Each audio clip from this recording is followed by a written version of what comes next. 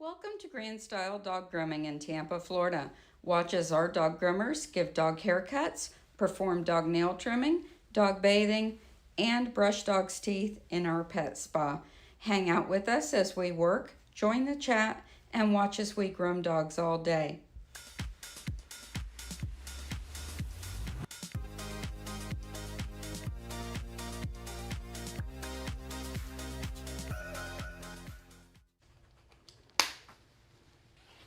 Hi guys, I am here with Booger. Booger is a mixed breed and he's adorable. Right, Booger?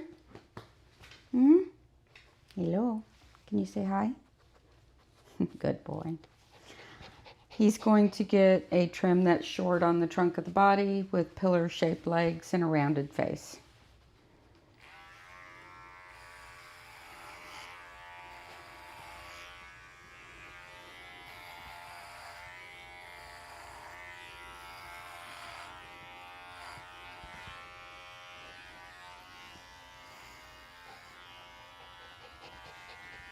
Good boy.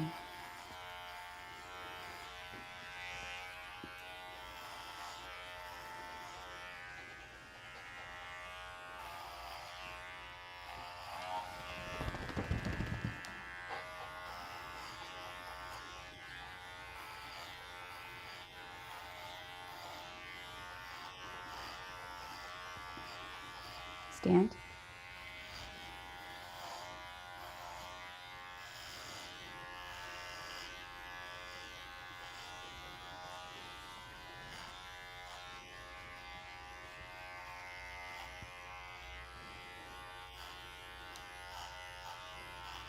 Turn.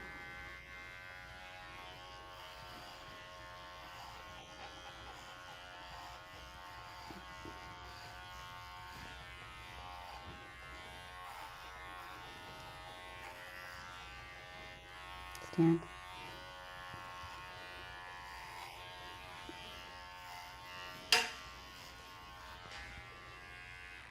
Is this what you're looking for? Is that what you want? Okay.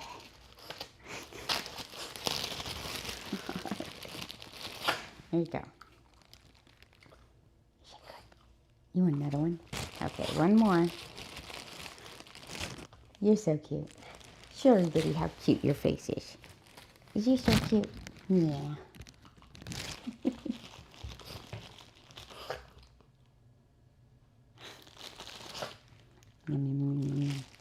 Okay, that's enough. Good boy.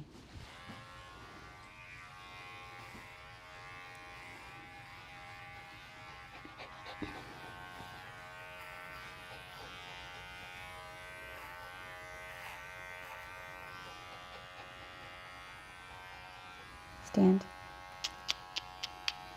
Good boy.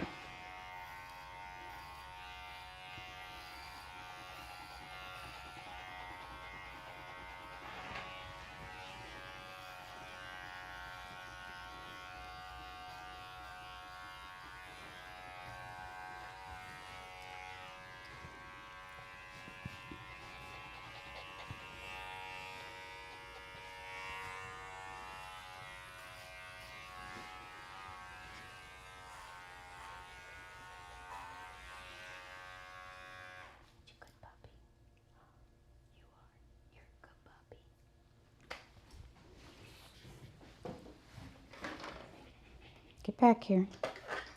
No, leave the cookies alone. No more cookies for now. He's like, but they're right there. Can I have one? Come over here.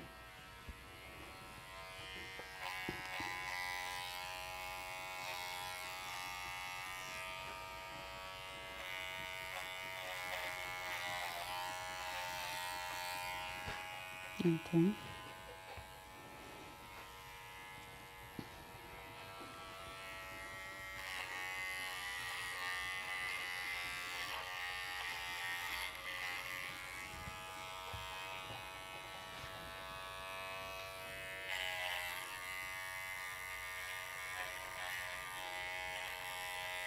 Good boy. Over here. Come on. Come on. Over here. That's a good dog. Come on.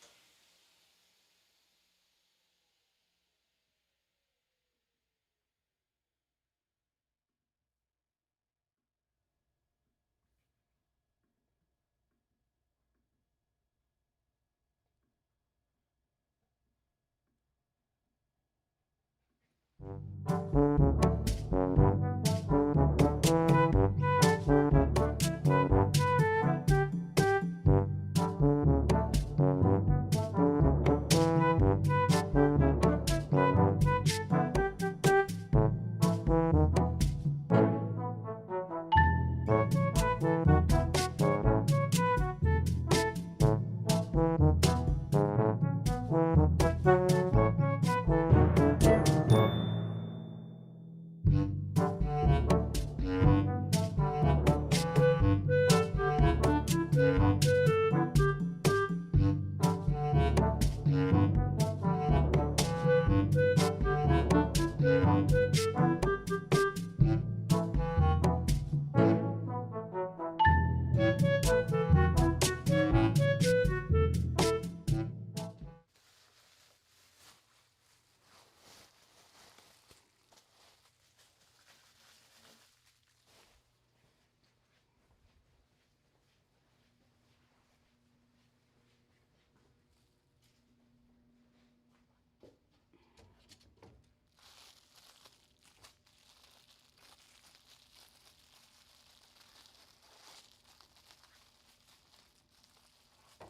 Stay.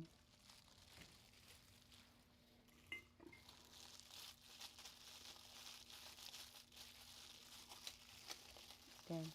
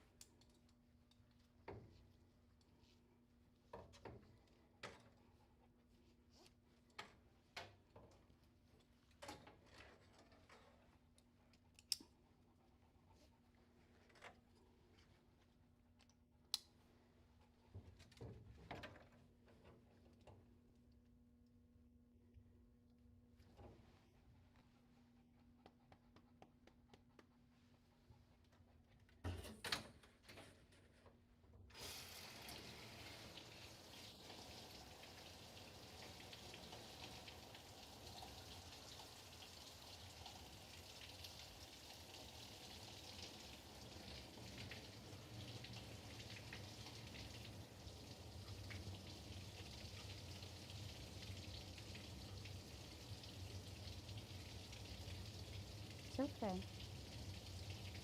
He's a boy.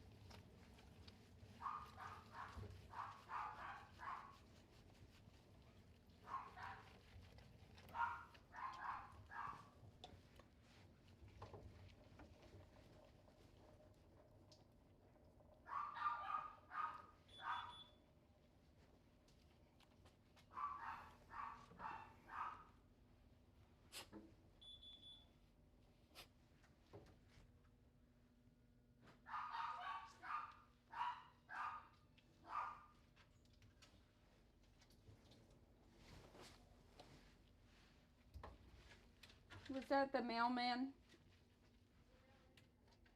Did you see if he got that letter off the desk?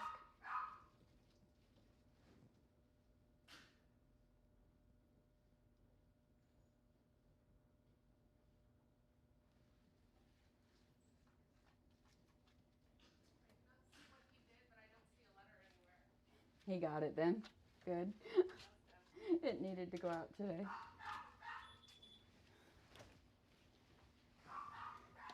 I'm like, please let him come in. I hate that about not having a mailbox because sometimes I have something needs to go out and they don't come in. And I'm like, ah.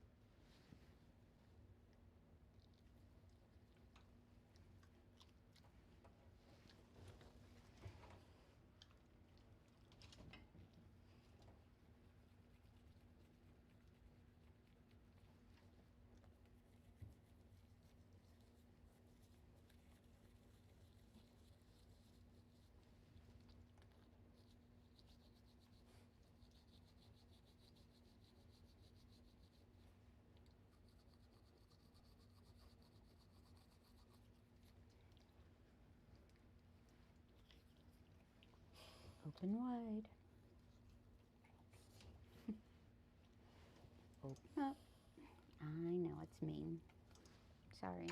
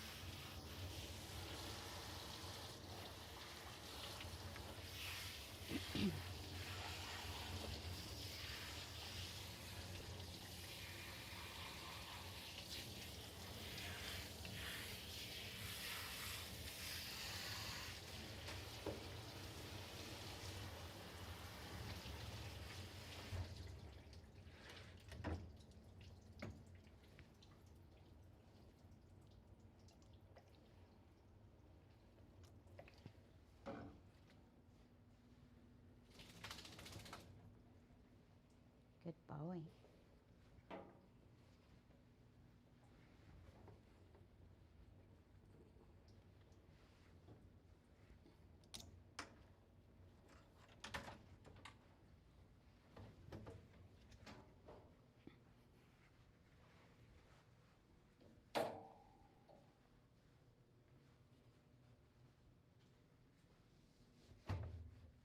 In you go.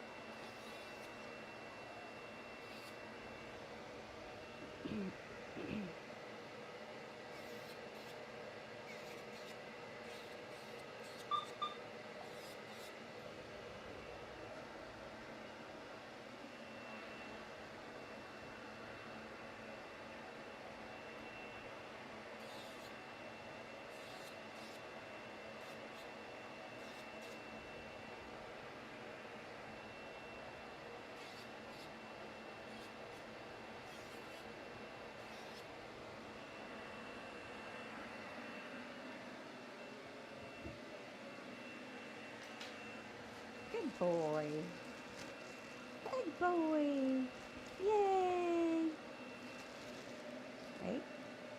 25? Yes, good boy.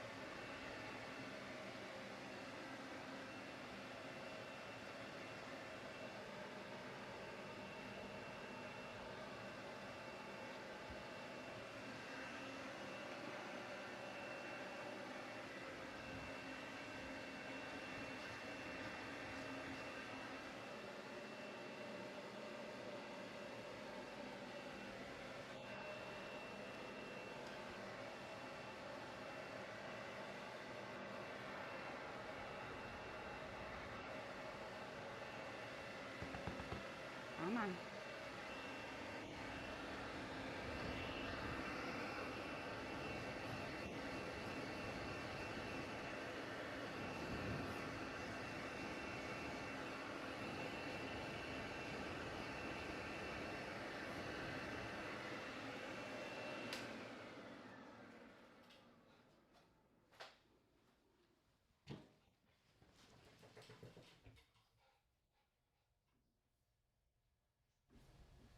Good boy. All right. You did good. Yes, you did.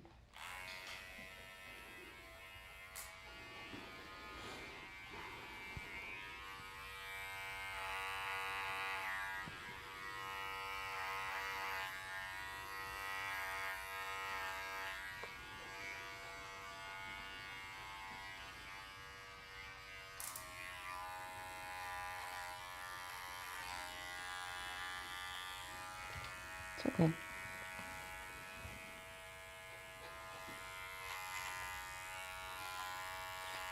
You're all right. Turn.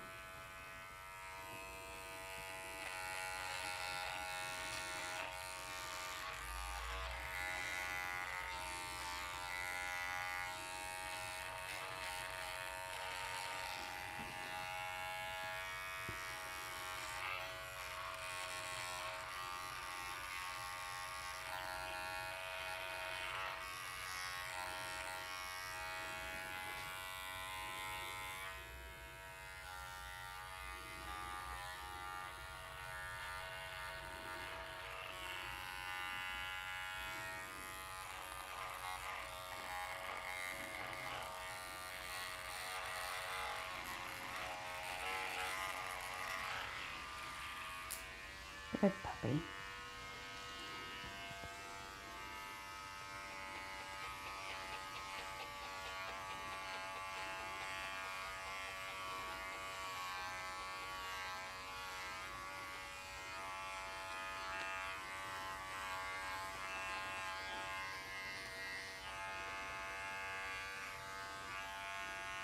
Good dog.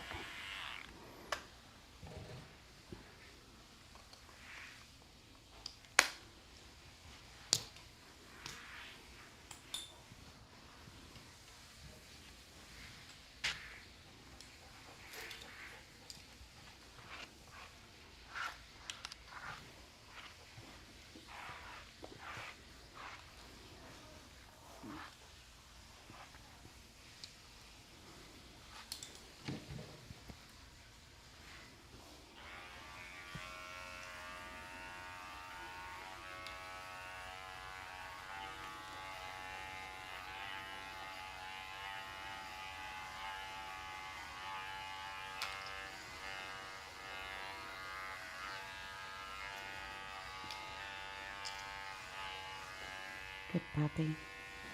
Turn, turn.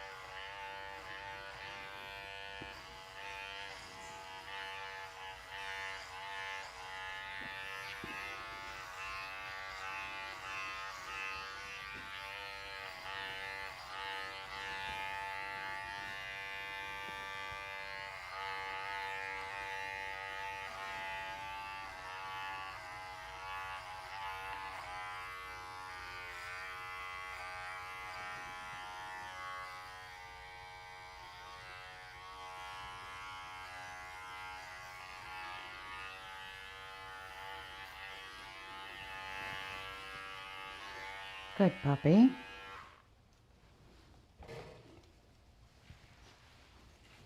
Stay right there.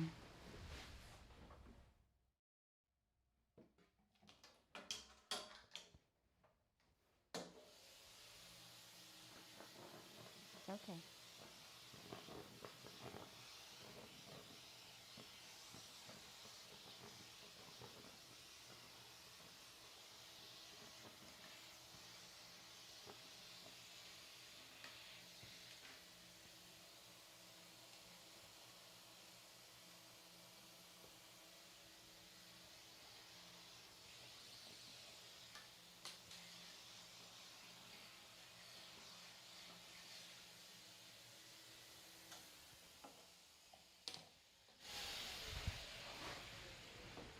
Good boy.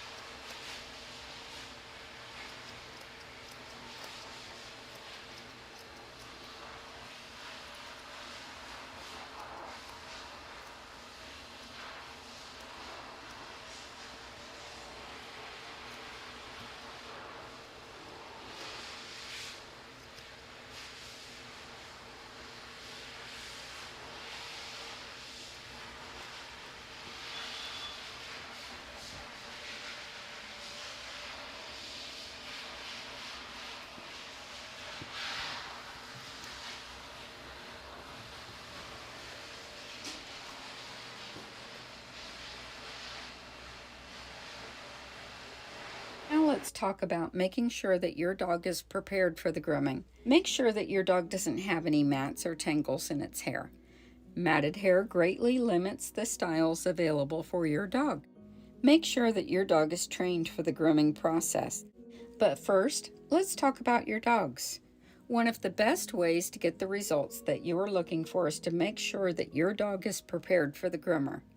Dogs should be professionally groomed at least every 4 to 6 weeks. Dogs who are regularly groomed see the process as part of their routine. Dogs who are not regularly groomed see the procedures as punishment. This attitude from the dog often limits how much the groomer can achieve. Remember, it is your responsibility to train your dog for grooming. It is very difficult for the groomer to effectively train your dog to readily accept the grooming procedures. While most groomers are indeed excellent trainers, we spend the entire time with your dog grooming the dog, so we are not as effective as we would be if we were simply training alone. And keep in mind, we are not being paid to train the dog, we are being paid to groom the dog. Puppies should start learning to be groomed as soon as they come to live with you. However, it's never too late to start training. Whether you plan to have a professional groomer or not, it's important to start the training at home. Gently brushing your dog every day will train your dog for the grooming process. Remember that puppies may be teething. Be careful how you hold the head. I use my hand in a C shape on the head. If your puppy doesn't accept this, you can train the dog to allow you to do this by separating the action from the grooming and simply train the hold. I do this by having the dog's favorite treats close by. Paw mats are great for keeping the surface comfortable. Then by putting my hand in a C shape, I place my hand on the dog's head, then pop a treat in the dog's mouth. After a few weeks of doing this 3 times a day, I will add putting a little pressure and sliding the skin back, tightening the loose skin over the eyes. This is important as the dog must have the head held to trim the face. Be sure to lavish praise on the dog when finished, regardless of how the dog accepts the process. Another way to train your dog for grooming is to gently file the dog's nails daily with a salon board. I start with just 1 or 2 toes a day, using the 180 grit side of a 180/100 grit file. Again, do this on a non-slip surface like a grooming table, with the puppy properly secured. Ignore the screaming, flailing, and pulling if the puppy does this, because you know that the nail file does not hurt him. Praise the slightest attempt by the dog for calm. Pop a favorite soft treat into the dog's mouth, lavish him with praise, and play with him. Do 1 or 2 nails a day for a few weeks, then move on to doing the whole foot, and keep working until you can do all 4 feet in one sitting without a fuss. Trust me, you will get there.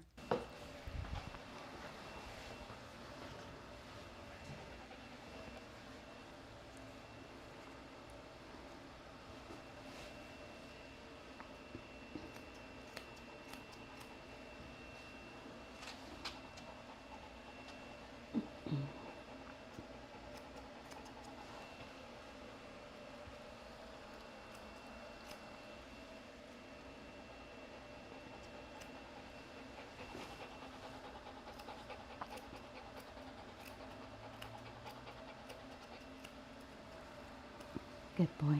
Turn.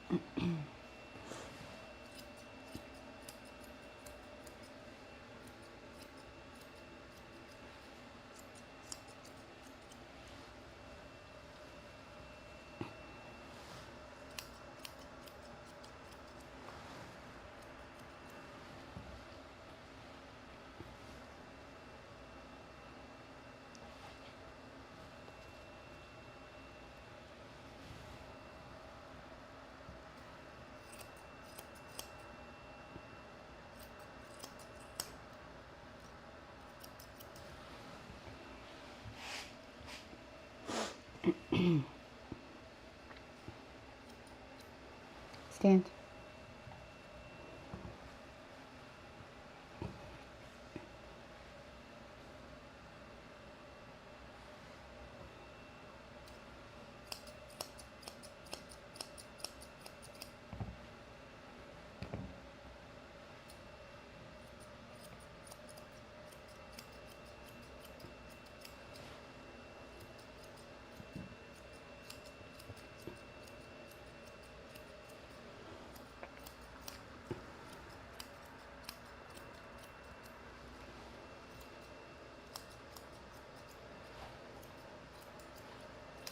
Good puppy.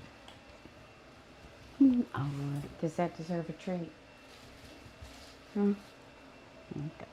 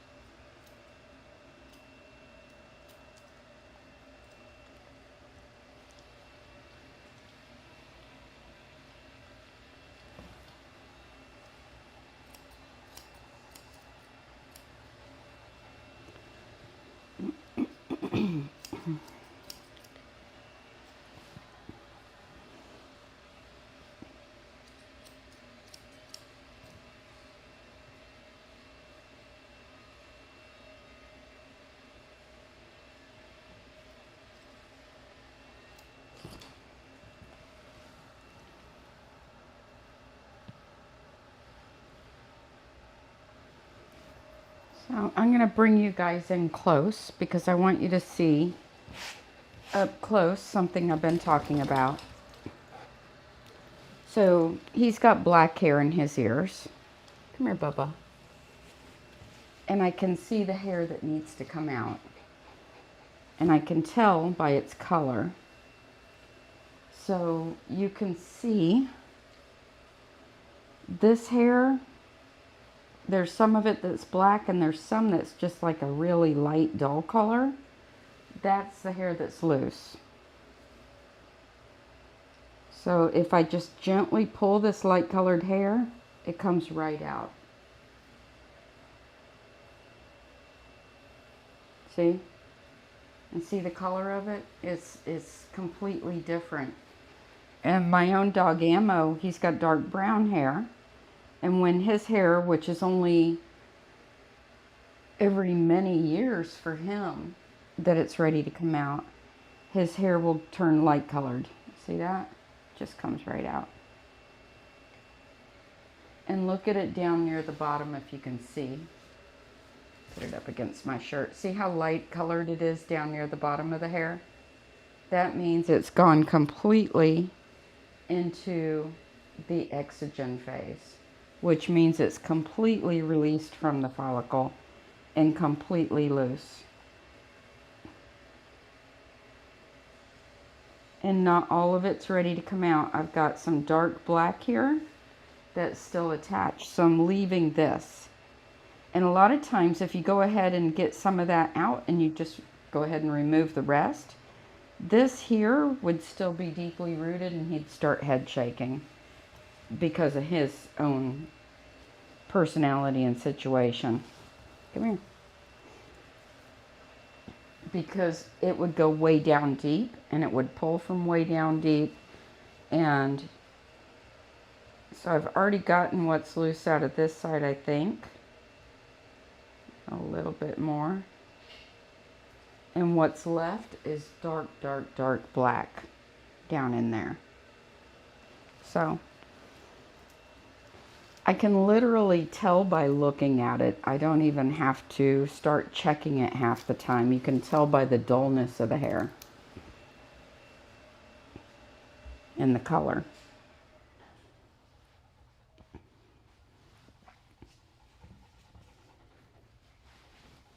And see how that didn't bother him at all? And he's a sensitive dog. Not even in the slightest. And when it's ready to come out, 9 times out of 10, they're not even phased. They're like, oh, that actually feels good. Thank you. Because when it's loose, it's going to shut out and it's just going to sit there. And that's when it might cause you problems.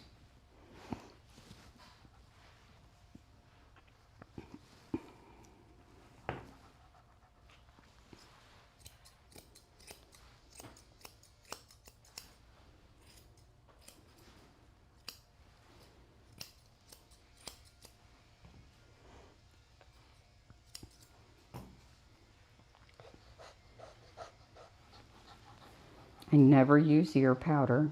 Ever. Ever, ever, ever.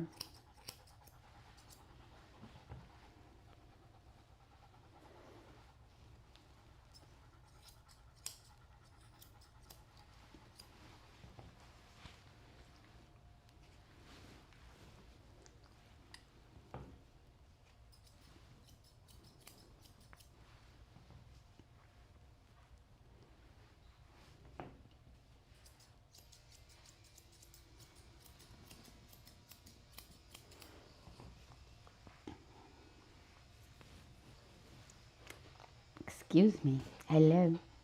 Hello. Look at me. Yo. No, I don't want a 5. I want your face.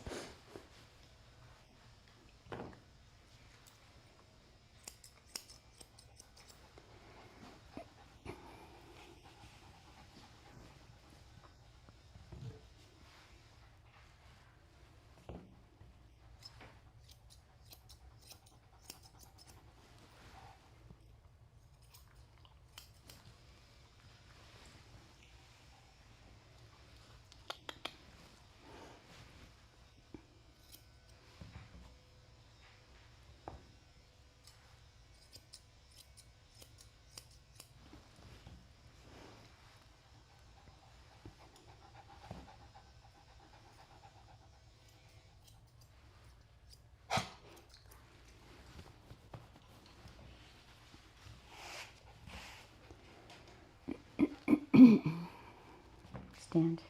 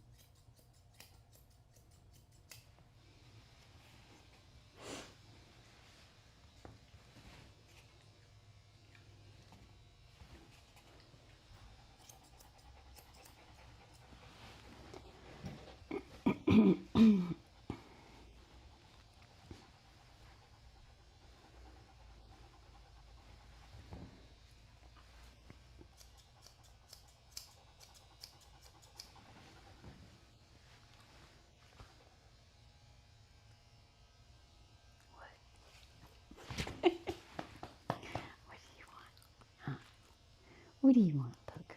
You good boy? Are you good boy, Booger? All right, back down, down, down, down, down, down. Thank you. Booger's a booger. Booger's a booger, yes he is.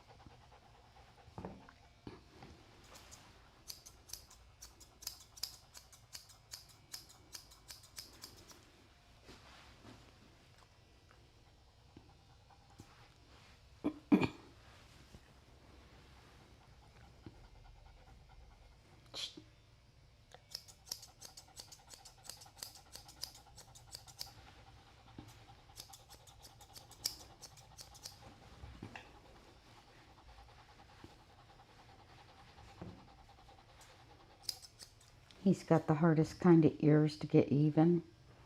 He's got real strong pickup in his ears.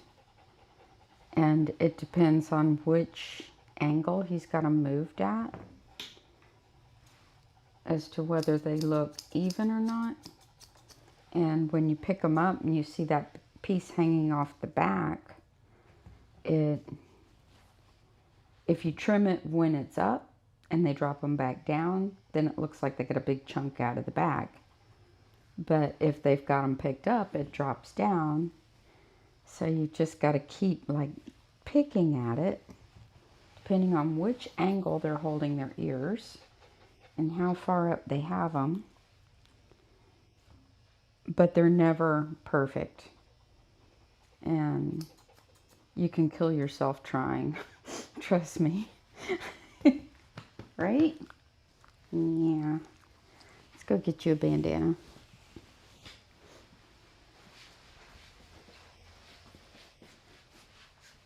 Would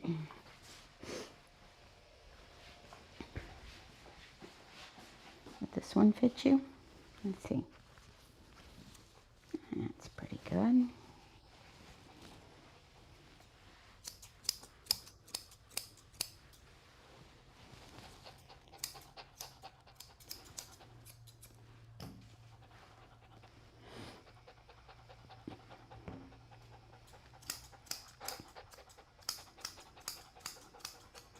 Good boy.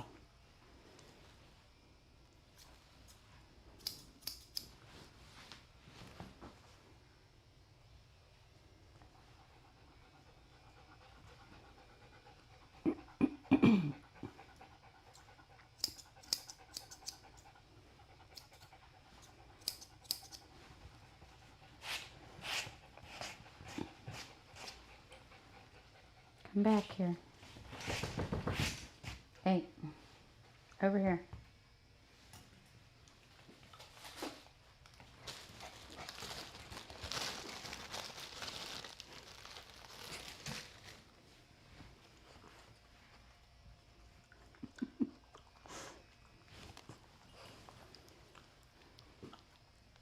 The same with the top of his head. His head wrinkles when he picks his ears up, and his head can look good when it's combed down.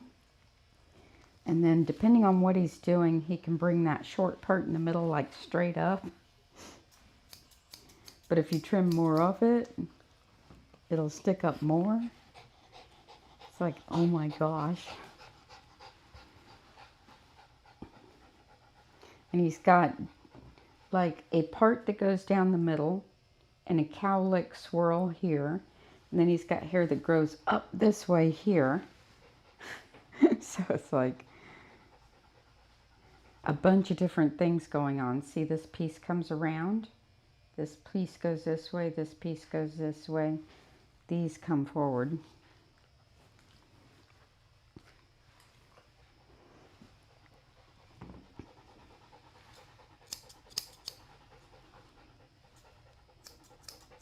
Cowlicks. My husband's hair does the same thing. And I cut his hair, and it's like, oh. One side's perfect, and the other side's like challenging.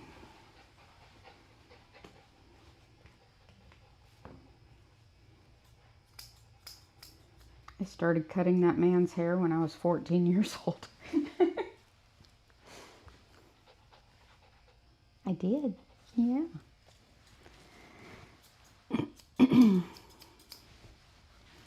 All right, you're done. Gonna go text your mom. Say bye, Booger.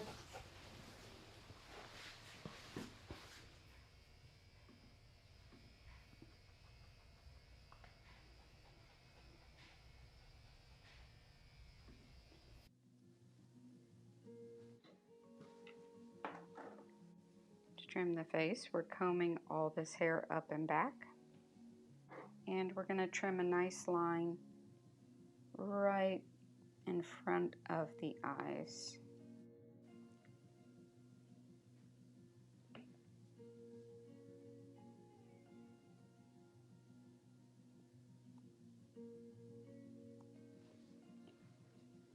With our curvy shears upside down, we're going to create an oval of the mustache.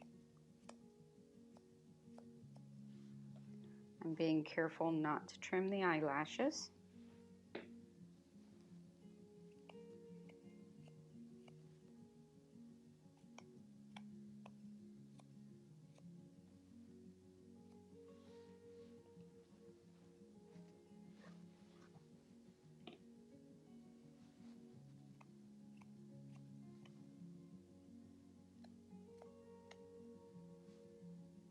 Trimming off this little bit of hair right on top of the nose so that the nose doesn't have any hair falling over it.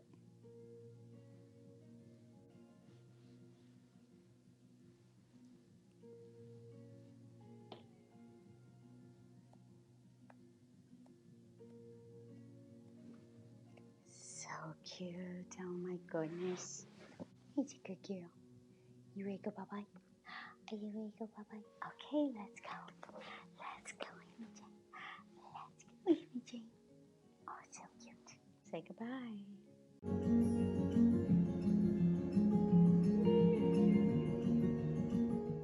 Finding the right comb for your dog is a very important choice. The wrong comb can greatly affect how your dog views the entire grooming routine. Dogs with thick hair need a really wide-toothed comb. I have been using this comb in my professional grooming salon for many years, and I can tell you that this tool is worth every penny, whether you groom your own dog or you're a professional. The design of this comb allows the tines to easily penetrate the coat, getting right down to the skin. The width of space between the tines prevents the comb from dragging and pulling on the dog's long, thick coat. Don't let the name poodle comb fool you. While yes, it's perfect for hand scissoring doodles and poodles, it's also the best comb for maintaining long, thick coats. I know that you will not regret this purchase. I cannot live without mine.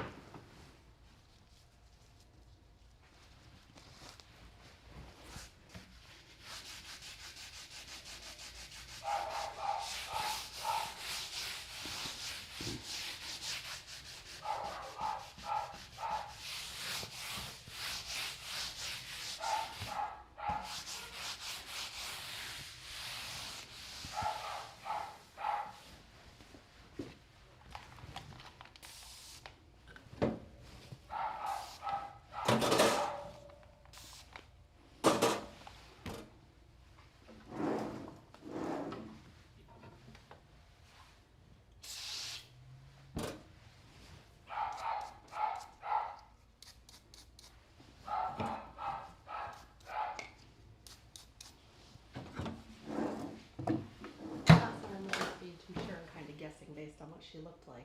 Did you kind of get like a top knot and then a round face, like where it's Kind of a bigger top knot, but yeah, not taller, but a little wider than typical. And then like tighter on the cheeks and kind of a fusion mustache sometimes. We kind of go. I know it's like sometimes when I get one and I'm like, I can kind of trace over Kind, what yeah. you did, but then when I get it after I've traced over what you did, I'm kind of like, what should I be doing? Yeah, sometimes I'll take like a 4 on her chin and tighten up the chin, and then an oval kind of mustache. Hey, pretty girl. How are you? Good. Suzanne, how are you? Very I don't know good. why. She's a little apprehensive today. What is your matter, honey? Huh? Yeah, she'll be fine. Oh, thank you, Suzanne. We're live streaming so you can watch Oh, her. great, great. Terrific, terrific. Yeah, Ellie, we'll see in a little bit. It's You're in all great right, hands. You know baby. that, right? Yeah. it's all right. What's the matter? And considering she used to shake like a leaf, she's much better than what she used to be. Yeah, sometimes they still just get in moods. Yeah, I can imagine, like ourselves, right? Mm-hmm. Thank you. Thank you.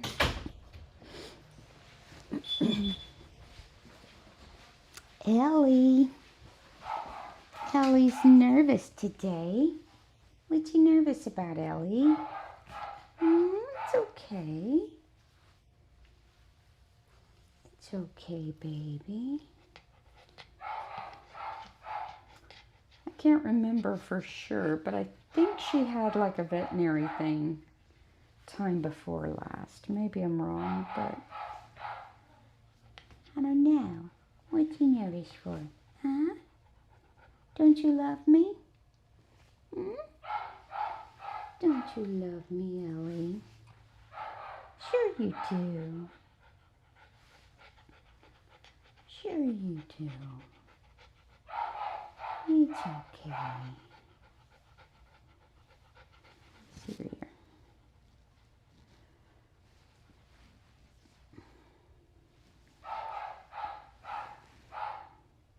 You good? Are you good? Yeah? See? It's all right. There we go. There, see? It's all right. Is it Booger? Is it because you hear Booger barking? Is that the problem? He's a nice guy. He's a nice guy. He's just noisy. Yeah. He's just noisy. Yeah. Come back. Come on. Good girl. All right, let's get you pretty. You ready? Huh? You ready? It's okay. It's okay.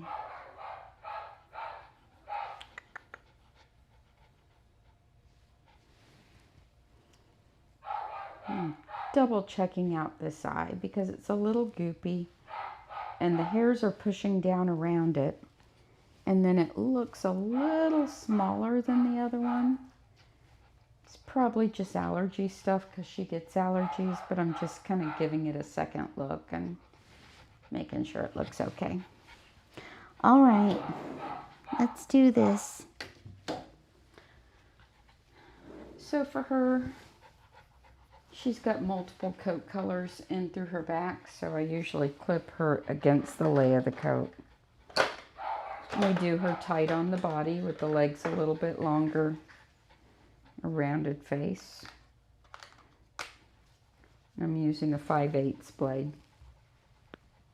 5/8 HT.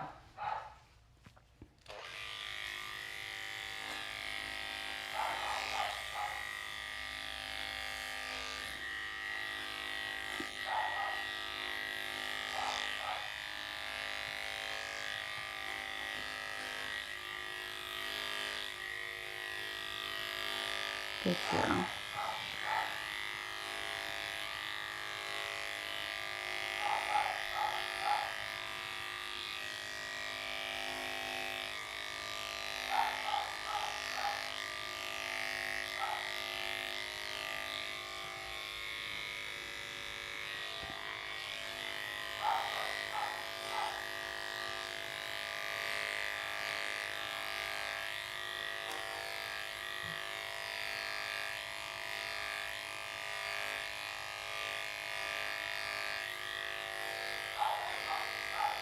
Good girl.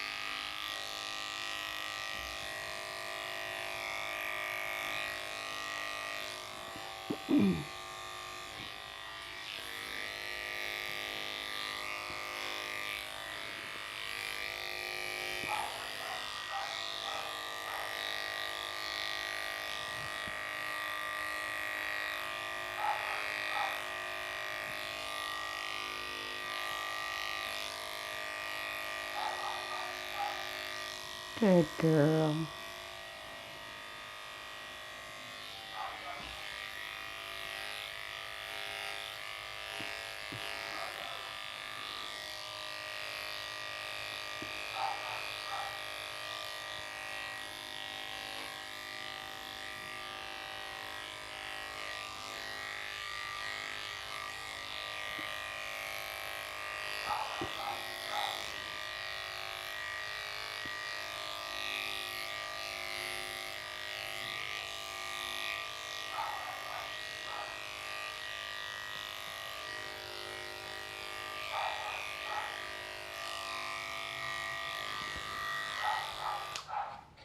Good puppy. Yes, a good puppy.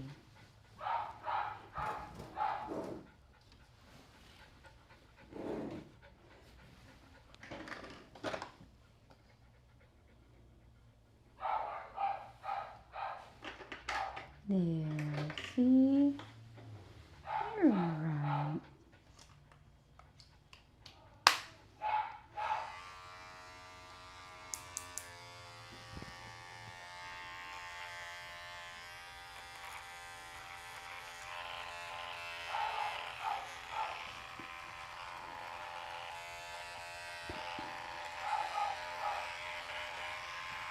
Stand.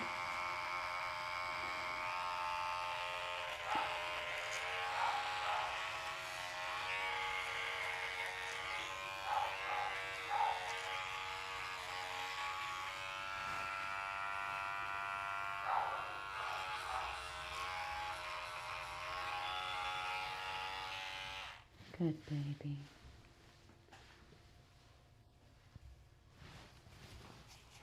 I'll be right back.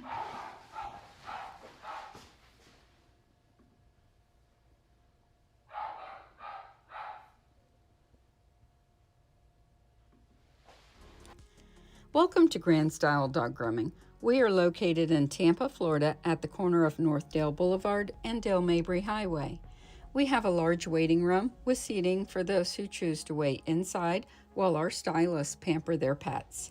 We carry eye groom hair care products along with dental, eye area, and ear care items.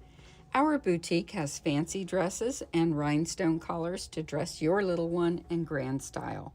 We have a large monitor that can be seen right from the front desk, where you can see each workstation, giving you peace of mind with our complete transparency. Also in the waiting room, we have charts to help you decide the exact length that would be best for your best friend. We have a kennel-free room for pets who prefer the comforts of home. Our groomers each have their own private room. This keeps the pets calm as they are not overstimulated by the things going on around them. Each room is outfitted with security monitors, UV sterilization for the tools, and the Grooming Safer dog grooming harnesses for the pet's safety. Our main bathing area has 2 tubs. We use foaming disinfectants in the tub after every bath. We also have an electric lift tub for the bigger dogs, medium-sized kennels, and large runs with glass doors in our kennel area, along with the professional bathers station. We have a well-stocked room with supplies for creating cute bows and bandanas in-house, and a comfortable break room for our employees. Schedule a makeover for your pets today.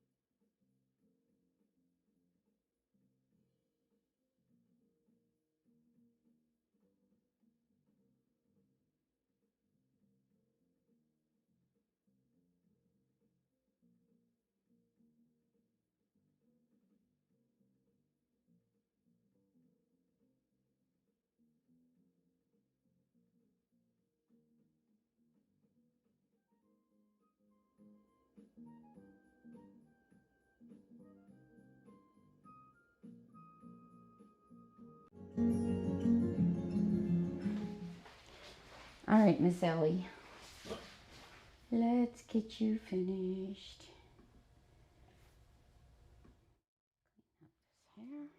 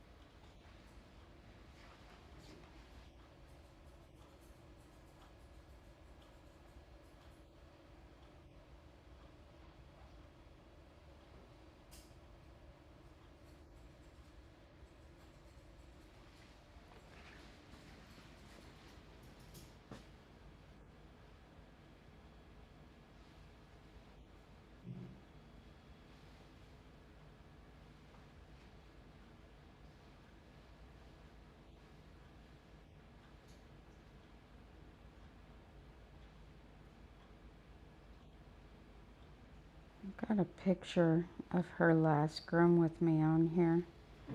I'm seeing if I can find it. I think I posted it here. Geesh, I didn't. I should have. Where did I put it? Oh well. It's so cute too.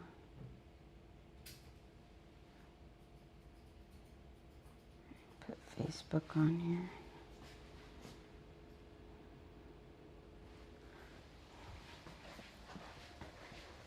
Where did I put it?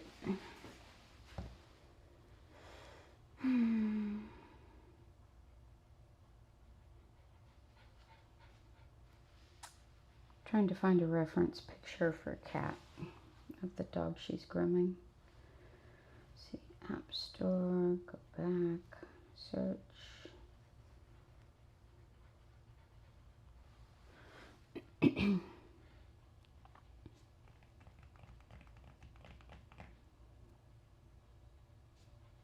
Just a minute, Ellie.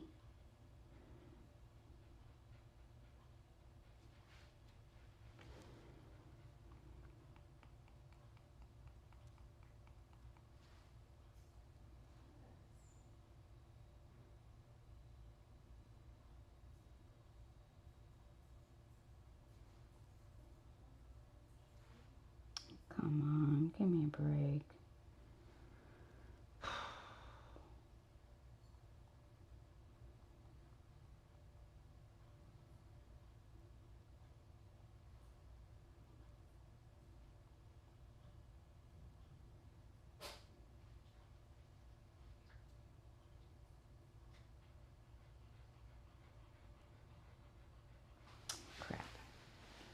I can't find it.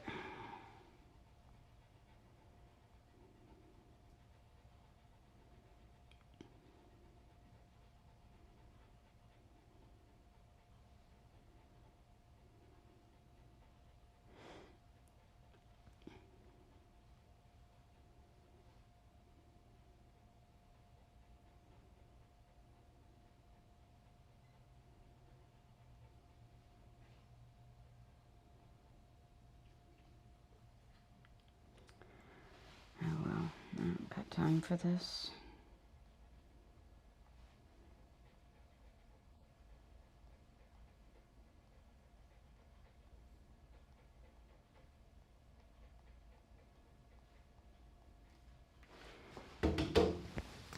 Come on, baby. Let's go put you in the tub.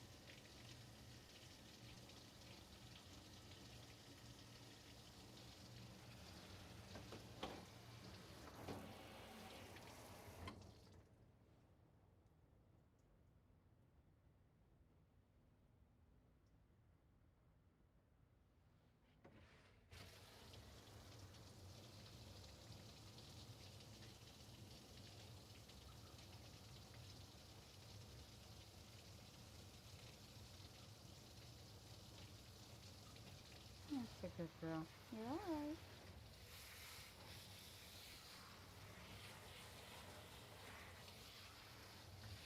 Okay, baby.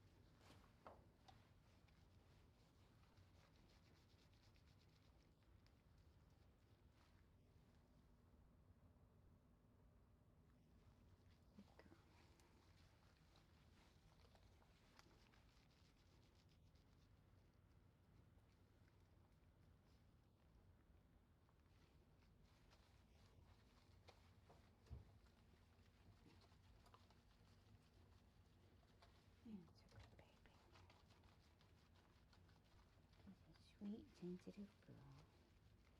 Yeah.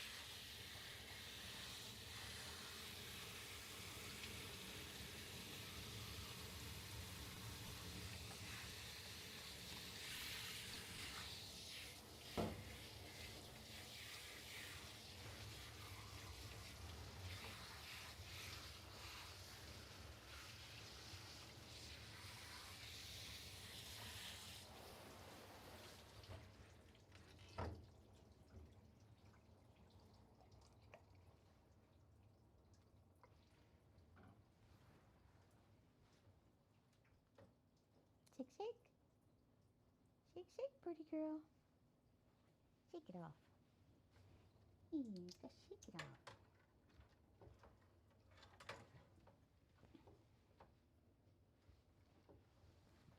All right. In you go. Dry yourself off.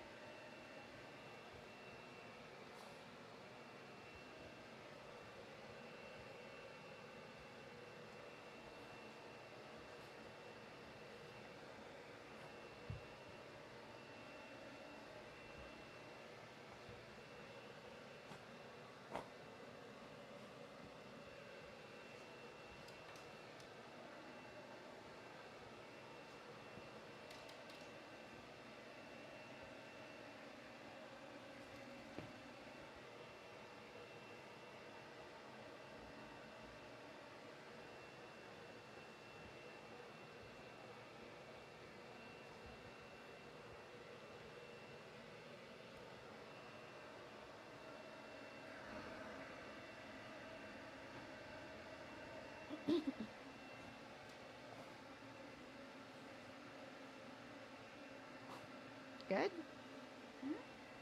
All right, come here.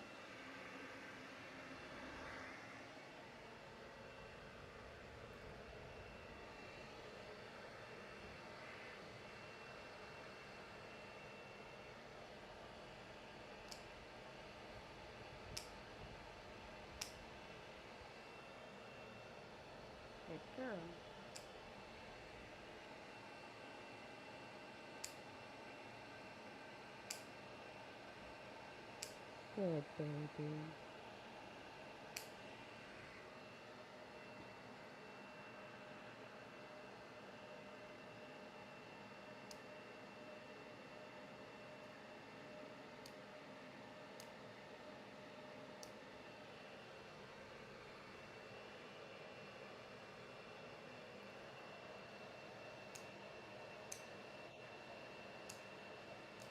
Good girl.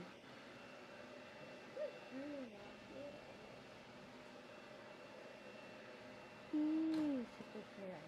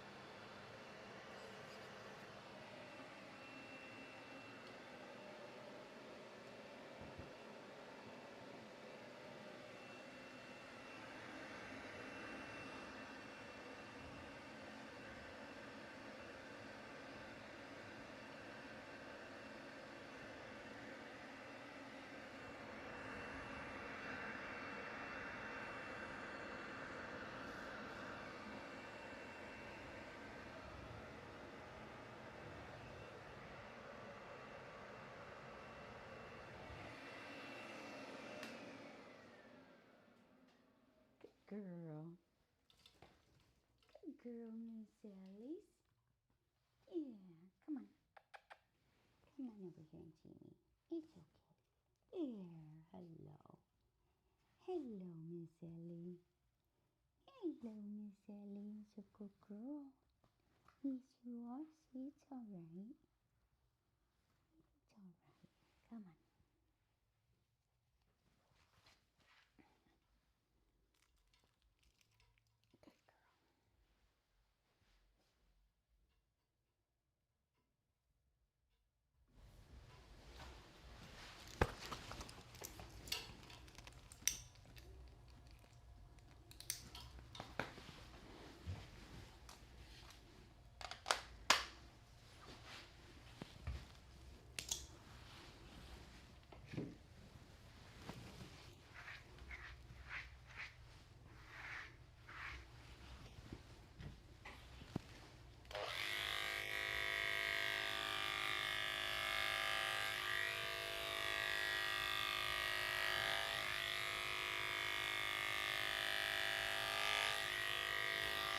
Stand.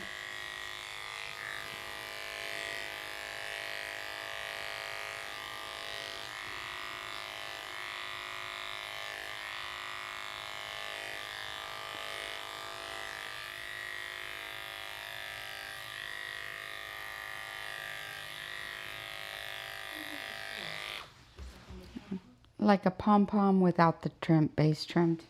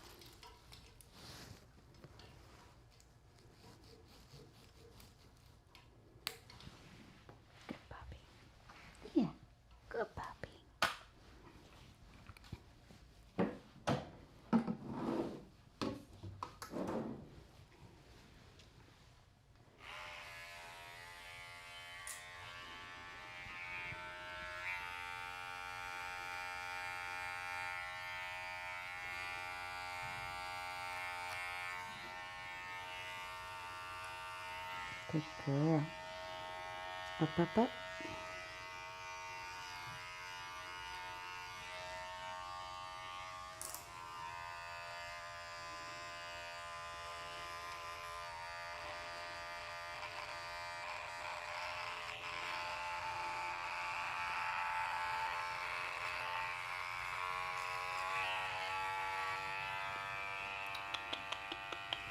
This way. Come here. Good girl. It's turn. Thank you. Good girl.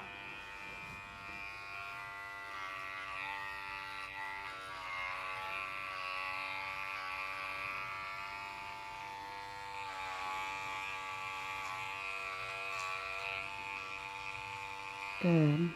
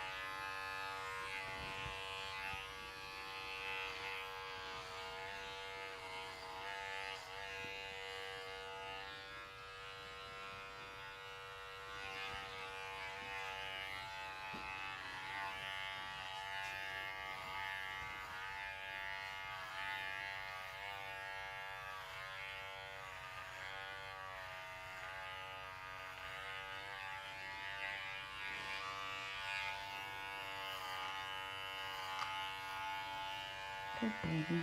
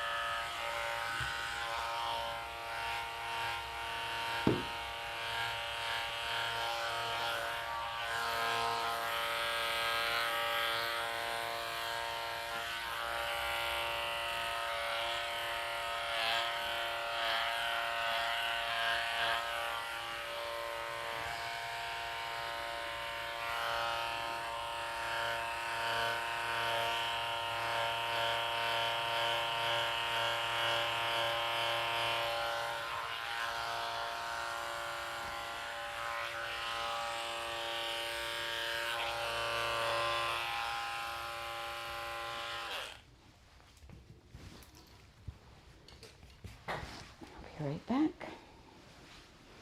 You stay here, Ellie.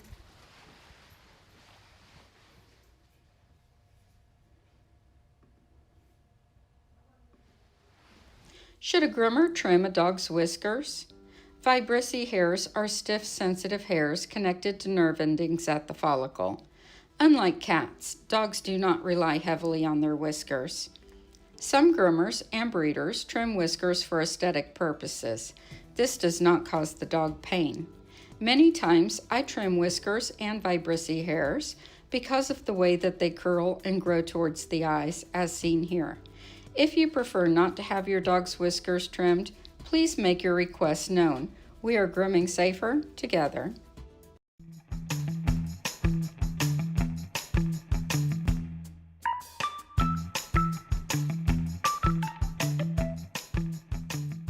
A lot of dogs get tipped ears. This style is common for both pet and show trims on various types of dogs. I usually clip about 1/3 of the ear closely. This, however, is adjusted breed to breed according to breed standards. The length of the hair left varies from dog to dog. For most Yorkies and Beaver Terriers, I will use anywhere from a 40 blade to a 15 blade. The determining factor for me is based on the thickness of the dog's skin, the size of the dogs, and the idea of getting excess weight of hair off to help the ear to stand, especially on a teething puppy. On extremely tiny dogs, I use a 40 blade, as the skin is so fine and thin that I actually feel safer with a 40 blade because the teeth of the blade are so close together. For most dogs of this type, I will use a 15 blade. For teething puppies whose ears are drooping, I use a 40 blade. Tipping the ears is relatively safe, as you are not clipping the most hazardous areas of the ear. For the smallest of dogs, I simply clip center up on the front and back of the ear. For those who are a bit bigger, I clip center out, center up, center out. Yeah.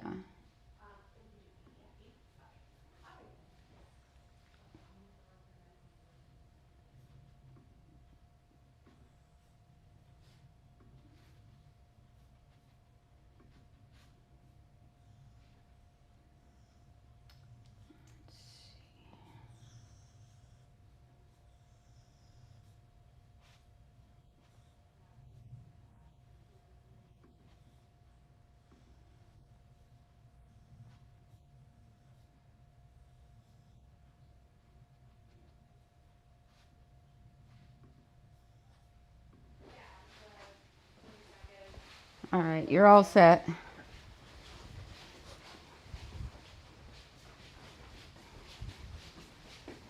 Sorry for hollering in you guys' ears. I forget I have a microphone on sometimes.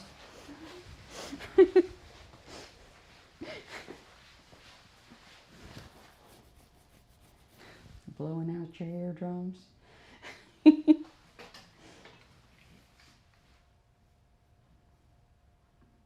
I'll get used to this thing once again.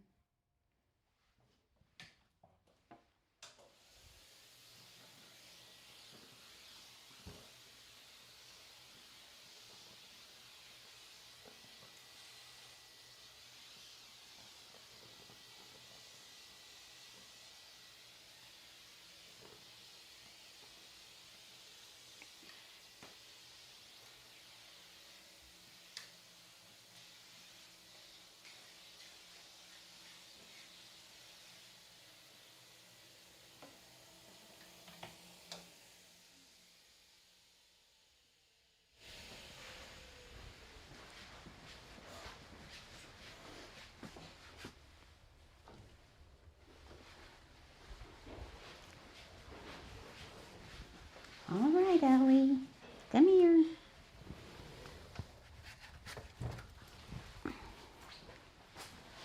That's a good girl.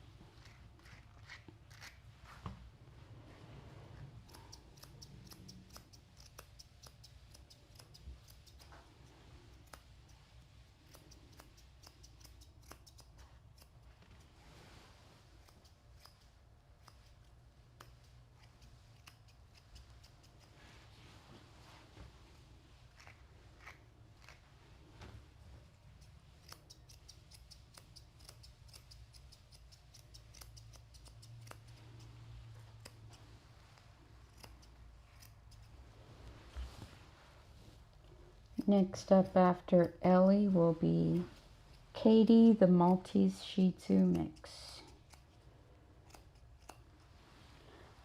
And I was telling her dad that I found a video of her very first haircut on my Google account. Like, where you go to look at the pictures or leave reviews or whatever. I didn't realize I'd posted it there, and I thought I lost it years ago. And I saw it there, and I'm like, oh, that's baby Katie. So cute. So cute.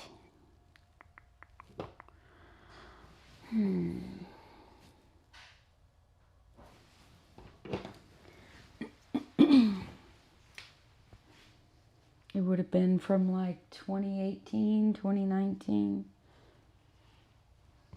That was like the very first dog I ever videoed while I was working on it, actually.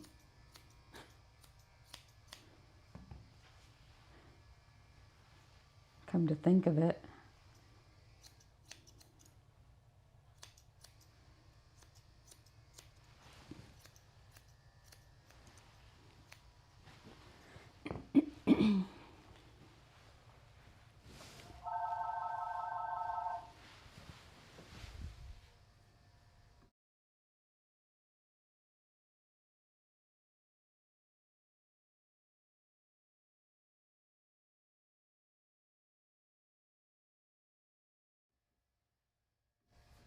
I don't know why I answer the phone. There's never anybody there.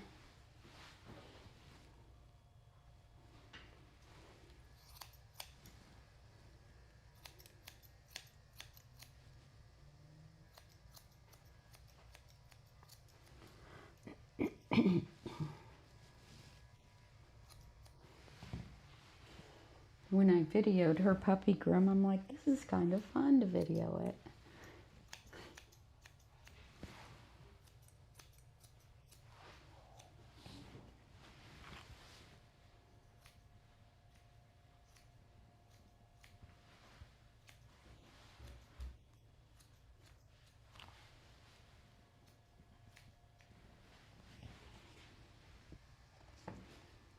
And I remember that day her dad said, she's going to be bad. She's going to be bad. And he came to pick her up. And I said, she did so good. And he's like, you're lying. I know she didn't do good. And I said, I have proof.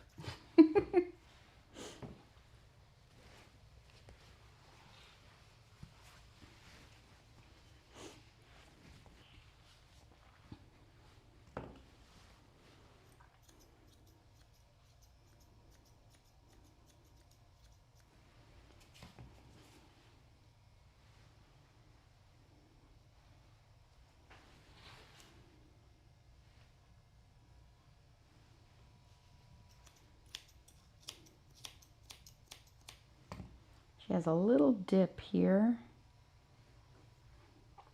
in her hair, and I'm not even going to try to blend that in because it's too short.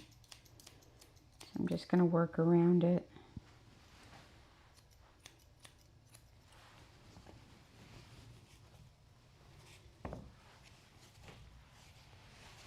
Stand. Stay.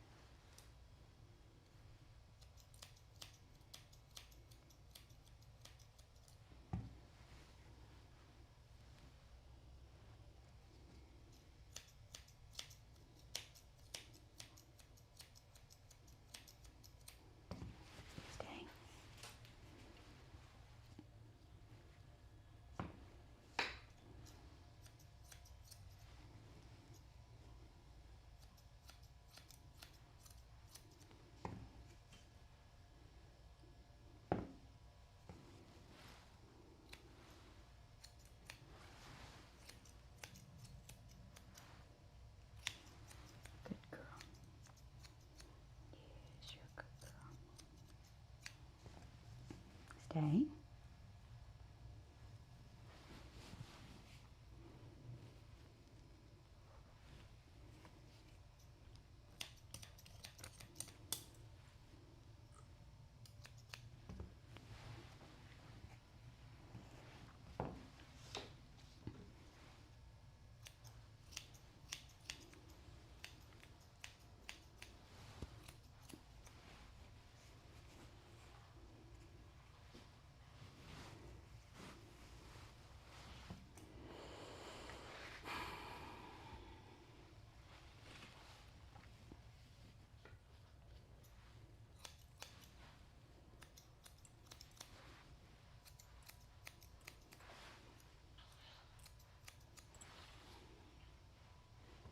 Can you stand?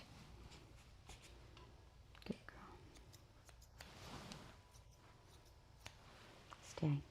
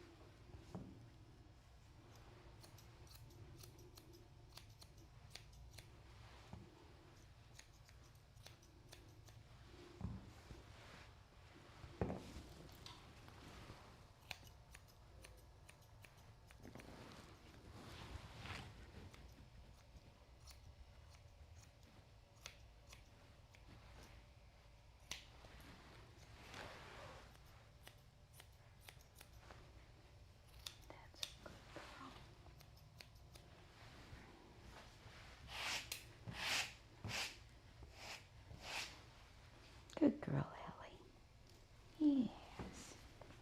Good girl, Ellie.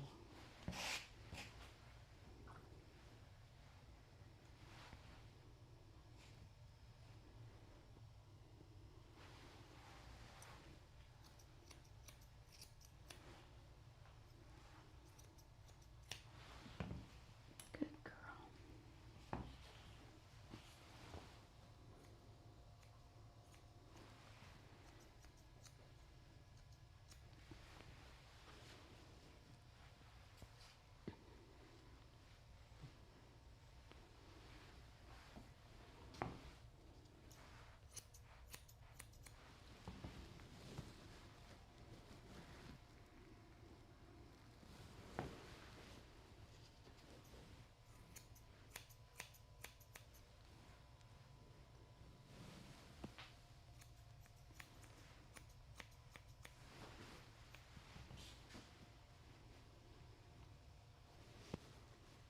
Stay.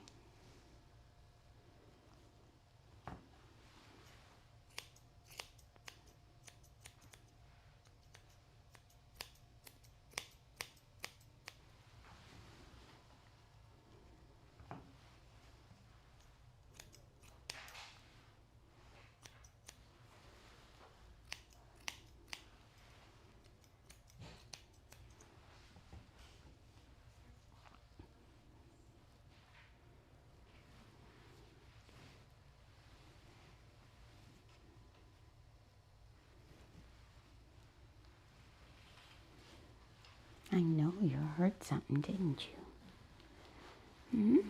Let me see.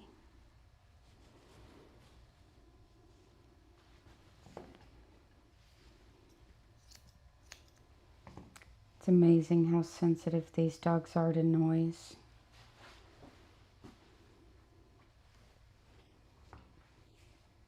You don't realize it if you're in a busy shop, but if you're in a shop that is quiet, it's like the slightest noise. They're like, oh, what's that?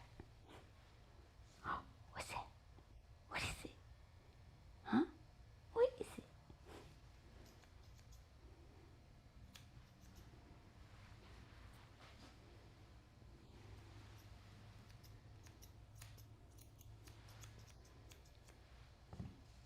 So now that I've got the gook cleaned off around her eye, I'm noticing that her tear duct is like slightly swollen on the one side.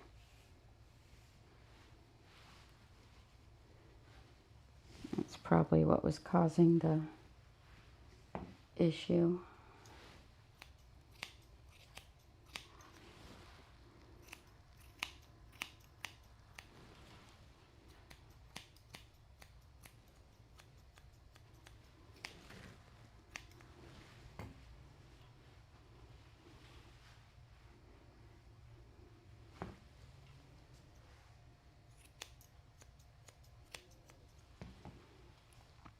So she's like Booger. See the cowlicks on top of the head?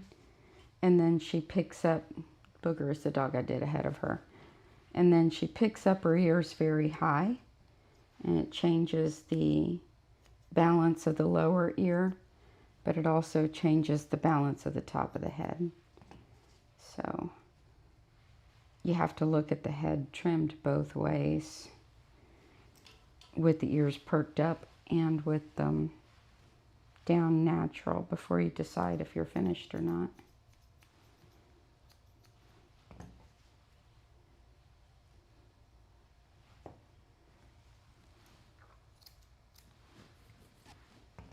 And heads like this, it's always like, do I trim this hair that's sticking out or not? Because when you leave it, it looks too long, but when you trim it, it looks off. So half the time I can't help myself and trim it, but I always regret it afterwards because it throws off the whole balance of the head.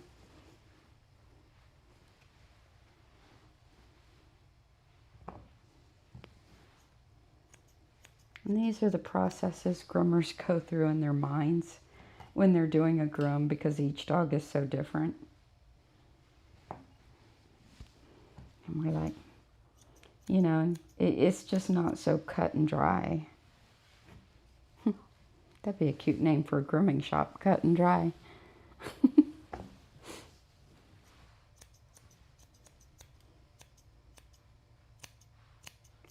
I want to name a grooming shop the New Yorkie. Yes, I do.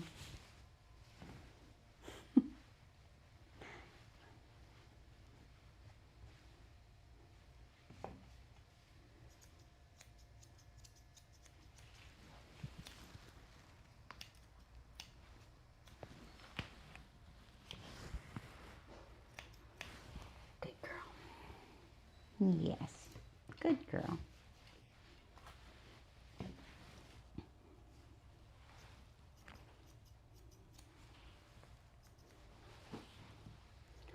I'll be grooming all 3 of my dogs tomorrow.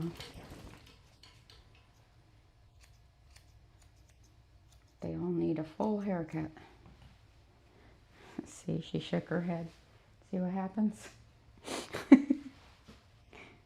If you trim it, it's like it's going to look choppy. Ugh.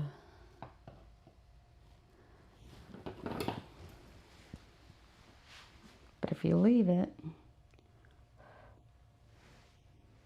I don't know. Guess a little needs to come off.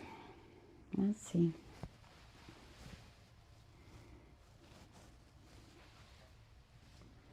Decisions, decisions.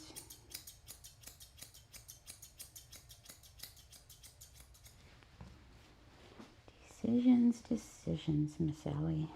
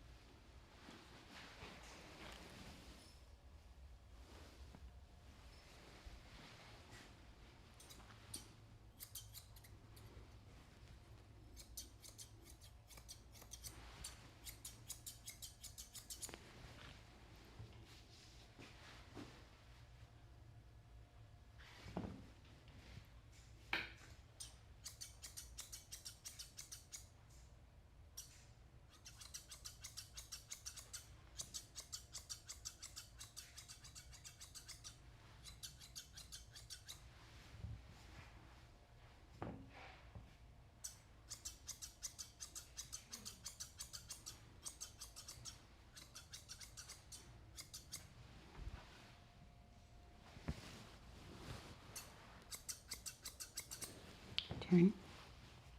Turn, turn.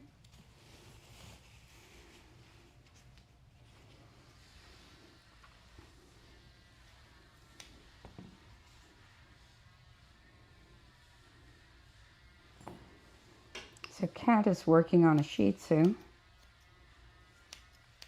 And the pet parent likes high water legs or feet. So she likes her feet shaved like a poodle all the way up to here. Shaved. So it looks like the dog's wearing pantaloons.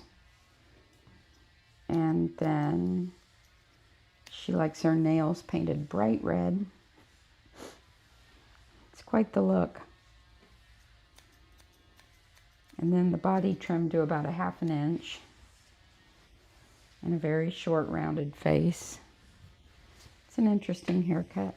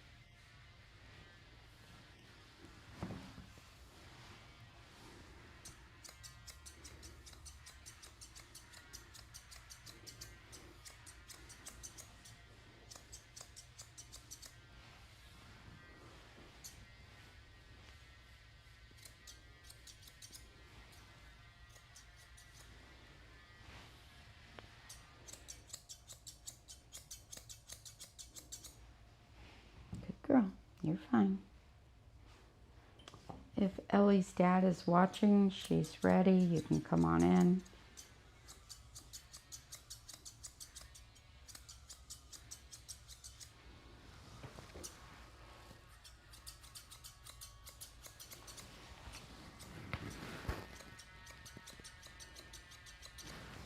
Come on. Turn, turn. Come. Good girl. Turn, turn. Good girl.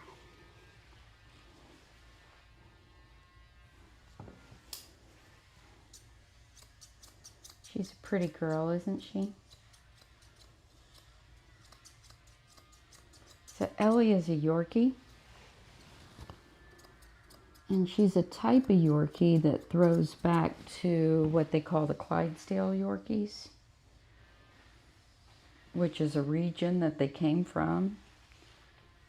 And she more closely resembles an extinct breed that is a close relative and creator of the Yorkie, which is called a Paisley Terrier, but they were also sometimes known as Clydesdales. But technically they were Paisley Terriers, and they've been extinct since the late 1800s, I believe. And whenever I see a Yorkie like this one, it makes me think of, and a lot of times the Paisley Terriers did have the upright ears, like Yorkies, or the Skye Terrier. But, you know, if her ears were shaved, they might stand up. Or if they had been shaved when she was a puppy, they might have stood up. Sometimes the weight of the hair will make the ears lay down, and other times they just naturally lay down. But when you see the bigger Yorkies like this, think Paisley Terrier. Right? Right. New Daddy's here. I think he went back to get your leash. Yeah, because he went back out. So you get to stay on my table for just a minute more. Just a minute more. You're so pretty.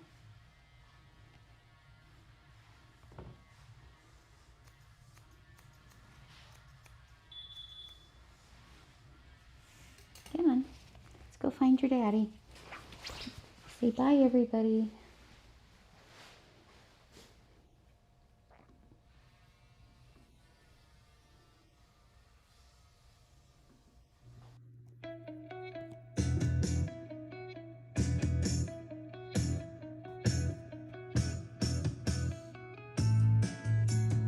Hi guys, today I want to share with you how I make the cute neck collars for the dogs that I groom.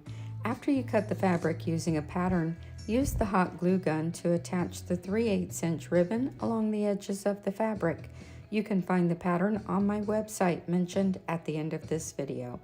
To make the bow, use 1 inch ribbon, looping it over one time. Be sure to burn the edges so that the ribbon does not fray. Then fold it so that it is stacked on the front and a Z pattern on the back. Fold the center of the bow in, then out, and wrap your latex band around 2 to 3 times. Once the band is on, hold the 4 corners and give it a little pull to shape the bow. Place the pieces of the collar together, glue, then place the bow in the center with the glue. Now add a centerpiece to cover the band. I use 5/8 inch fold over elastic for the collar. Once the end is glued together, I measure it around the dog's neck to create a reusable stretchy collar. You can find the measurements for the patterns on my website at groomingsafer.com. Go to blogs and then to bows, bandanas, and bow ties. Thank you guys for watching. We'll see you next time. Bye.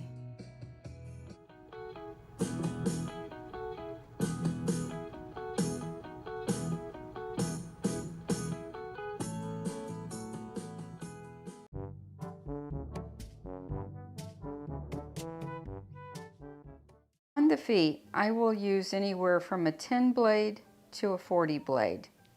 If I use a 10 blade, it's only on the tops of the feet and on the knuckles, not in between the toes, and not under the pads of the feet. The reason for this is a 10 blade oftentimes will catch skin when scooping in between the toes or scooping in between the pads, because the teeth are a little bit wider than on the shorter blades. As a general rule, for most pets' feet in my salon, I use a 30 or a 40, typically a 30 blade. Under the tail and the base of the tail is a matter of preference for me. If I am doing a show trim, I'll use a 40 blade on top of the tail and a 10 or 15 underneath. All pet dogs that I work on, I will use a 10 blade. How do you know if a dog's skin is sensitive to the point where you cannot use one of the shorter blades? Typically, if you test out between the pads, if there's allergies, redness, or scaling, I stay on the long side of my blades. If it's a white dog with a pink nose or pink skin, I will stay on the long side with my blades, meaning a 10 blade. If it's a dog who has been shown, they're typically conditioned to have 30 and 40 blades used on them from the time that they're very young. Their skin is a bit tougher, so they can handle it. For her feet, I prefer a 40 blade. How far up should you clip the feet? That's a common question. When I clip her feet, I clip her to the bend of the foot. I start by clipping over the top of the foot. After that, I start going between the toes. I scoop in one way, then the other, scooping back and forth.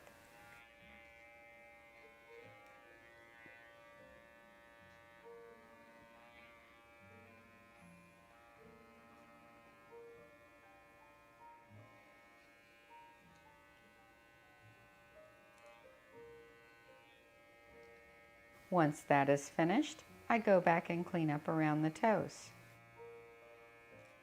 It is my preference to shave feet both before and after the bath. This way, when you shave the feet before the bath, you are getting them pretty well clean. Then you give them the bath and the blow dry, and that lifts any of those little hairs around the toenails up and out and makes getting them very clean very easy.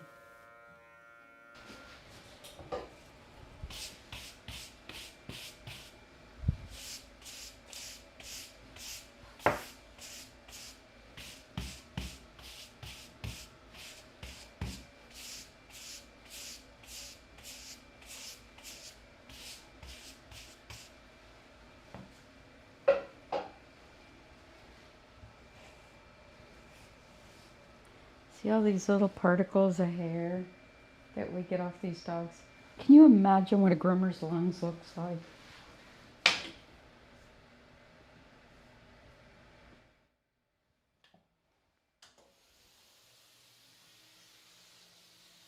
Look at this.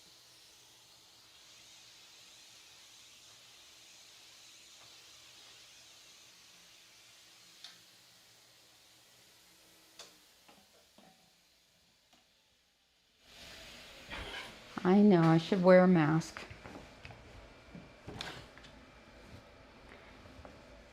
I've been in a grooming shop every day of my life, just about since I was 3 years old.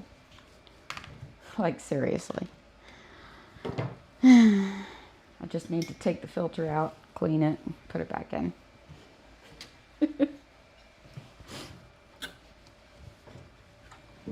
That'd be nice, wouldn't it? Just have a slide out filter, hose it off.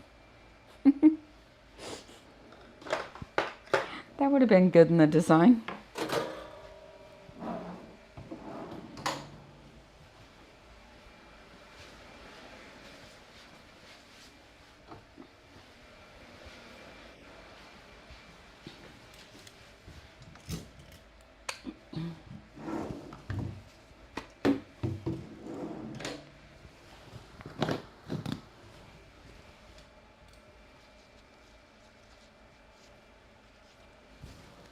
There is such a thing called groomer's lung that groomers get. There's a lot of hazards to this job, and that's one of them. It's not exactly the safest job in the world, but it's not terrible. That didn't go in there. Goes in there.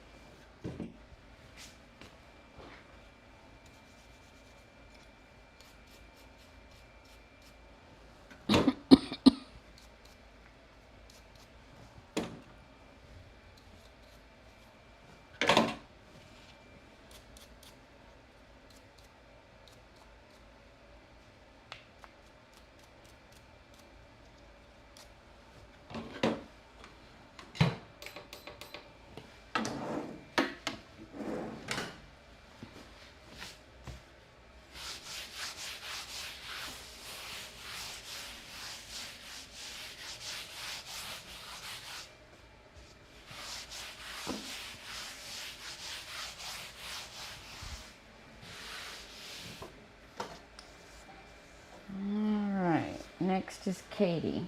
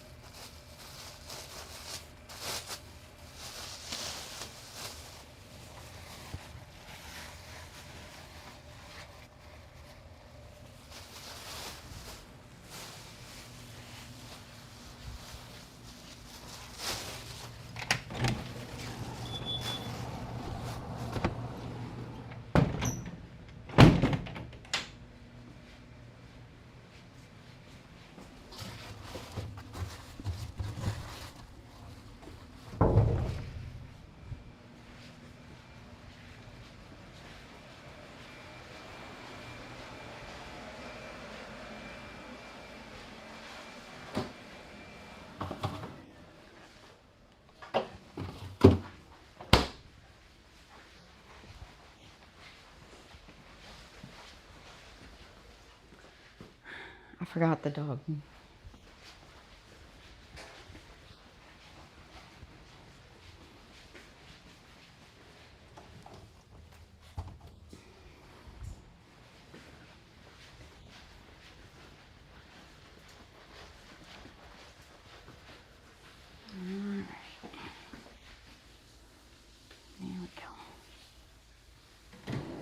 I forgot you, Katie. Yes, I did. I forgot you, Katie. I went to get you and then clean something up and then completely forgot what I was doing. Forgot what I was doing. Now we're going to use this clipper.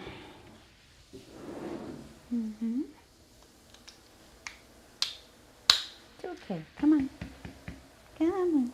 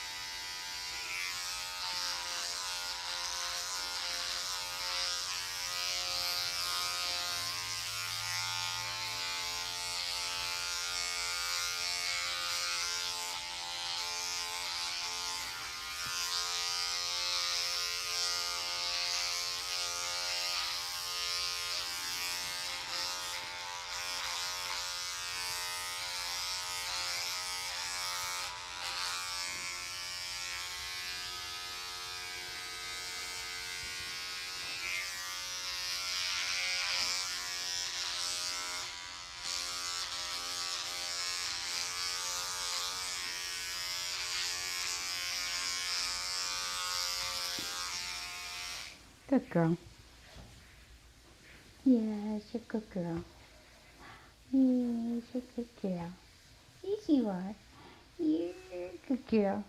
Come on. Come see me. Come on. What's the matter? Why are you shaking? Why? There's nothing wrong with you. Katie, there's nothing wrong with you. You're fine. You're being silly. Yes, you are. Still being silly. Yes, okay. Miss Suzanne's not gonna hurt you. No, what's the matter?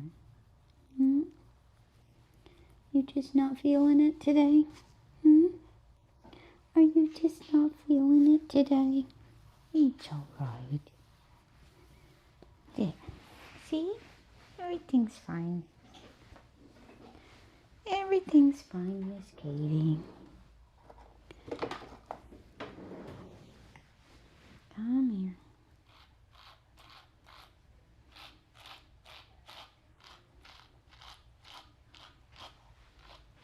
Just fine. Sensitive puppies today. Yeah, we have sensitive puppies. Yes, we do.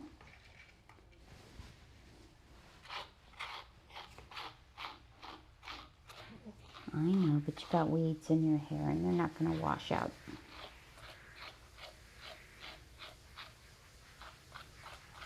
No, they're not going to wash out. We got to brush them out.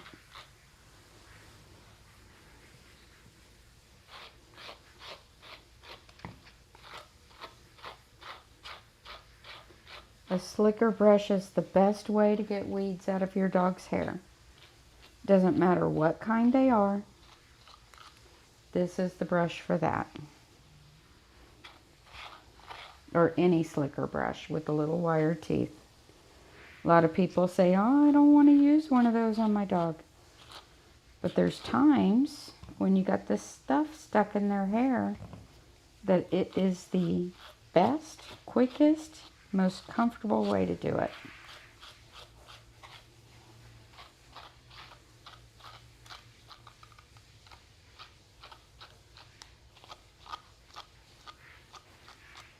And the dogs are far happier with that than you sitting there and picking them out with your fingers. They like this a lot more. Trust me.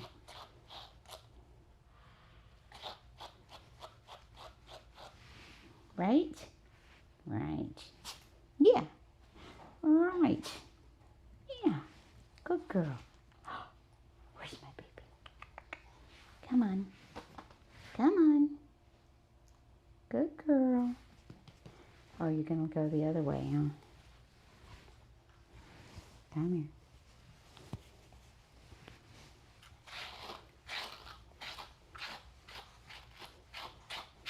It's not my fault. I didn't do it.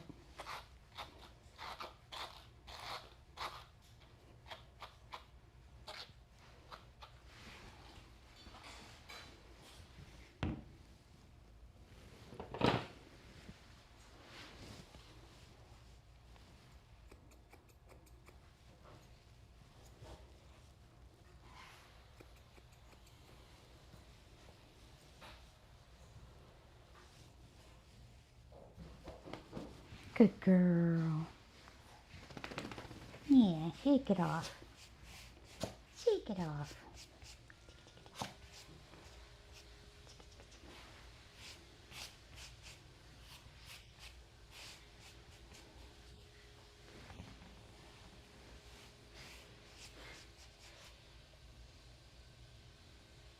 Good girl. Good girl. Yes. Good girl. Yes.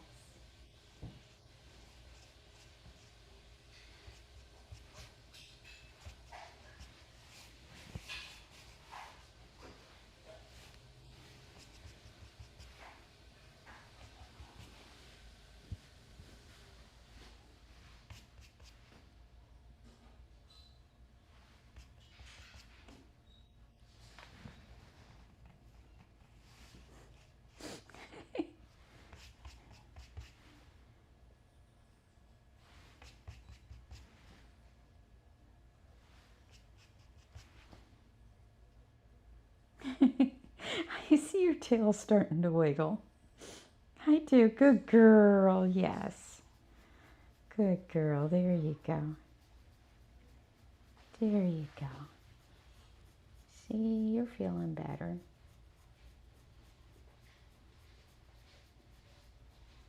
Good girl. Yeah.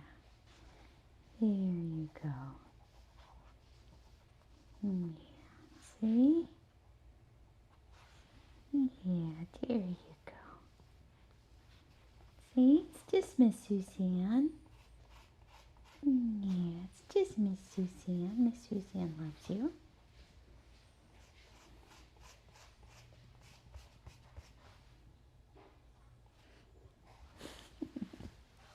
All right, let's go take a bath.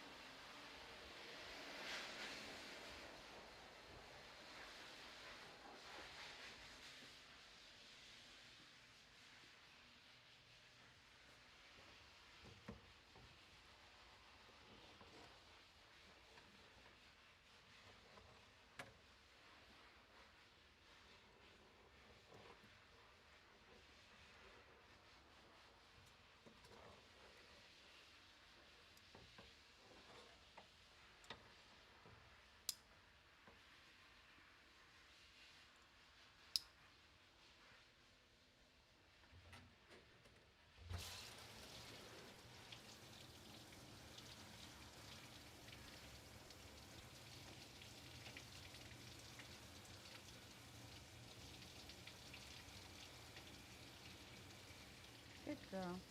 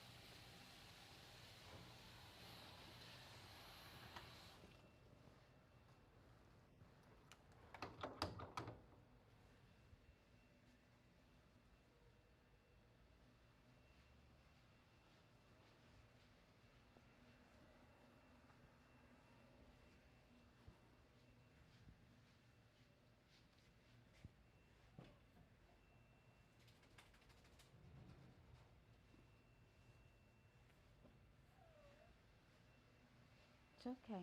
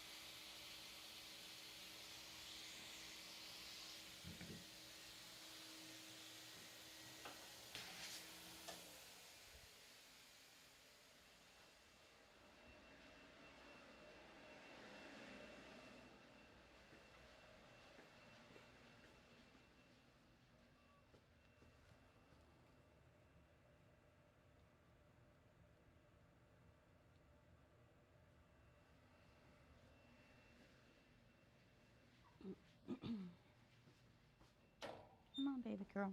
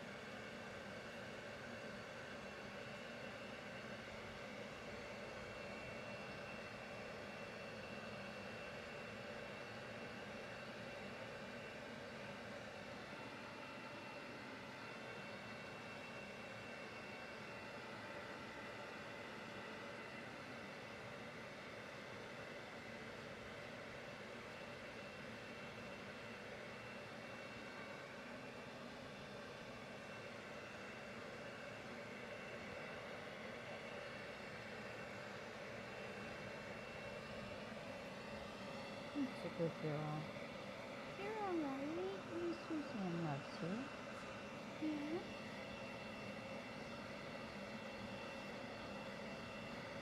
Good girl.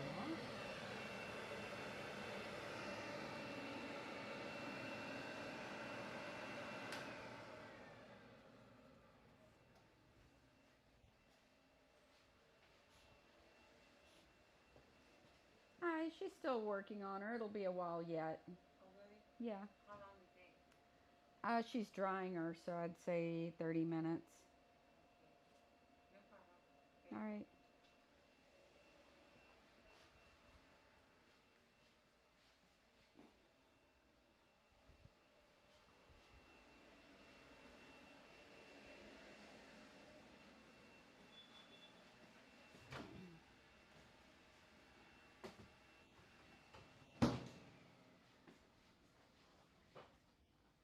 I told her it'd probably be about 30 minutes. Okay. Sound about right? Yeah, we just gotta trim our nails. Yeah. Kind of fussy what to.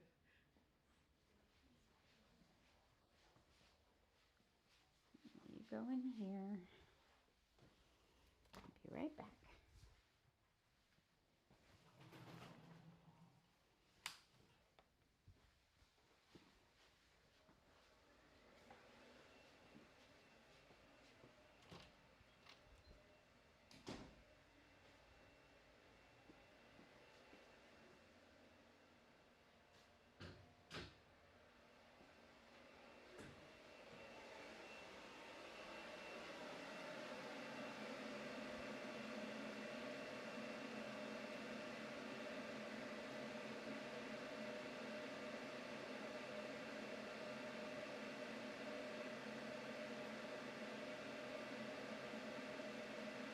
How do you know if a dog's skin is sensitive to the point where you cannot use one of the shorter blades?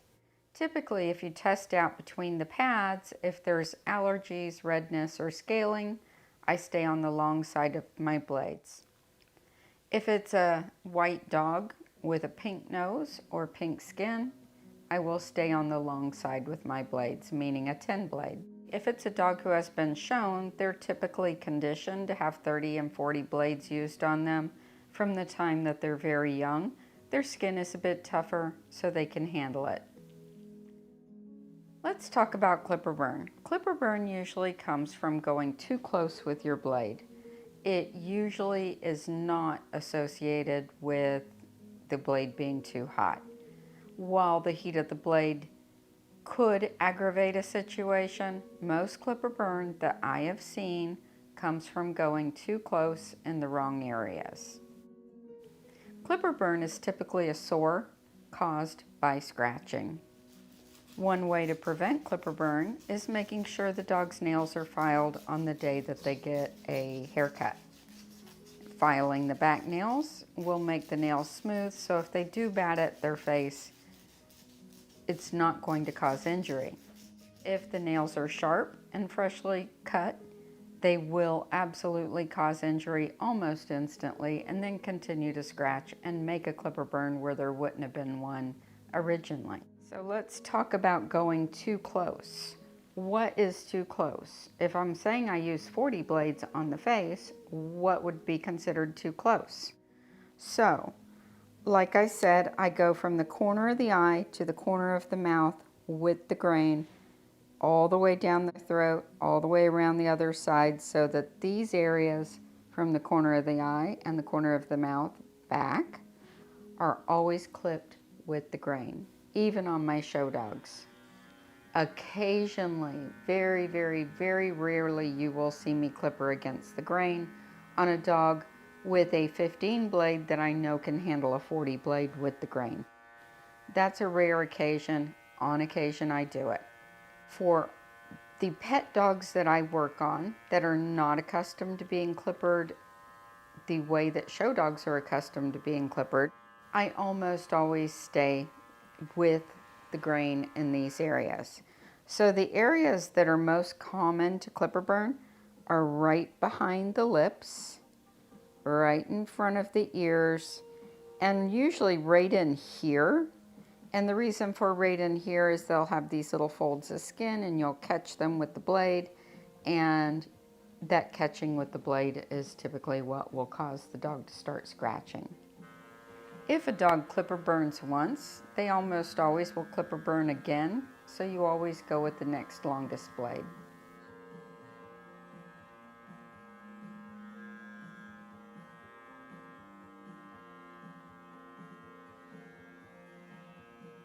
Using my hand as a claw over the head, I use my thumb and stretch the lips back.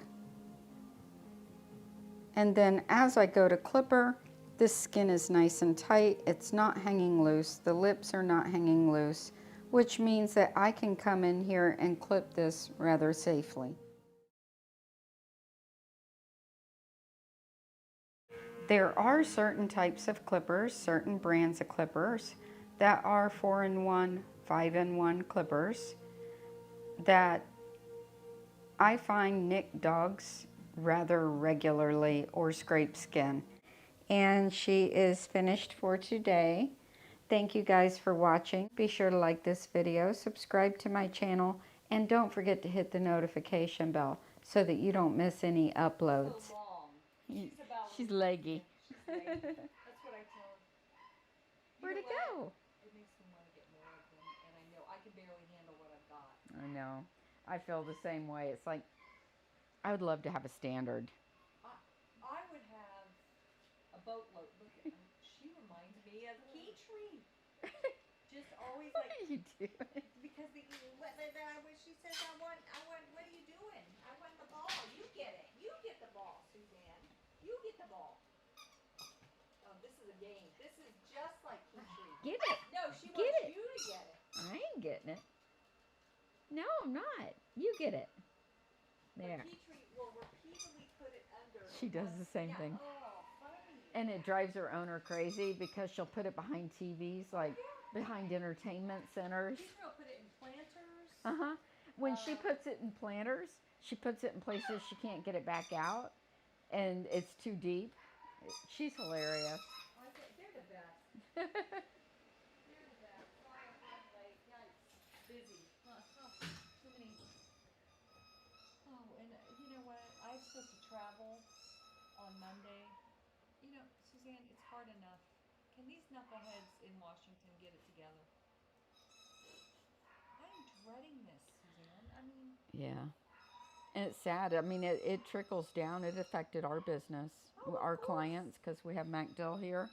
We've got, I mean, we just tanked the last week or two because there's not, people aren't getting their paychecks. people don't want to work and not get paid. What a concept. I know, right? Right? It'll be 85. What a concept. I know, Lola. You got your ball.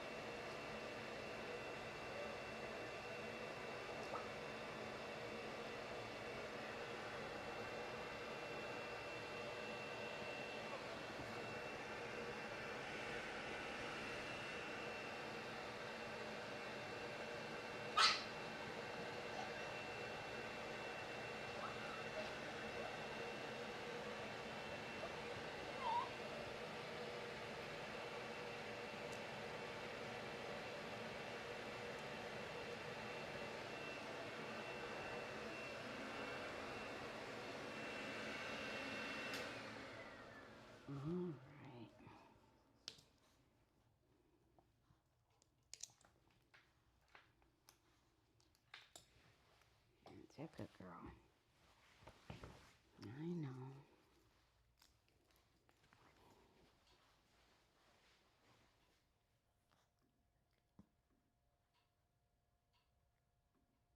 There are a great many carding tools out there. I have a Jody Murphy carding knife, an Artero Super Blade, and a diamond stone type of tool. These are a necessity for keeping a flat coat. While holding the skin taut, lightly drag the carding tool through the coat at a 45-degree angle.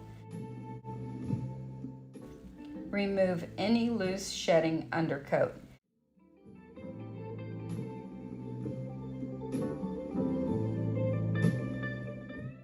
A pumice stone also works well for removing additional loose coat.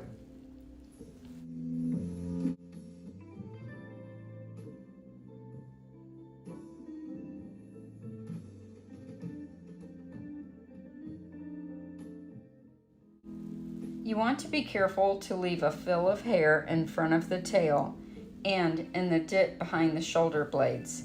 This will help the dog to have the appearance of a beautiful top line. So as you card out the coat, go around these areas, taking some areas short and tight while leaving others long, shaping the coat to give the image of a flat back, an arched neck, and tighter on the thighs and shoulders. I take the coat tight right on the flat of the back and then fill in the dip in front of the tail, then tight on the sides of the tail. I card either side of the area beside the tail to show off the rear angles of the dog.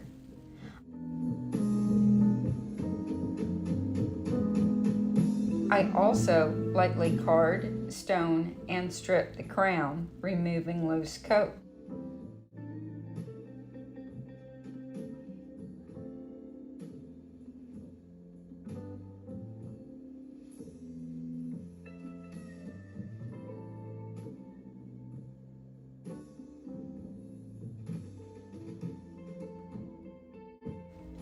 Make sure to get those thighs tight.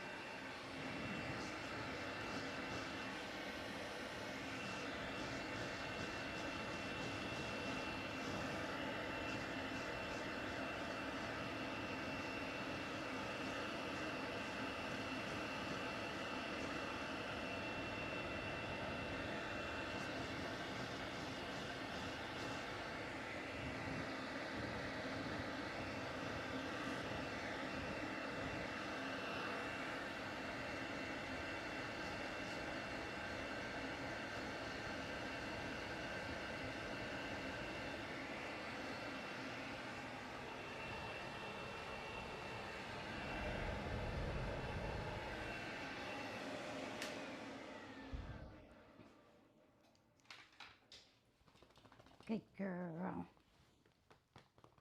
There. See? You feel better now? Hmm? You feel better now? Yes, a good girl. Okay.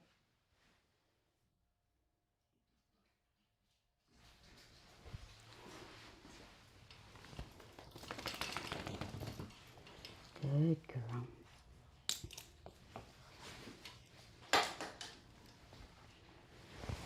This way.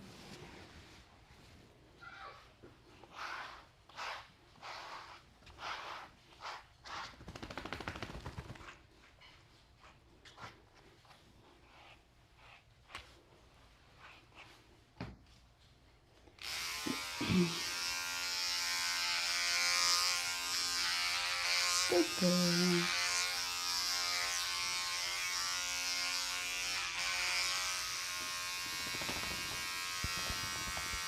Good girl.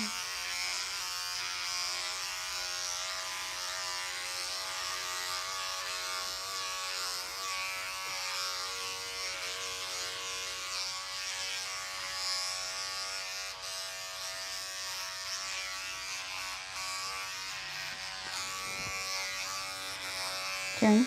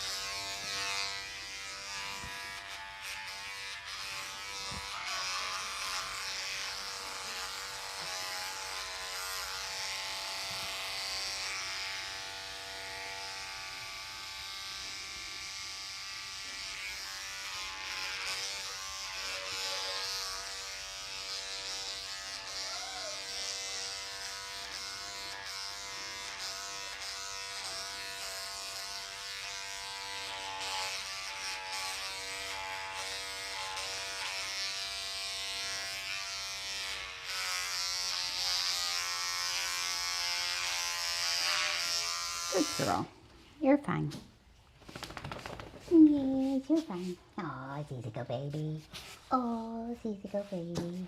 Yes, easy go, baby. Oh, give me a break. I did it with a 5-blade. I mean, it's like super long. There's no way it's bothering you. Not even a little bit. You're telling stories.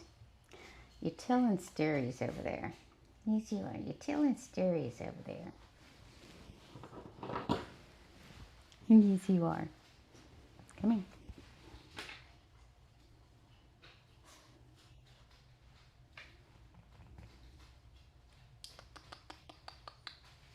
Come on.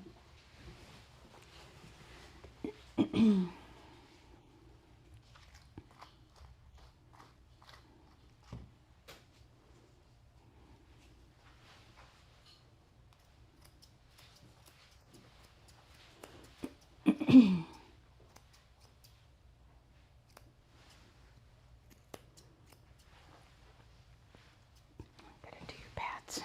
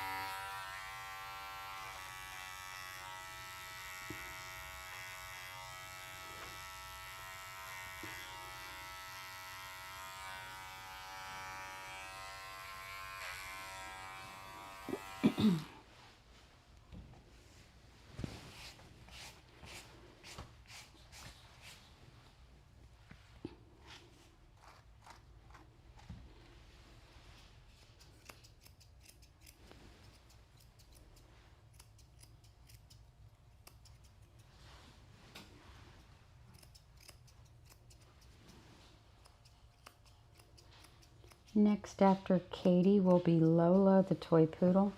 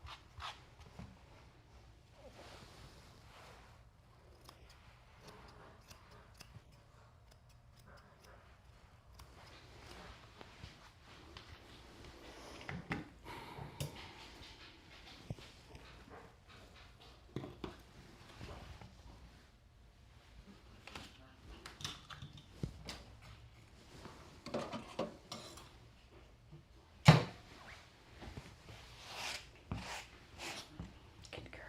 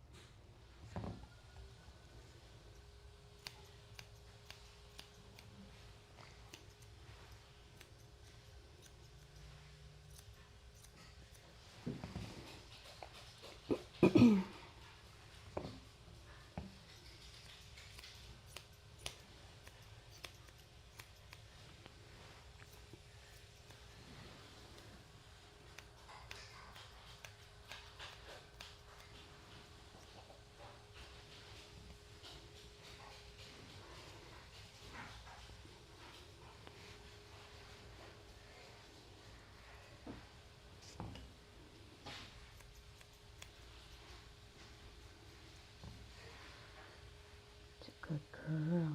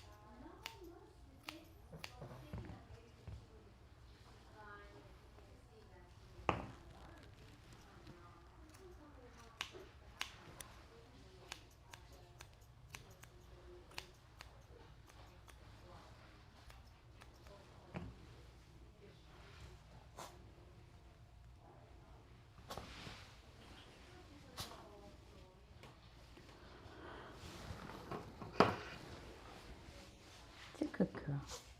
Yes, you're just fine. Mm-hmm. Yeah, you're just fine. It's okay. Good girl.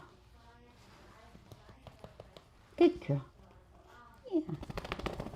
Good girl, see? You're alright. Yes, you're alright. Good girl.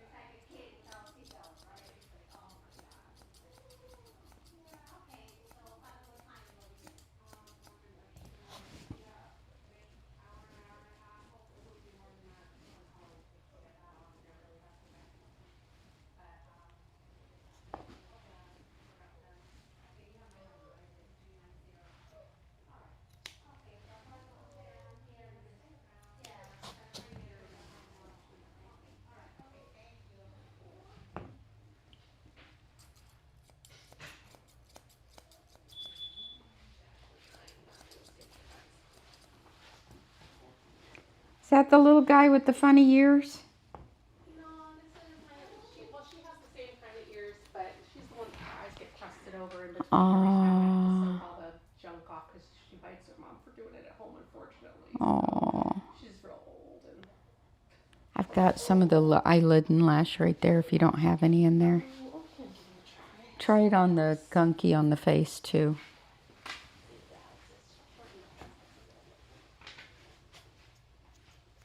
It's funny that she's the first one that when of the ones that I've done that get that kind of ear, and in my head I consider it the Jacqueline, like how people called it the Rachel.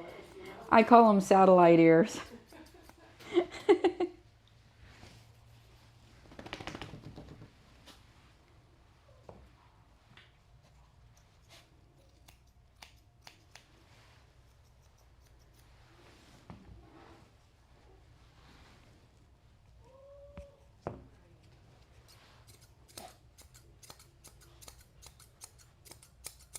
Good girl. Good girl. Yay. Yay, she's a good girl. I haven't even done anything under there, so stop it. Let me see. Let me see. Get you under there. Actually do need a little more trimmed. Come here.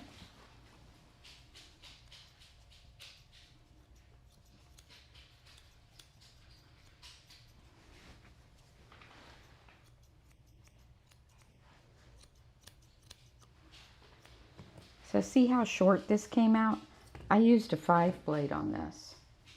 And that's why, because some dogs, if they have this extreme cowlicked area under their tail, the 5-blade trimmed to almost a 10-blade length. So can you imagine if I used a 7, it'd be like a 15. If I used a 10, it would be like a 30. And that's why I used the longer blade under there, because she's cowlicked this entire area. Right? Right? You're just sensitive. Yes, you are. And that's typically what causes dogs to get irritated under their tail when they get trimmed, is because of the coat growth pattern. Your normal blades go too short.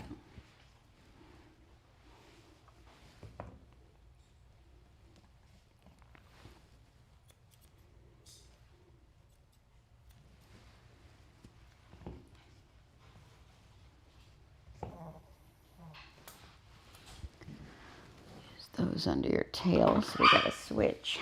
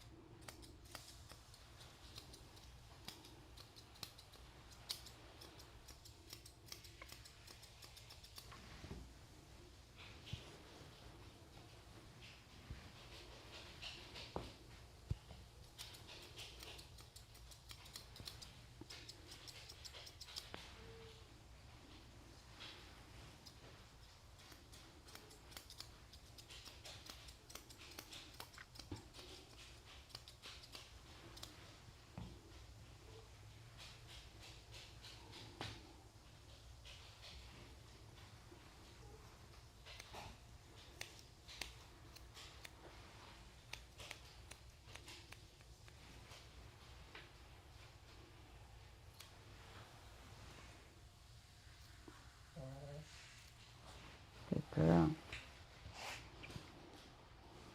Come here.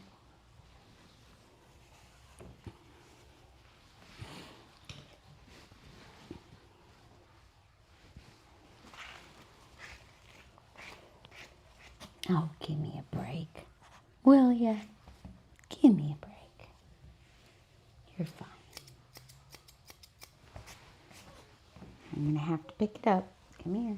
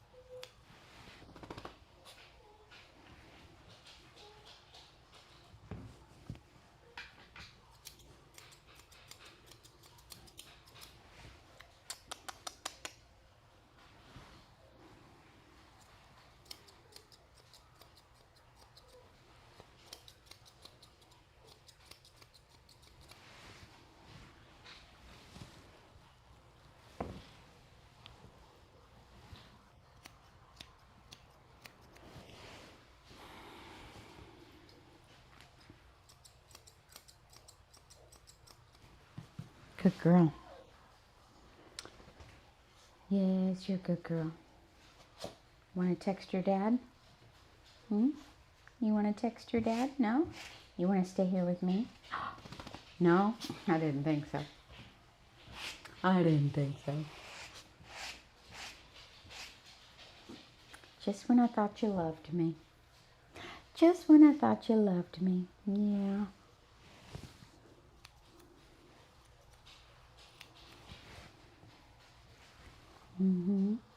I thought you loved me. I did. I thought you loved me.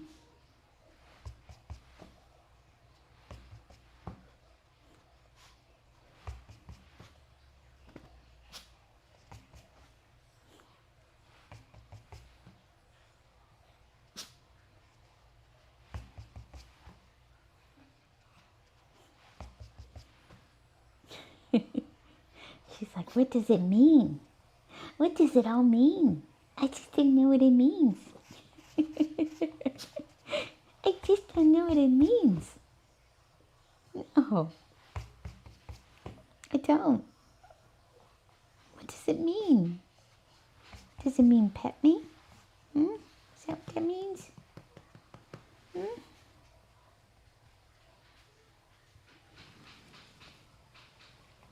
Good girl. I'm coming, Lola. I'm just playing with Katie right now.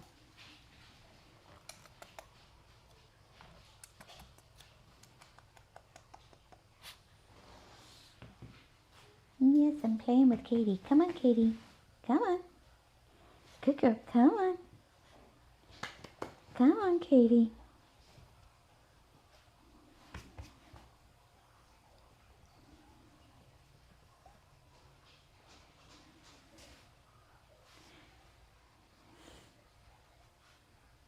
Good girl. That was good. I like that. Yes, I did.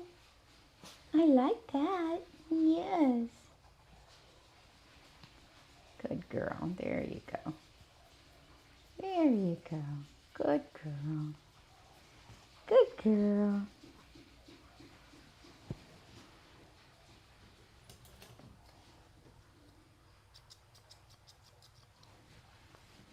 Sweet puppy. Yeah, you sweet puppy.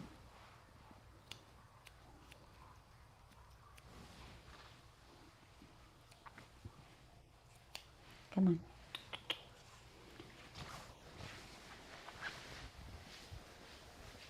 Get you a bow. Get you something simple. Yeah, I think that would suit your daddy.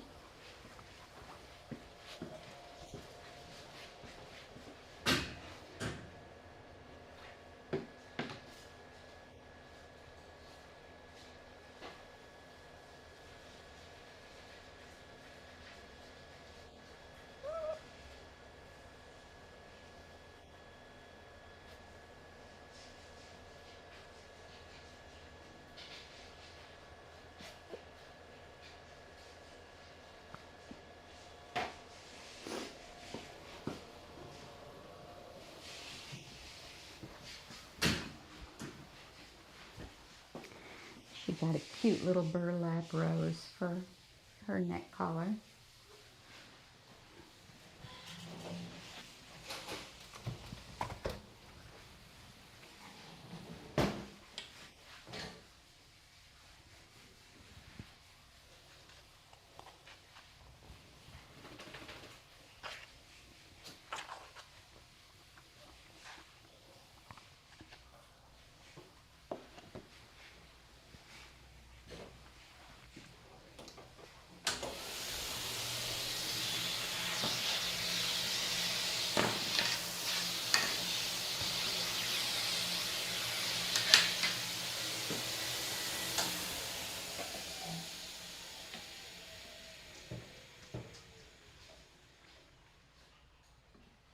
The long-haired dachshund is a flat-coated dog.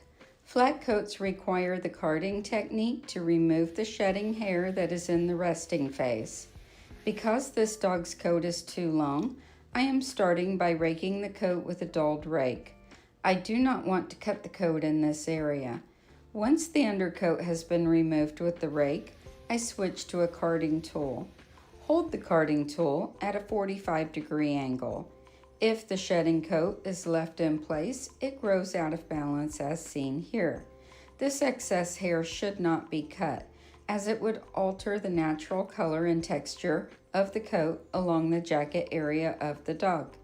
This excess hair is being removed by hand stripping to retain his rich sable color. The hair under the ears and on the throat are clipped. I use a 7F blade here and a 5F blade to blend the cowlick areas. The sides of the neck are thinned and blended into the back coat. The soft coated areas in the pants can be thinned from underneath to help this area lie flat. The feet are trimmed to be full and broad with arched toes. The tail is flag-shaped. Thank you for watching. We are grooming safer together.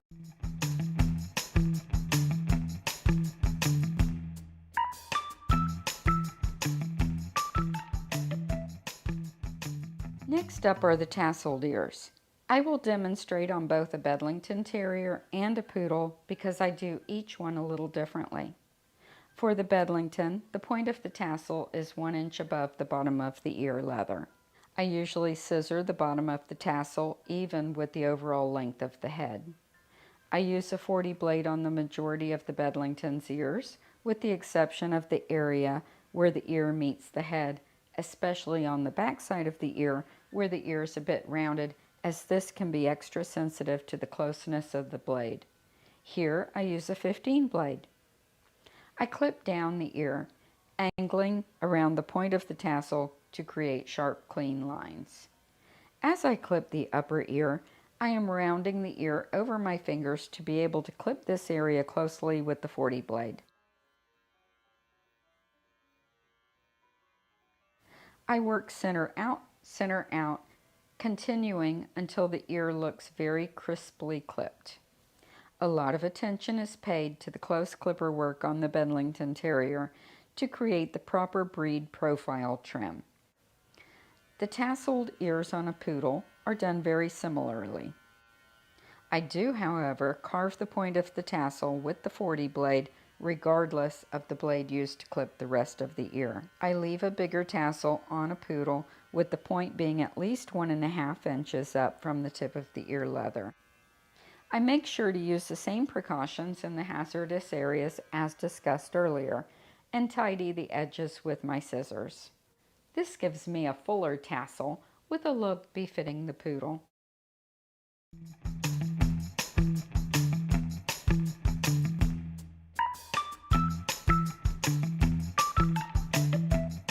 Button ears are found on many long-legged terriers as well as other types of dogs. I am demonstrating this ear type with a Kerry Blue Terrier. Many of the breeds with this ear type are hand strip breeds, so I will discuss that technique as well. For the Kerry Blue, I use a 15 blade at the base of the ear and a 40 blade for the rest of the ear, as I want a crisp, clean look. If I am working on a broken hair terrier, like a wire fox or an Airedale who is getting clipped, I prefer a blade that leaves at least 2.8 millimeters of hair on the outside of the ear, like an 8.5 blade. I use a 10 blade on the inside of the ear. On this ear type, you are clipping the entire ear, so care must be taken as discussed earlier with the cutaneous marginal pouch and the skin folds at the front of the ear. Watch as my fingers glide with the blade, always working center out, center up, center out, paying special attention to the hazardous areas. I clip her close just behind the ear so as to enhance an arch neck on the dog. As I clip the outside of the ear, I am supporting the entire ear. I clip one full finger width into the skull area. This gives the head a long lean appearance and sets the ears up nicely. On the back of the ear here, I am bracing the back side of the cutaneous marginal pouch by making sure that this area is firm. The same with the front edge of the ear where the fold is. By pressing my fingers on the opposite side of the ear, I can clip this area relatively safely. To clip the opening of the ear canal, I lay the ear pinna flat against the skull. Next, I clean up the edges of the ears with my scissors, resting the blade of the scissors on my fingers for stability. Hand stripping wire-coated dog's ears retains proper color and texture. This technique should be learned by the pet parent, as paying a professional to spend the amount of time needed to properly hand strip a dog is very expensive. And to keep your dog in excellent condition, this technique is done very frequently. I have a video on hand stripping. Basically, understanding the coat growth cycles and having the proper tools on hand are very important.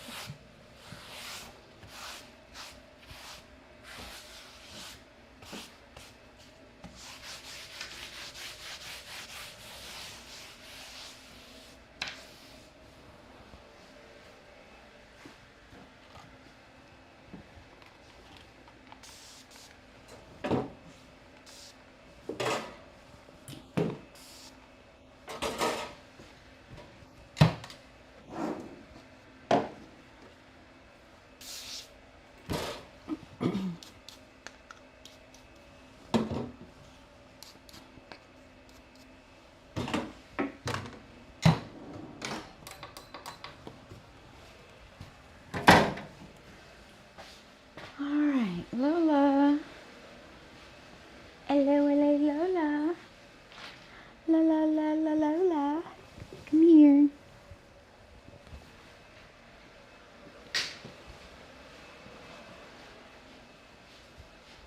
There's Miss Lola. Say hi, everybody. Hi, everybody. You good girl? Yeah.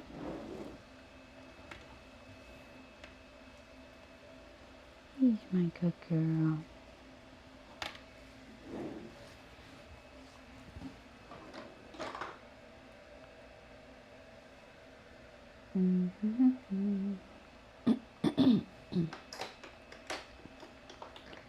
Good girl, Lola.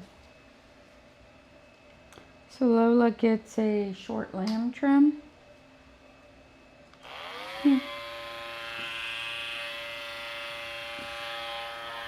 With clean face and feet.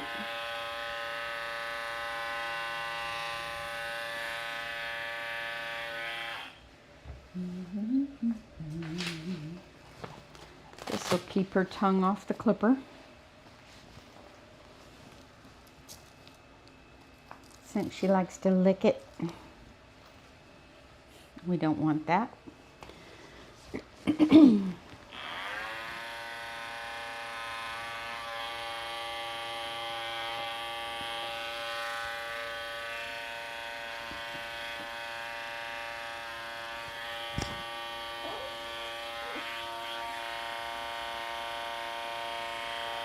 I don't know whose bright idea it was to start shaving poodle feet, but I'd like to punch them in the nose.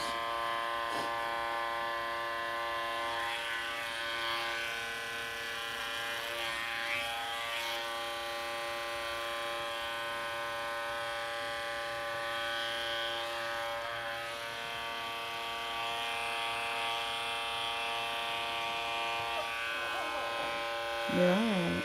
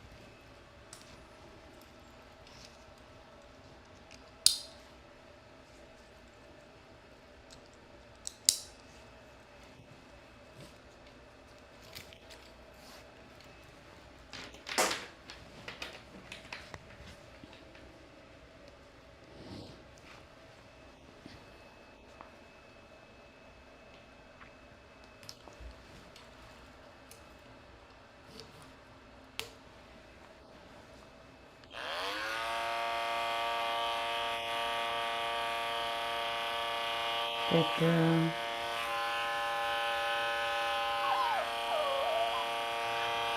You're all Too bad, too sad.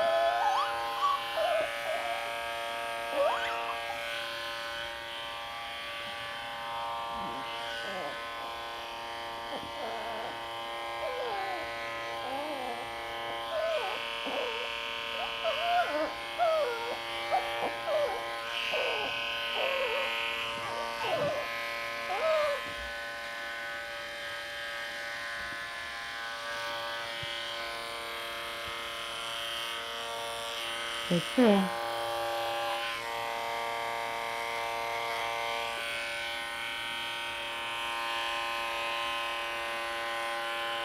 It's been my experience with poodle owners, even when their dogs do not want their feet shaved, they insist that they be done. I've actually lost clients because I refused to shave their poodles' feet because their poodles really didn't want it done. Like far worse than how she's protesting. And I'd refuse. No, not doing it. And they're like, fine, we'll find somebody who will. And I'm like, goodbye. See ya. It's probably been, I don't know, I'd say at least 4 clients over the years that I've lost for that reason. And to me, it's good riddance. Because if I'm telling you your dog can't handle it at all, then you should listen.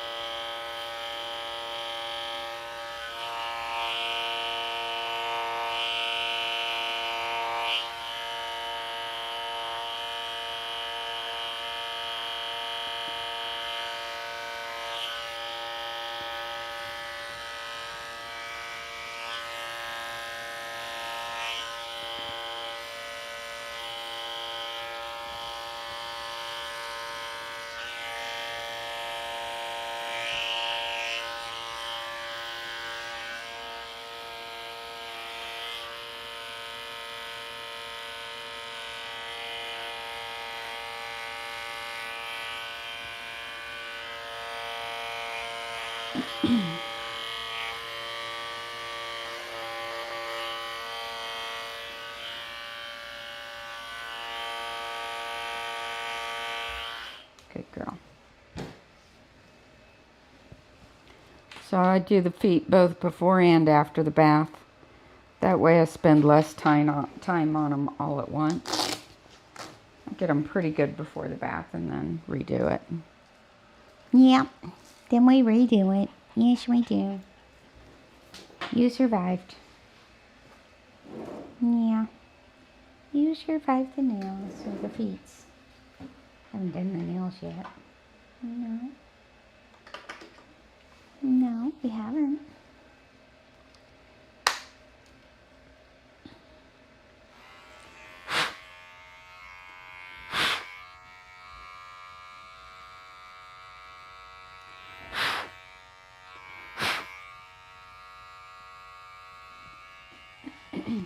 Come here. You. Okay.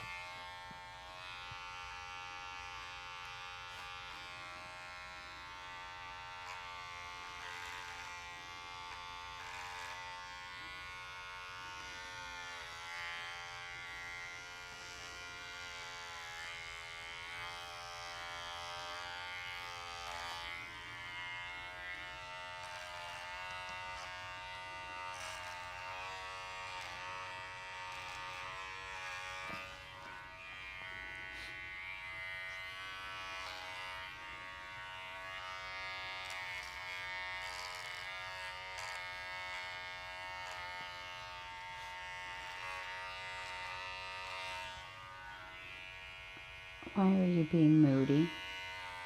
Hmm? Dork? You dork. What you doing? Hmm?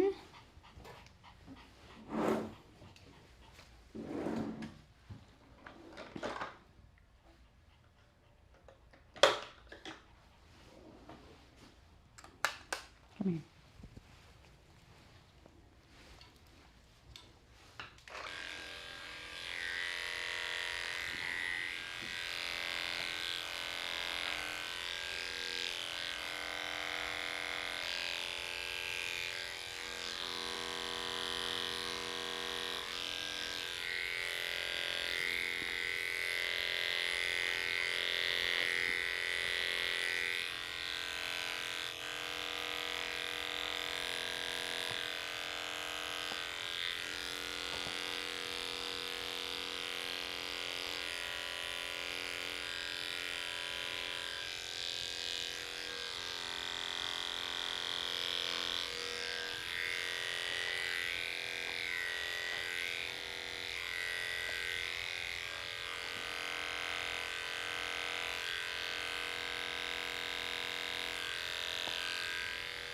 Good girl.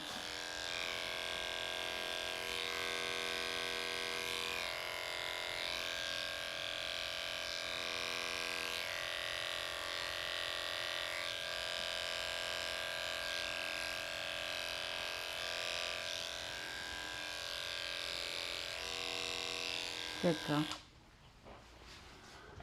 All right, what are we going to do on your back today? Hmm? I'm thinking a 3-blade. What do you think? Hmm? Come on. I know you're mad at me. I'm sorry. I'm sorry. Yes, I'm sorry you're mad at me. I am. You know I love you. But evasion techniques don't work with Miss Suzanne. You should know that by now.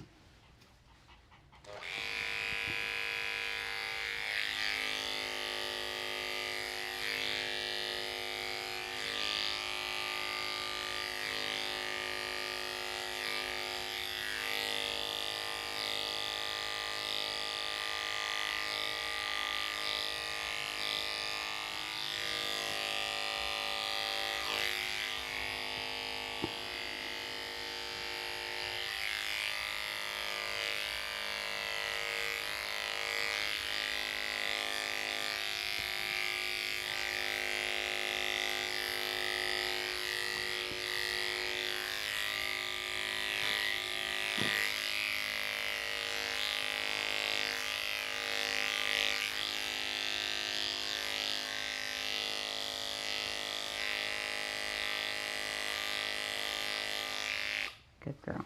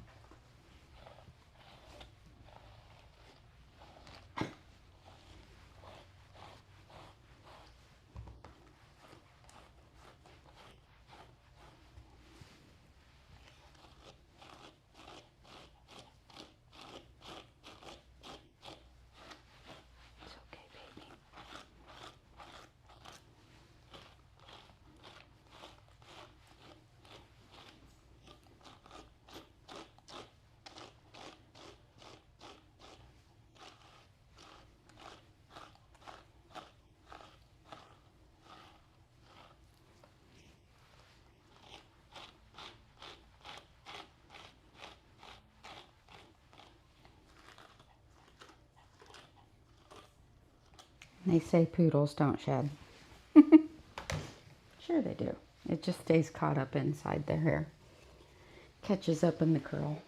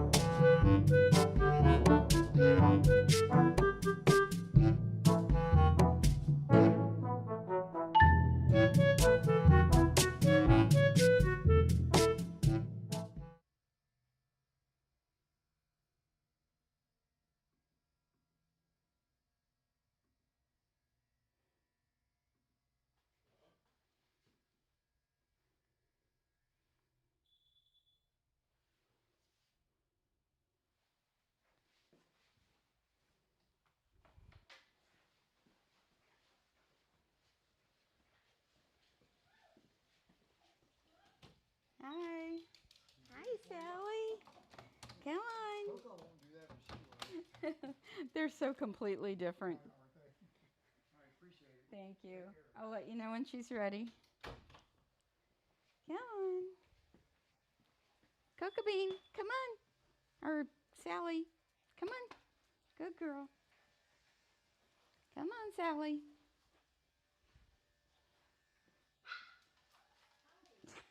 Come on, Sally. No, you're not staying in here. Sally.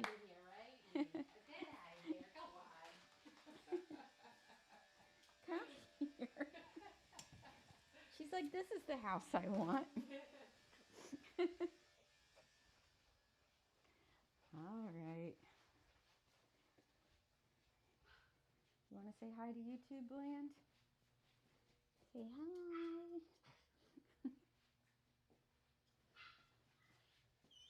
In you go.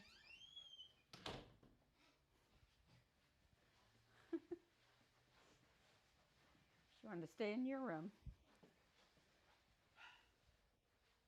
All right, Lola.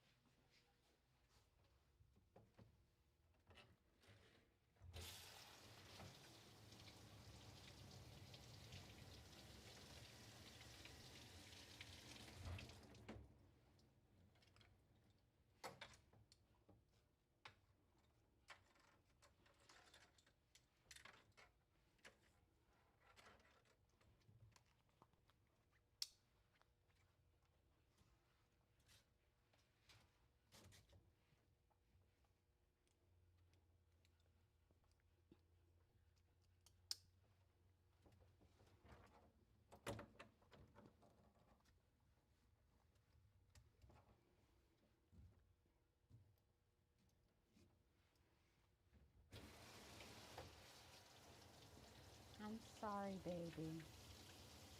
I know, you're mad at me. I know.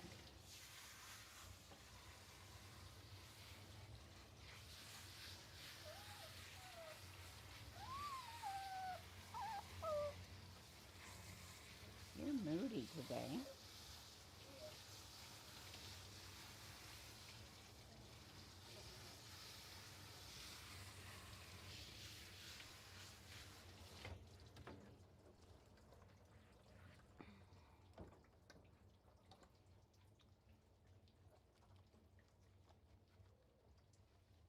You're moody. Yeah, I'm sorry.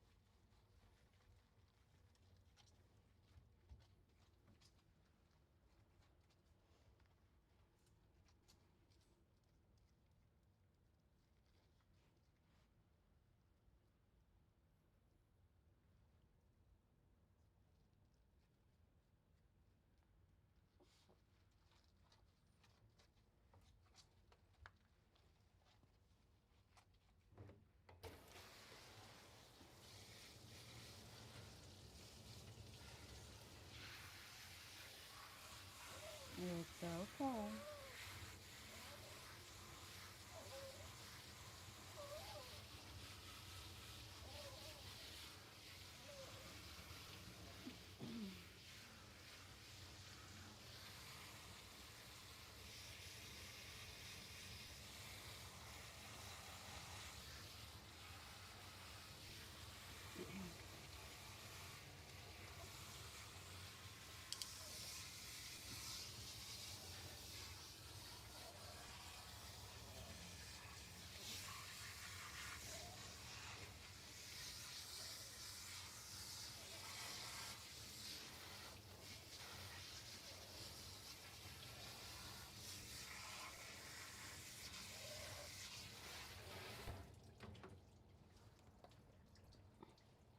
It's okay, baby.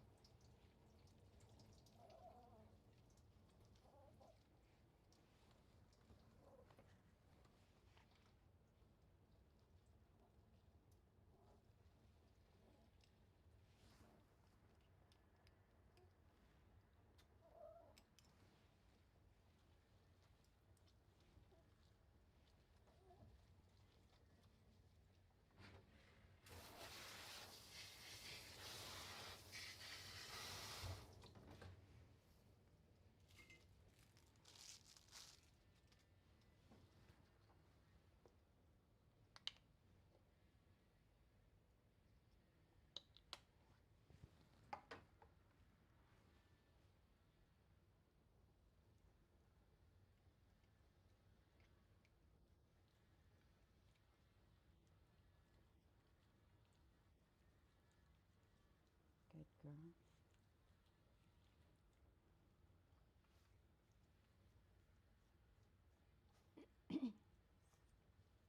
Good girl.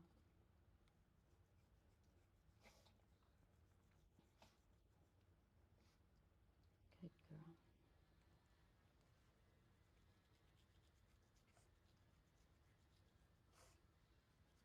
Good girl.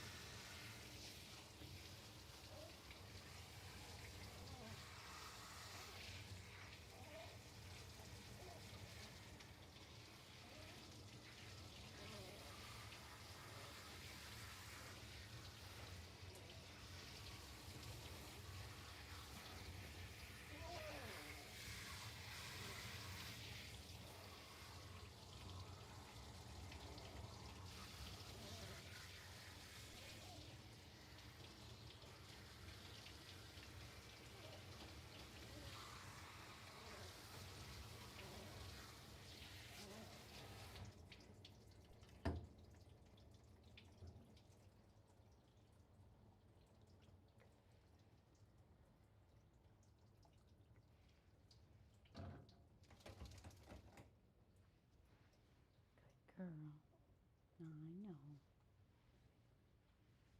I know it, baby girl. I know it.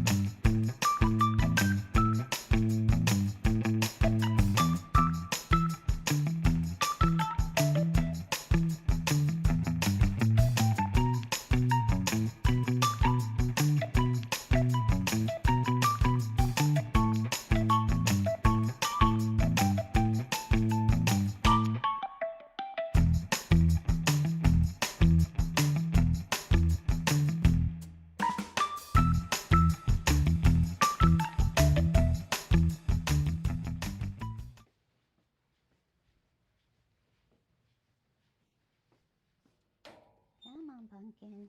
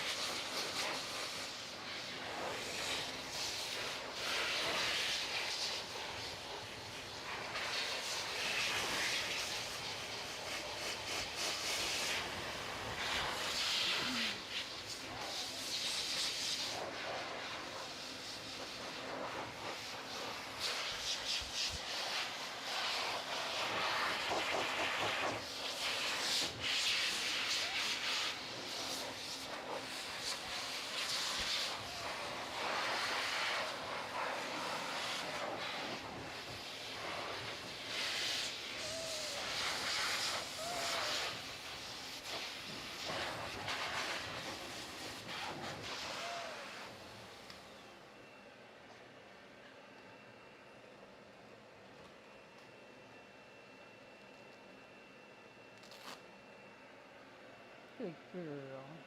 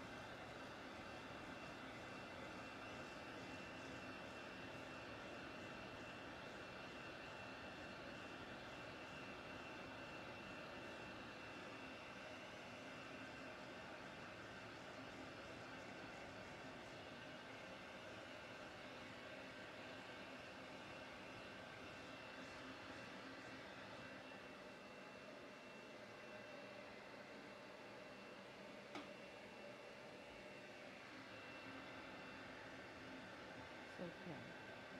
Super girl. Yeah, you know how to get pretty. Yes, you do.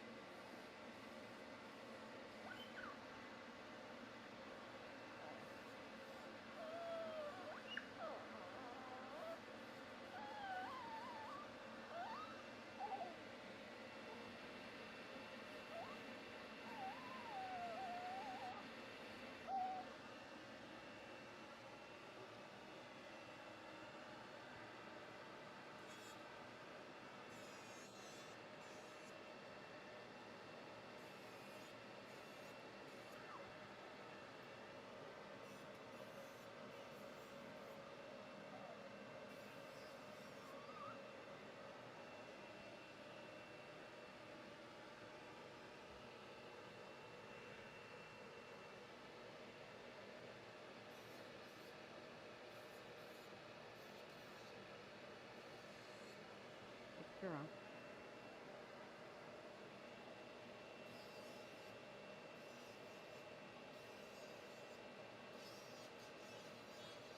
Good girl.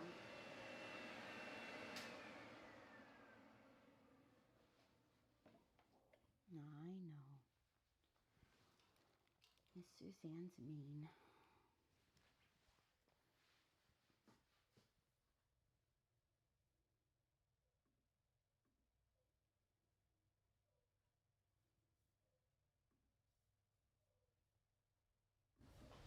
All right.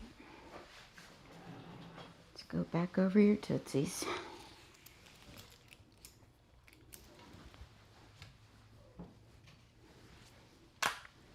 She says, I'm mad at you, Miss Suzanne.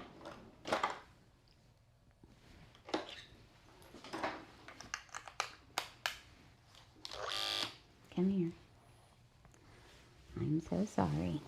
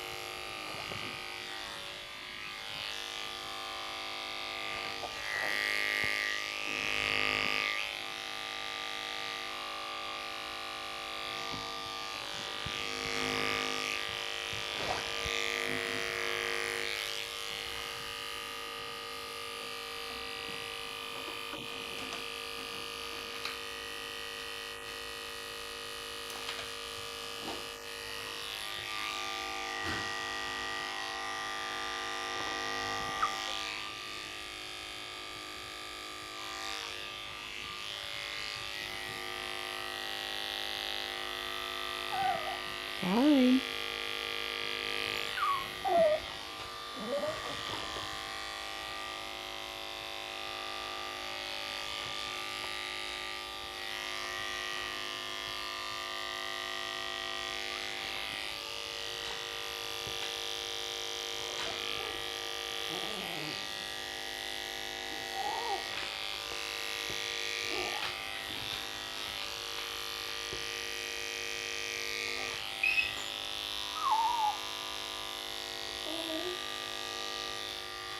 You're being awfully moody.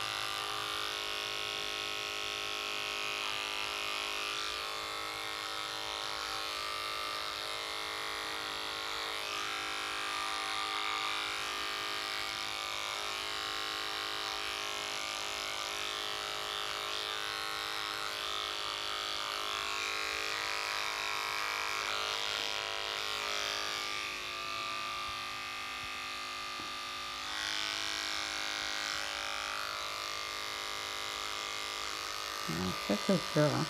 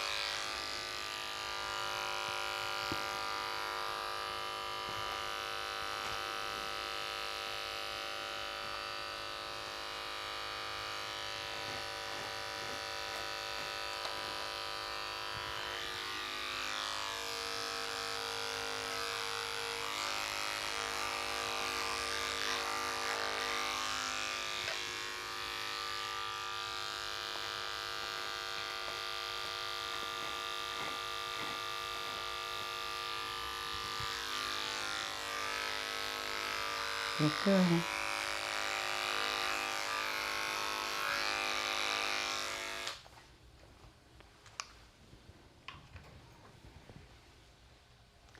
Why are you acting so silly? Hmm? Why?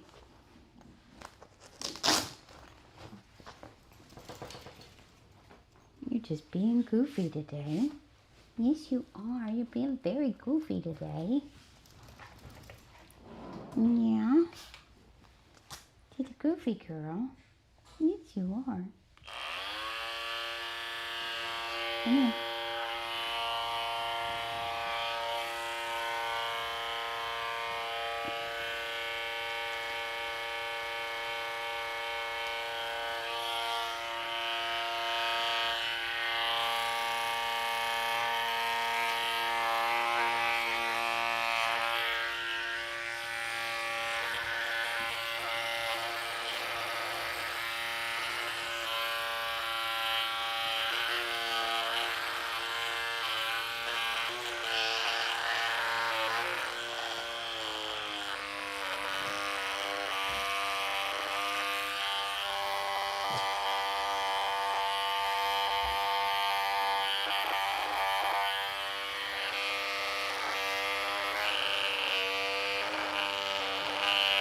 Thank you.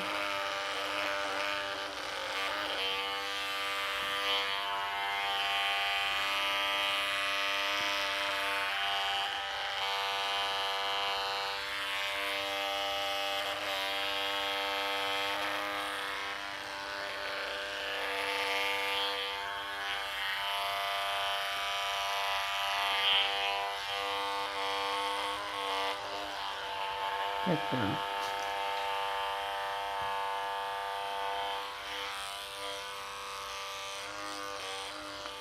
What are you doing?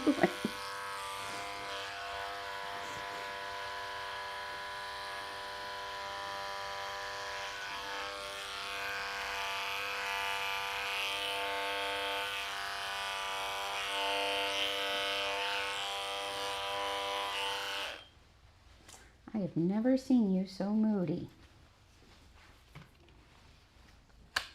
No, I haven't. What is up with you today? Hmm?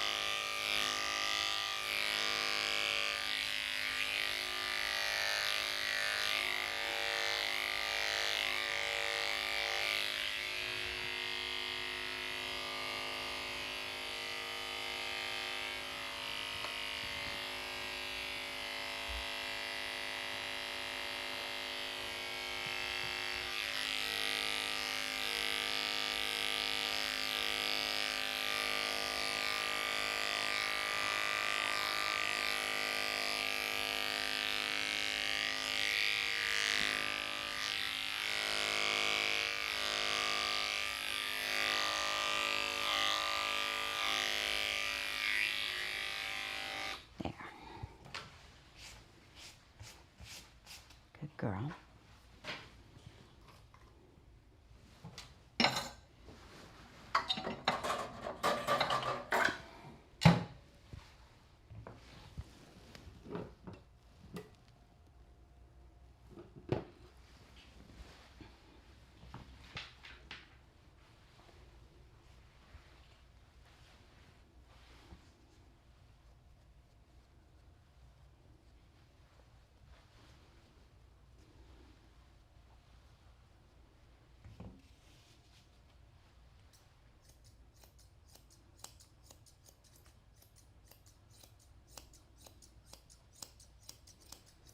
Next up after Lola is Sally. She's a Maltipoo. That's what it says on her records. She actually looks like a Cavapoo to me. She's a rescue, I believe, so they may not have known for sure.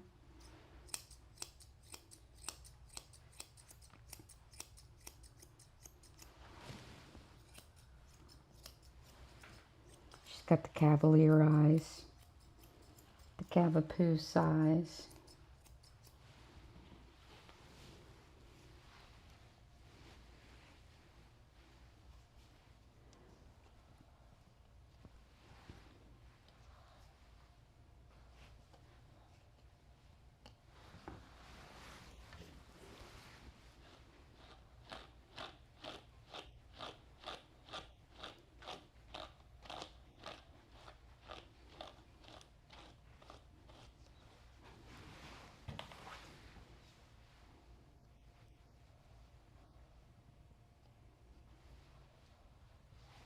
You're all right, you goofy girl.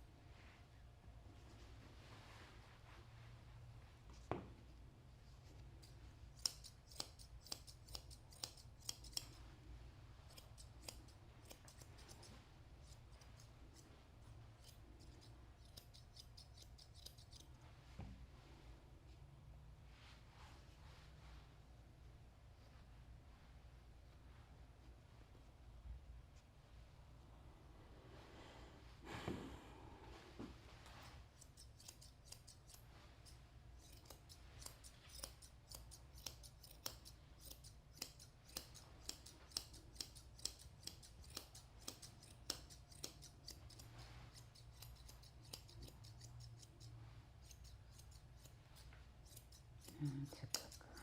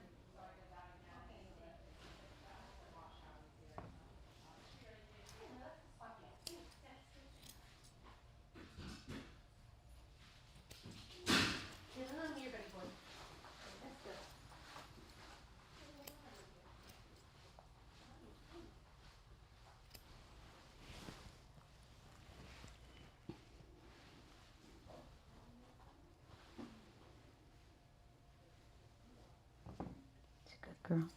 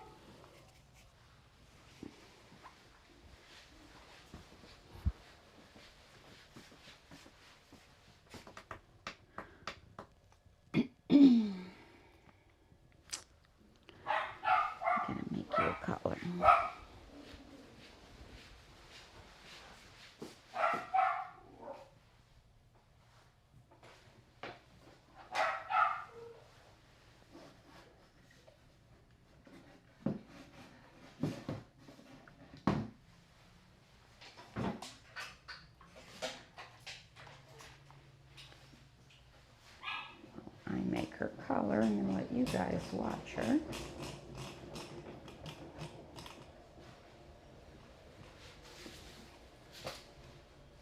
All right, Miss Lola. You go in here for a minute. Yeah, there's your ball. Get you guys up here. Bump you around a little bit.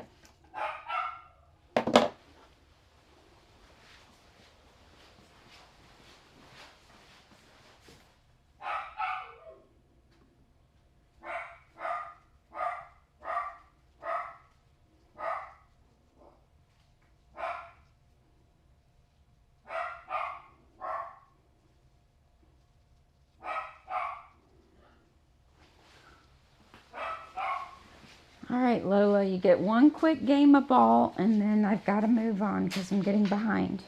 Okay? Yeah, there's your ball. Come here.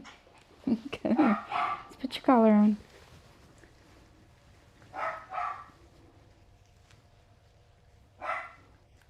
There you go. You ready? Come on. This is Lola's reward for being a good girl.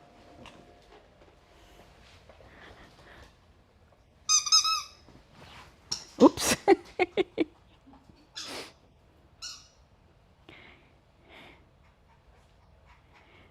Good girl, Lola.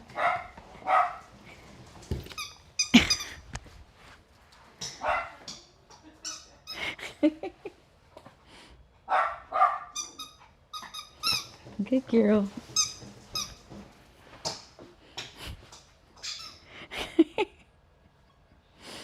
Come on. One more, and then I got to move on. Whoops.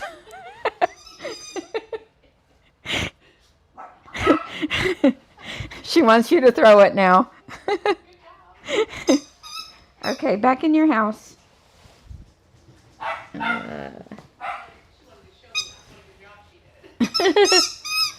All right, one more.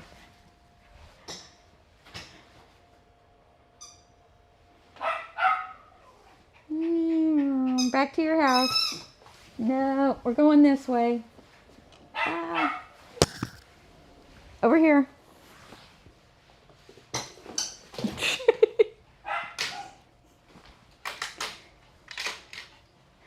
All right, I'll let you guys enjoy Lola while I go clean up.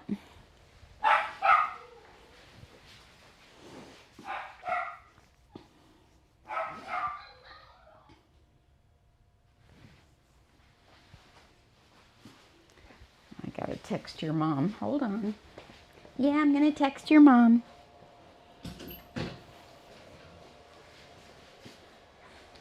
See, they're not near as traumatized as they would have you believe while they're getting their feet trimmed, right? See, you didn't die. No, you didn't.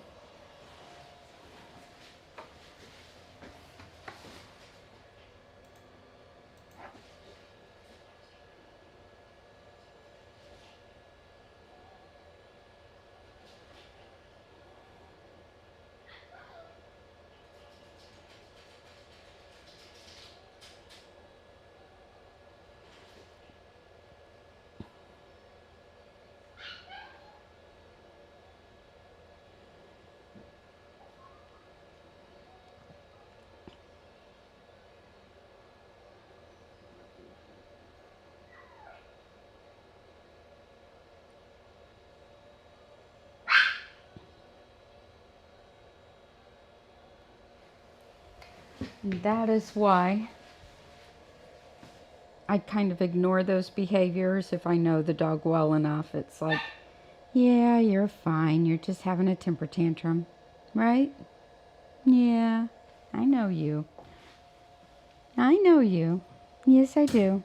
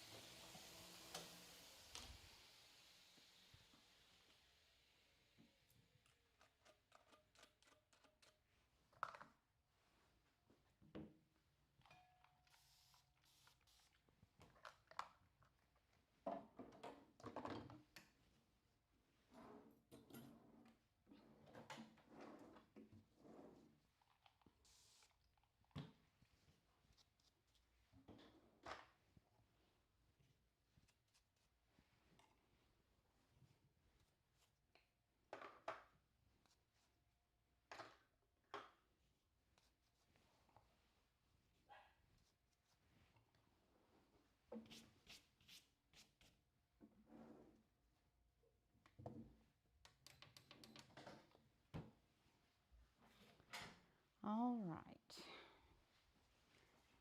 Next,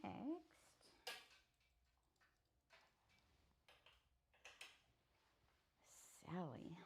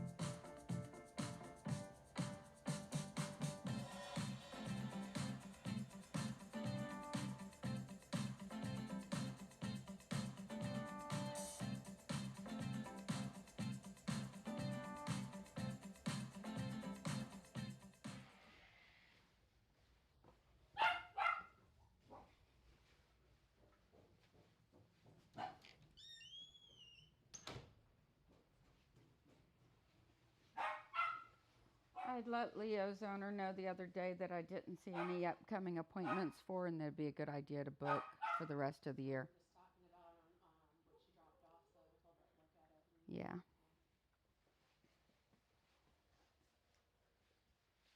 All right, here's Miss Sally. Sally gets poodle feet. You want to show Lola how it's done, Sally? Hmm? Yeah, you want to show Lola how to do poodle feet? Because she seems to have forgotten. Oh, what are you shaking for? Everybody's nervous today.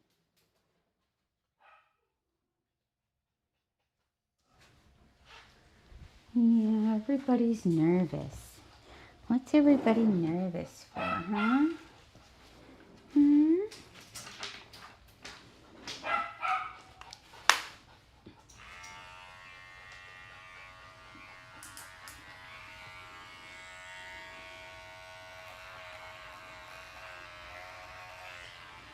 Must be something in the air today.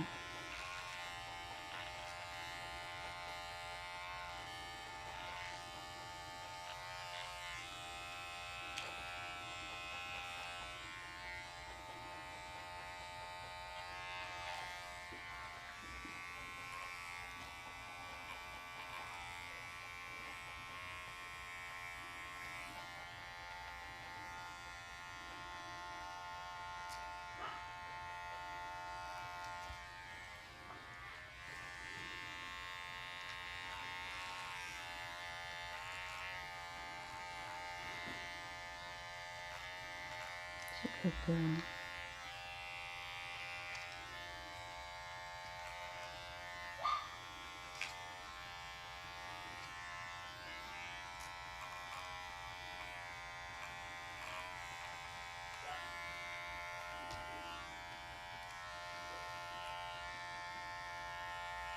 Good girl.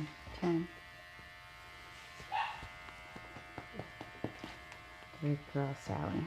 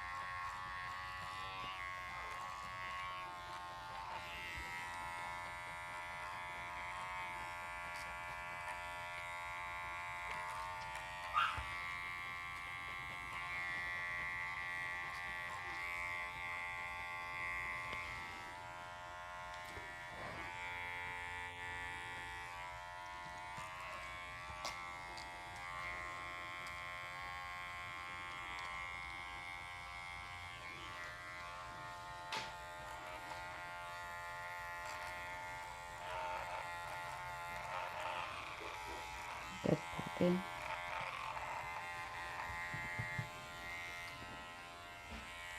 Yeah, he's a good puppy.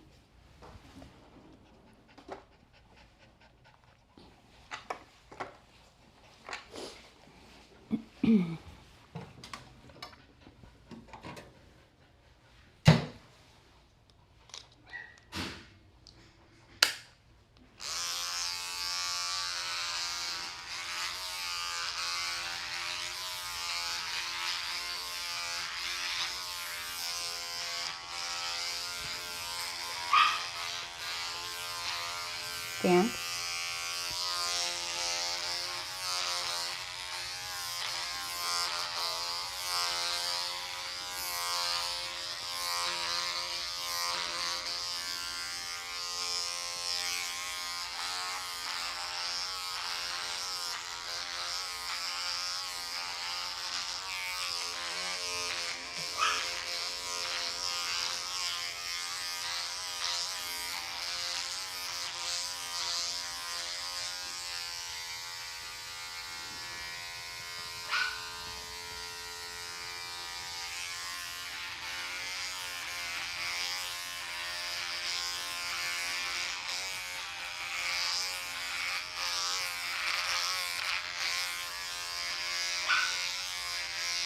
Good girl.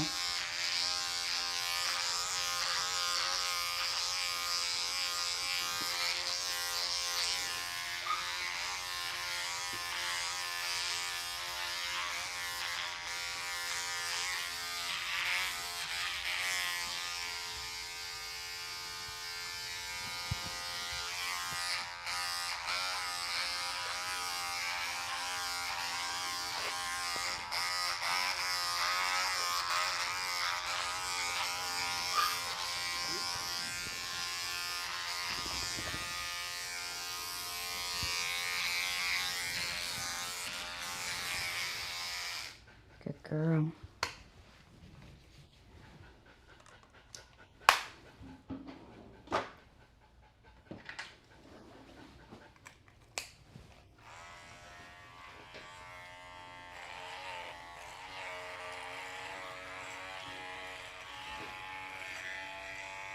Stand.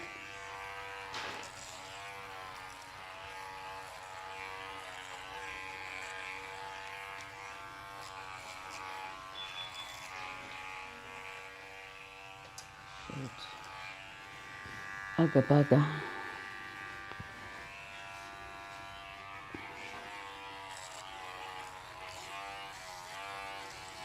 He's just for a nail trim, Cat. I'll get him in just a second.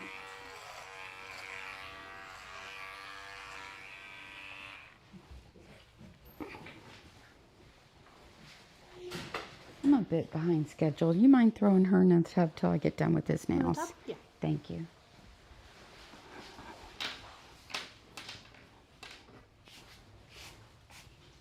I'll put the nail trim on your side for that.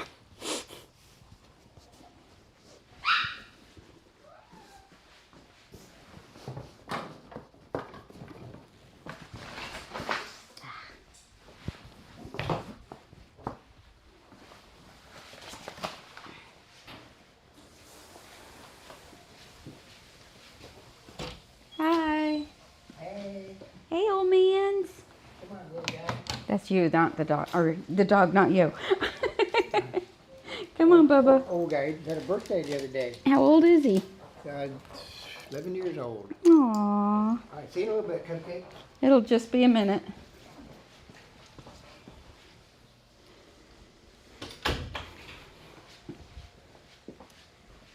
All right, this is Walter. Say hi, Walter. Oh, what is that? You didn't have that last time. I don't like sudden growths right on the spine area. That's big for just happening. Wasn't there last month. Was it, Walter?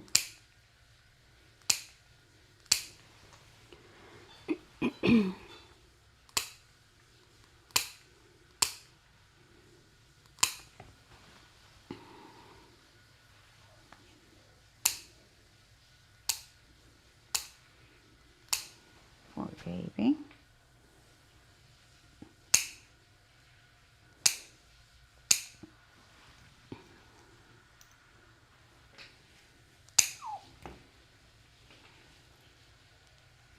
Now, behave. There. I know. It's okay. He's a good boy. It's alright, buddies.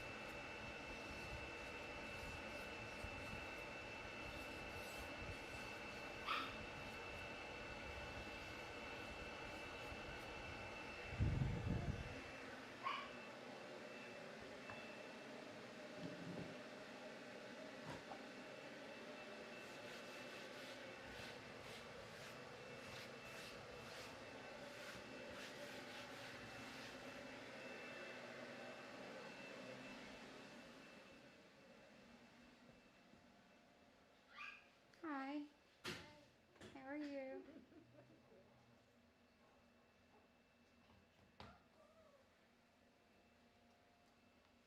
He's all ready.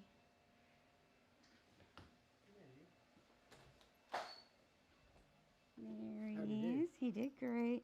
Did you notice this little lump? Yeah, a little fat Yeah. tissue. Yeah, it's not growing a little bit, but it's growing. Yeah. What's racket back there? That's Lola. She knows her mommy's here. It'll be $15. Sorry, don't mean to move you. Like a yard sale, I got stuff everywhere.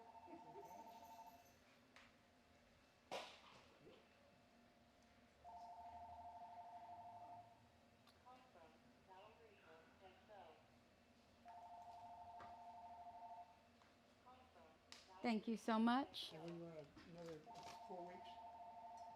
4 weeks from today is good. 1, 2, 3, 4. That'll be December 5th.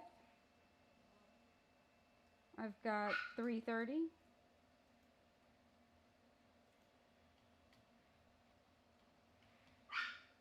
December 5th? 3:30. Okay. Thank you. Thank you, dear. Have a good day. You too.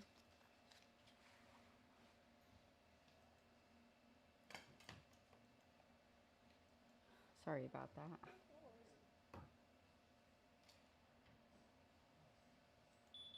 All right, Miss Lola, back to today.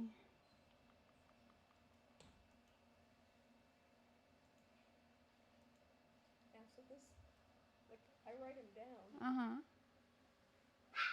So, I mean, that's all I've ever had was this 1 o'clock I had that we had Wednesday at 3 that was canceled. But that today 1, I mean, it's like I write them in my little book. 3, 4. And then the next one I've got for her is on December 4th at 2. Look at it. It's a Thursday.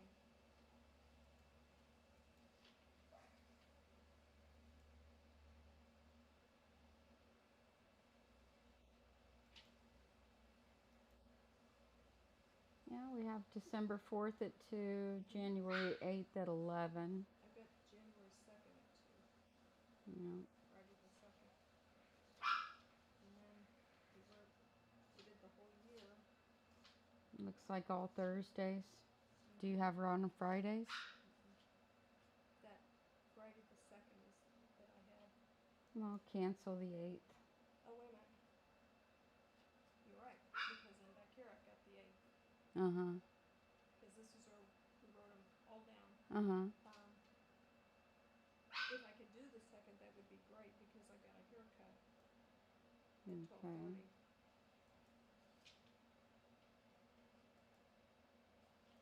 That's going to kind of throw everything. Well, we'll just throw it off by 1 week.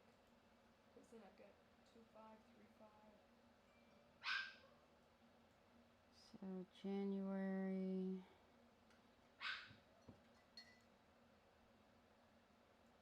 8th will cancel, Yeah, and you want the 2nd. which is, I don't have anything on the 2nd. it's interesting because there's a confirmation. Like when I did it.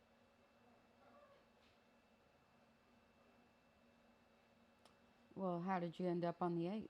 Because I don't know, when you and I were here, So maybe we moved them at that time?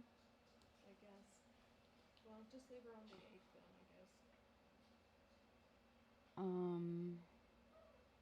Because we got all the others all the way through next December. Mm-hmm. So just leave her on that 8th. And what time did we have there? 11.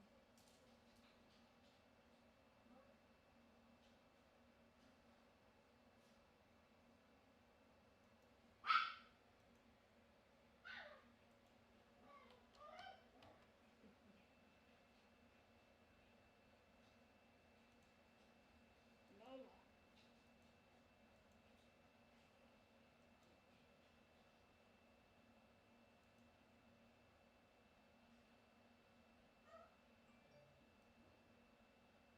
All right.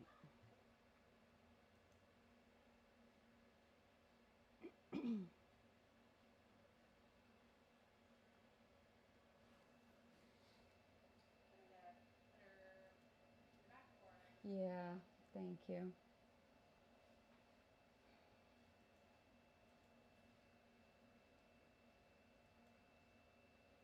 All right, it'll be 85 today. Right. And then like those were when we stood here. And Yeah. so I've got 2/5. Let me see. Okay. Those should all be good because I'm pretty certain to get them right at the.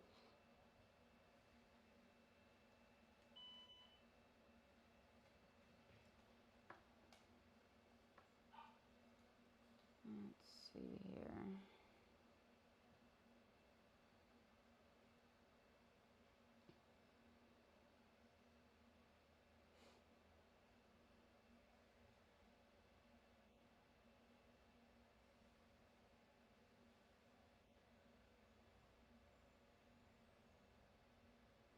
Just take a picture of the upcoming appointments. Of what I got.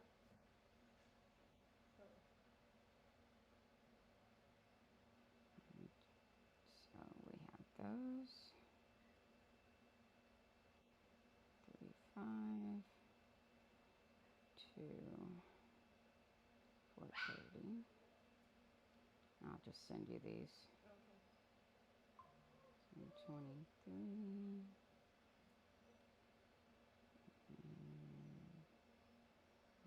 There. And I'll text these to you so you can just double check.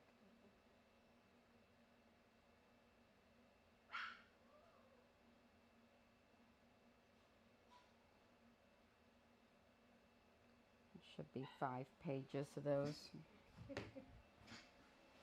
All right, Lola. Come on. Come on.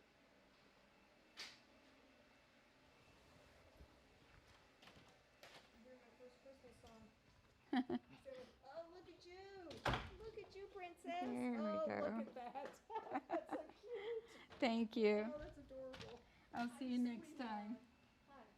I know it's just how was your eyes? Did they look better?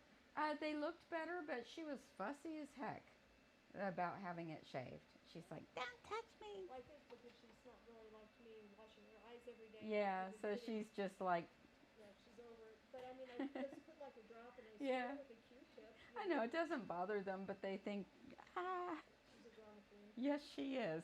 She was today. That's okay. Thank you.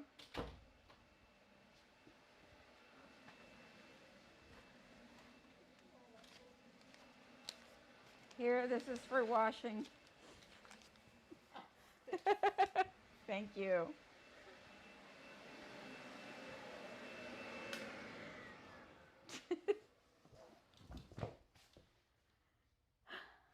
Okay.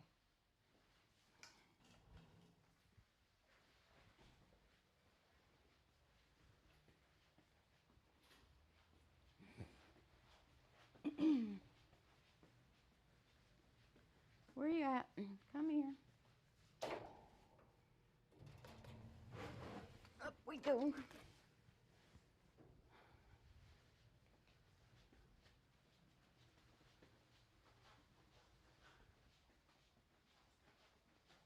That's a good girl.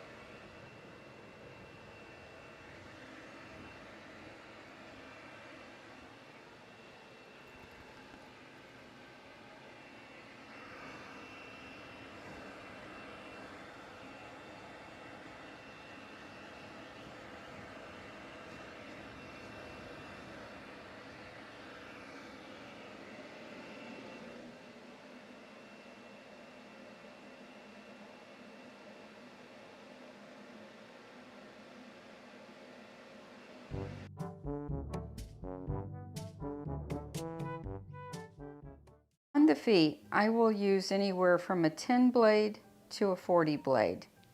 If I use a 10 blade, it's only on the tops of the feet and on the knuckles, not in between the toes, and not under the pads of the feet. The reason for this is a 10 blade oftentimes will catch skin when scooping in between the toes or scooping in between the pads, because the teeth are a little bit wider than on the shorter blades. As a general rule, for most pets' feet in my salon, I use a 30 or a 40, typically a 30 blade. Under the tail and the base of the tail is a matter of preference for me. If I am doing a show trim, I'll use a 40 blade on top of the tail and a 10 or 15 underneath. all pet dogs that I work on, I will use a 10 blade. How do you know if a dog's skin is sensitive to the point where you cannot use one of the shorter blades? Typically, if you test out between the pads, if there's allergies, redness, or scaling, I stay on the long side of my blades. If it's a white dog with a pink nose or pink skin, I will stay on the long side with my blades, meaning a 10 blade. If it's a dog who has been shown, they're typically conditioned to have 30 and 40 blades used on them from the time that they're very young. Their skin is a bit tougher, so they can handle it. For her feet, I prefer a 40 blade. How far up should you clip the feet? That's a common question. When I clip her feet, I clip her to the bend of the foot. I start by clipping over the top of the foot. After that, I start going between the toes. I scoop in one way, then the other, scooping back and forth.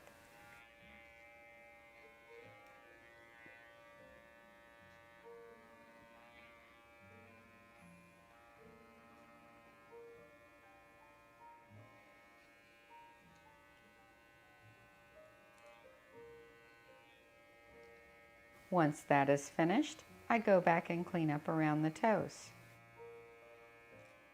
It is my preference to shave feet both before and after the bath.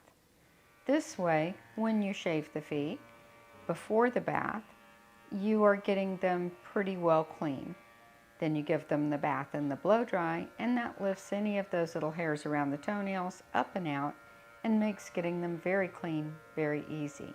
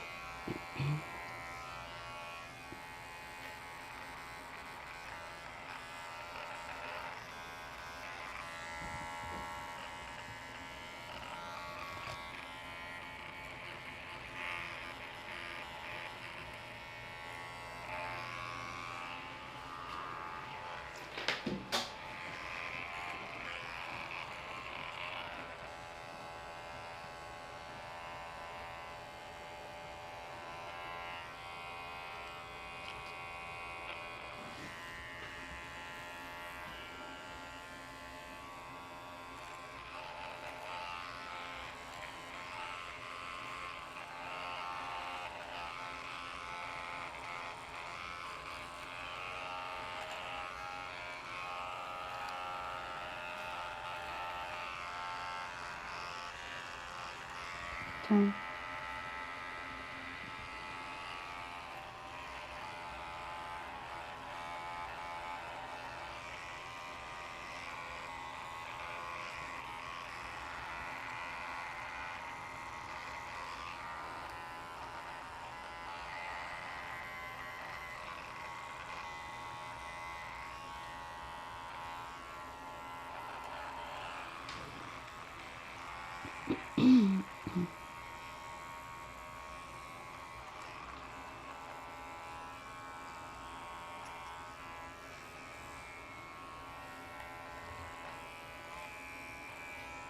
Stand.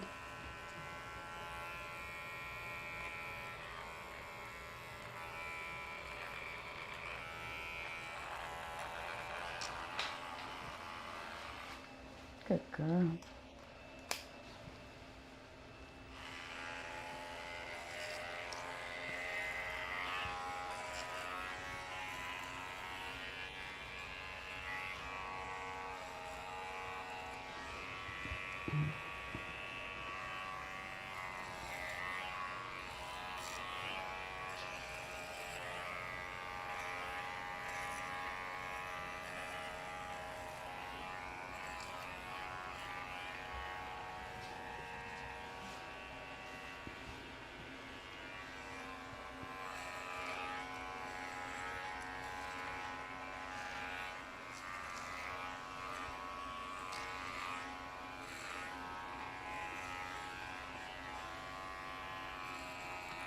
That's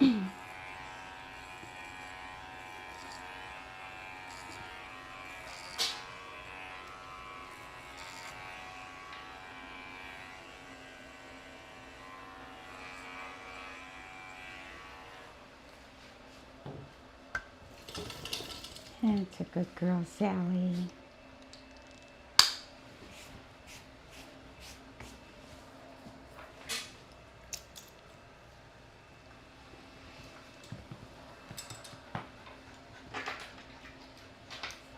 It's a good girl. You're a good girl. Yes, you are.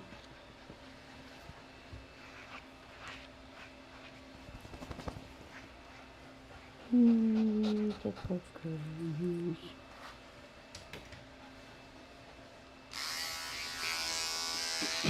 Stand.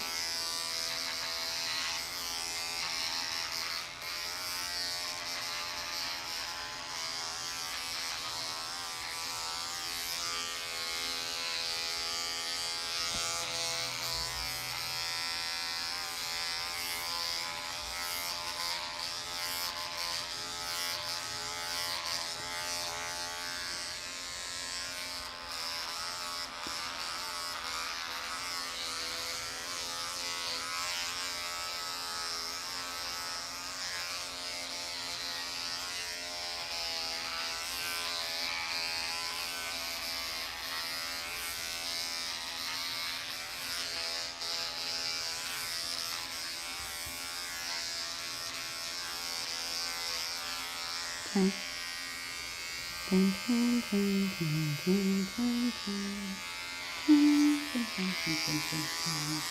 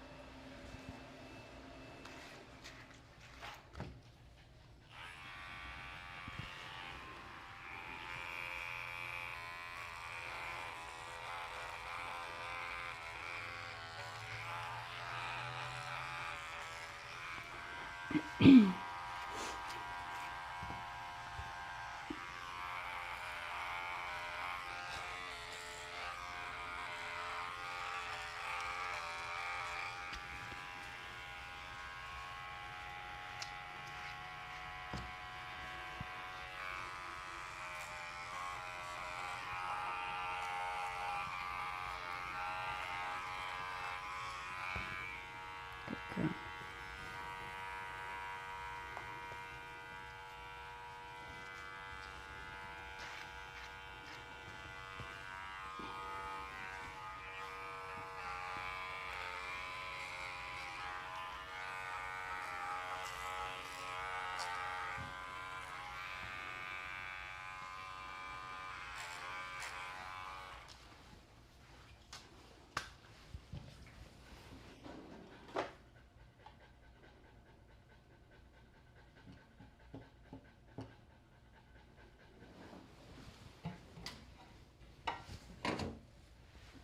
Are you good? Sally's. What's all the panting for? Huh? What's all the panting for? Huh? What is all the panting for? It's just fine. You're just fine, Miss Sally. Yeah. Goofy girl. There you go.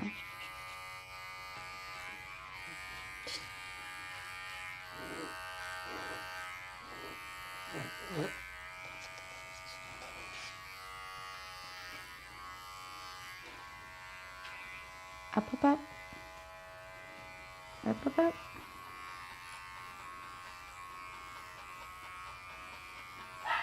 Is Leo just a bath today?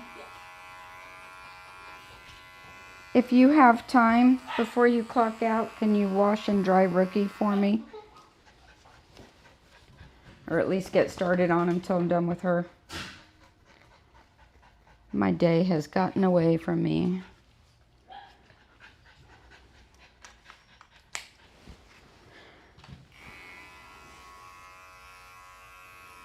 It's partially because I didn't have time for Lola because she was supposed to be here yesterday. And we moved her and squeezed her in. So it's got my day out of whack.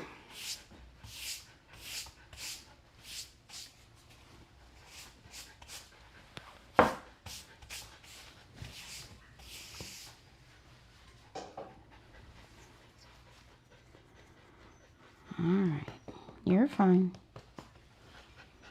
You're fine. Yes, you are. You're just fine.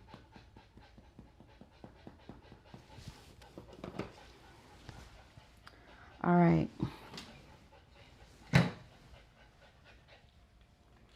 Comb.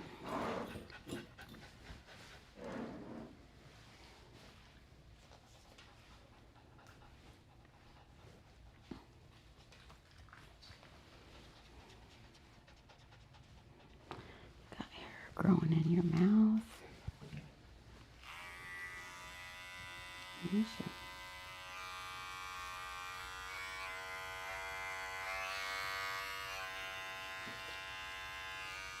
Keep your tongue in. Don't need no oopsies.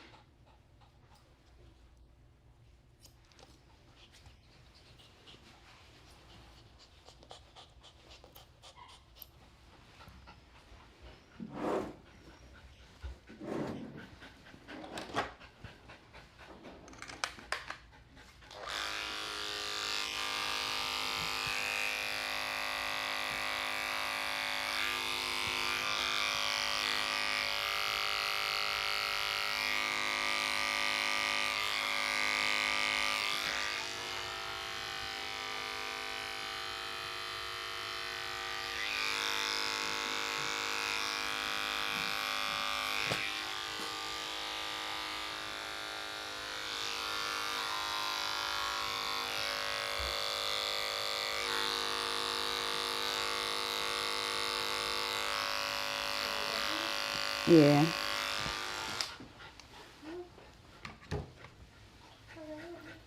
He says I was full of weeds. Can you tell? Did you bring half the yard with you? Thank you.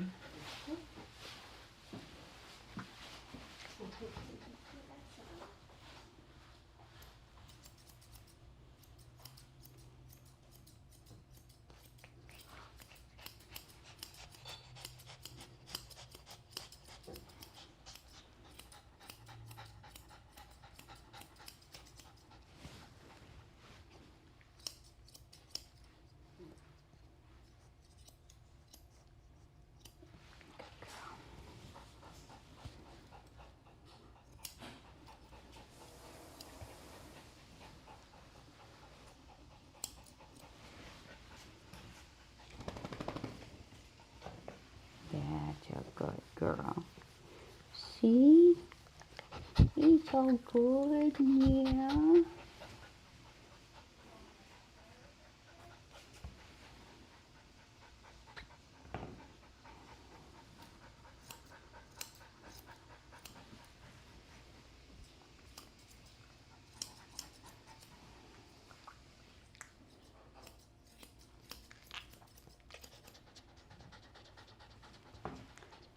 still got hair in your mouth. Ow.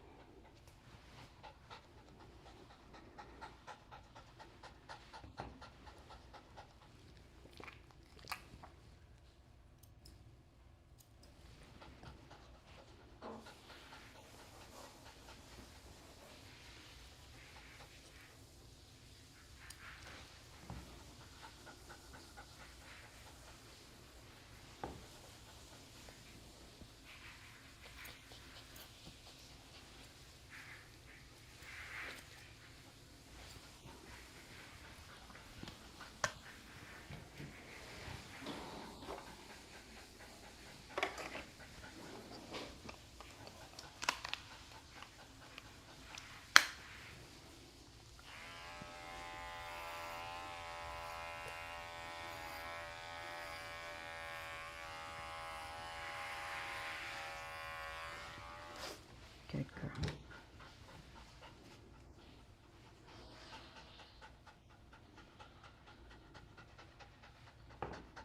That's a good girl.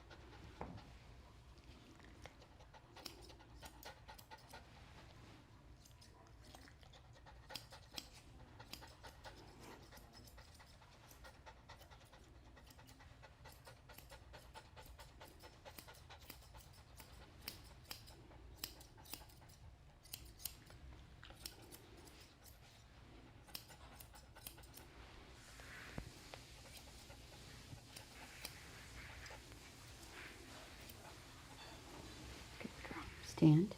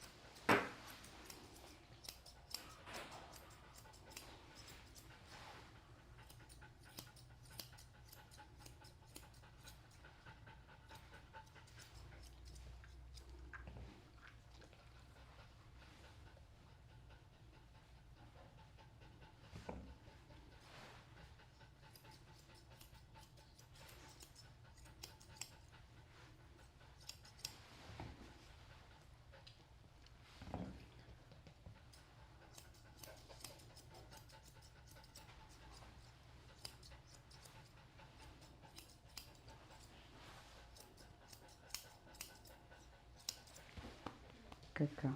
Turn. Turn, turn, turn, turn, turn, turn, turn.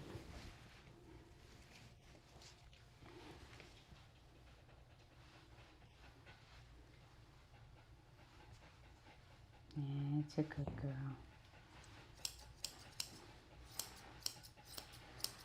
Good girl. Good girl. It is a very good girl.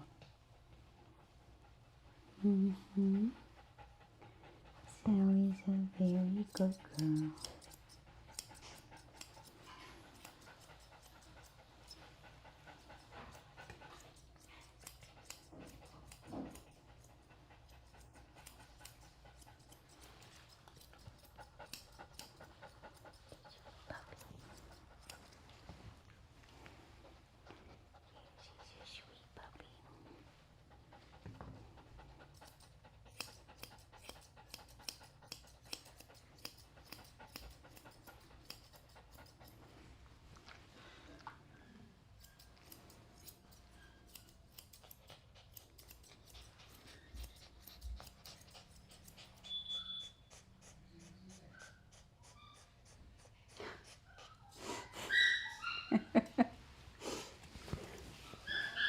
I'm coming, Peyton.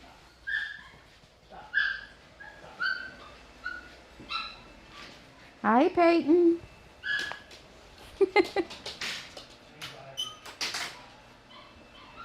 Hi, Peyton.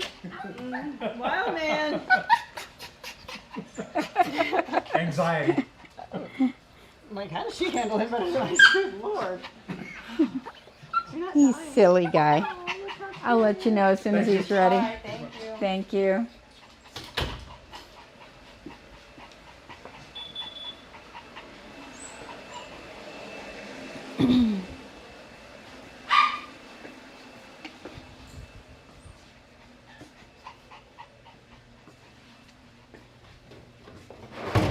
Hey, buddies. How you doing?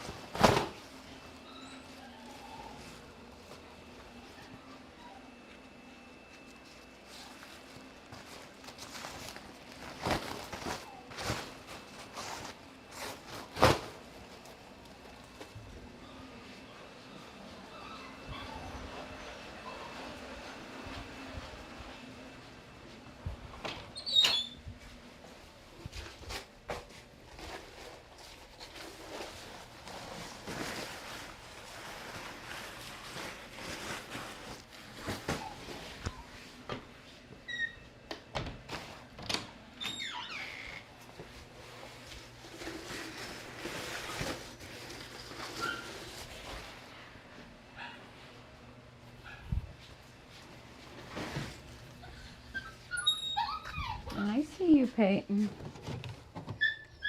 Just 1 minute. Just gotta clean up.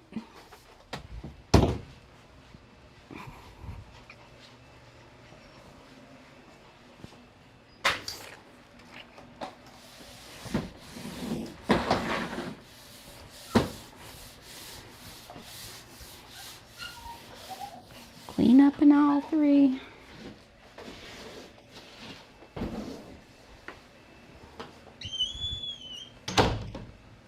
Clean up in all four.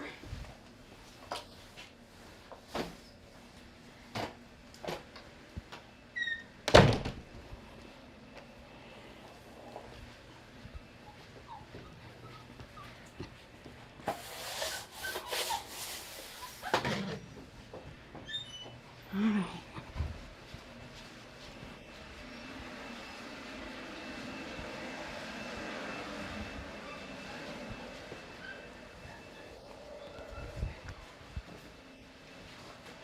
Zoom, zoom. Clean up in aisle 5.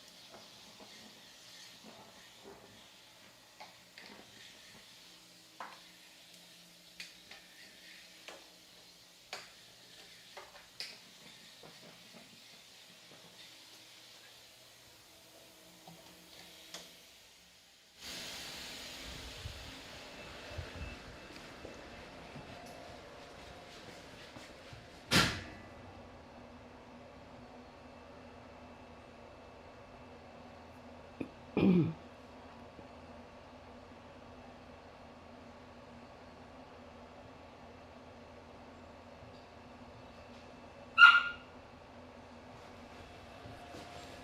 right, Sally, your dad's been texted. Let's finish you up before he gets here.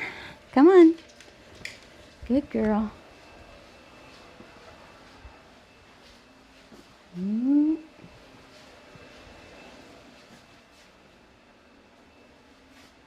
Let's see, are you a 14 or a 15? I bet you're a 14, but I brought both just in case. Yeah, you're a 14. There's no way you're a 15.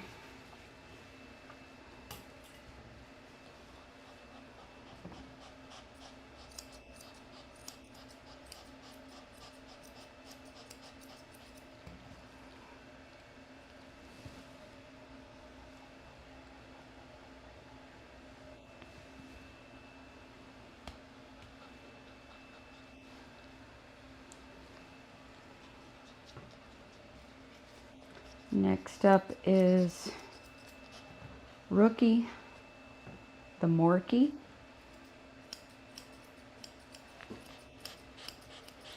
It's already been washed.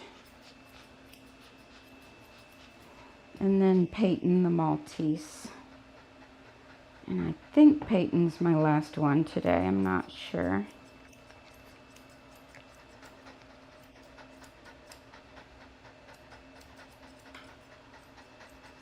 Not 100%.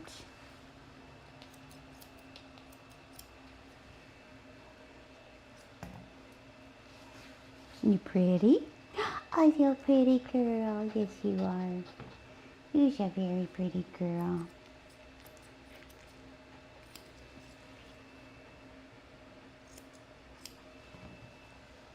Yes, you're a very pretty girl.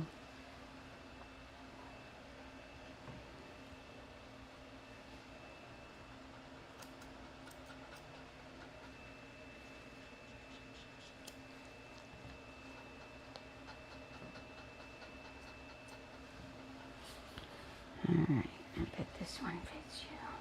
Yeah. That's a good girl.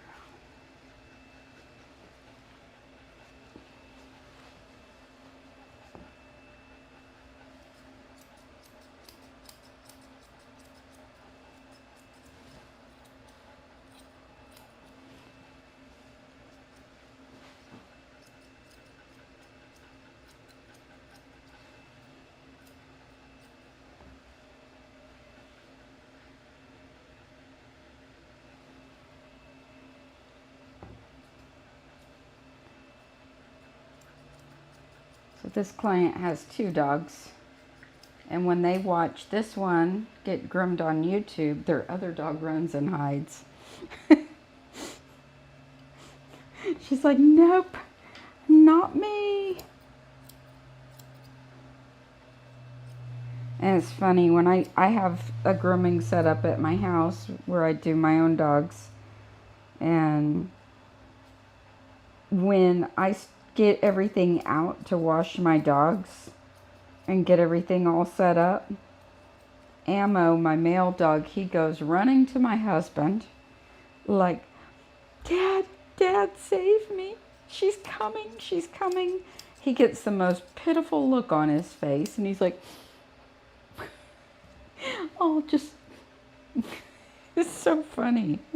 It's like, seriously, dude. I've groomed you since you were 8 weeks old. Nothing's ever happened to you, and you're fine. He's like, yeah, I know, but I'm gonna die.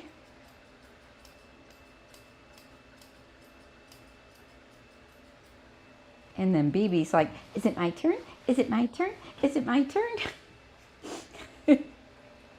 And Gidget's like, just rub my belly.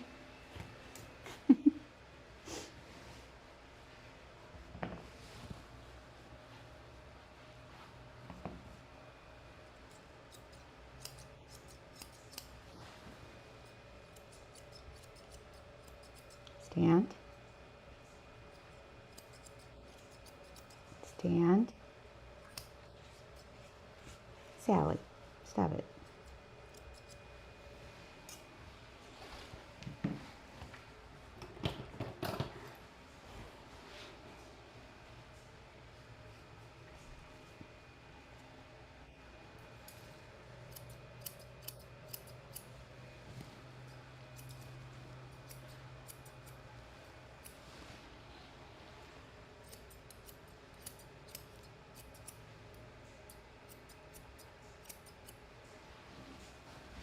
Girl.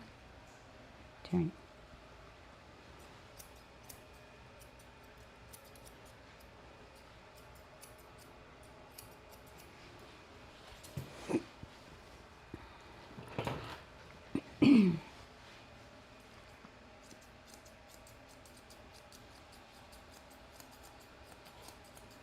Seems like all the dogs have cowlicks on top of their head today.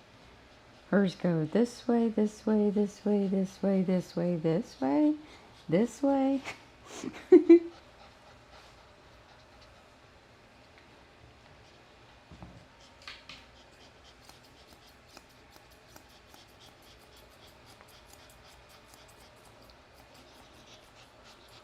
All right, Sally. Good enough. Almost.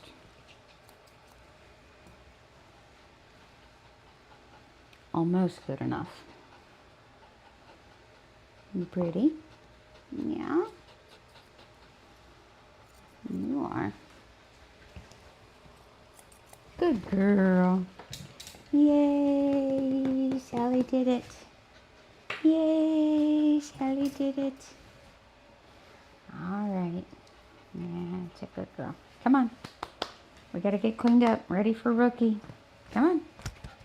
Come on. Thank you.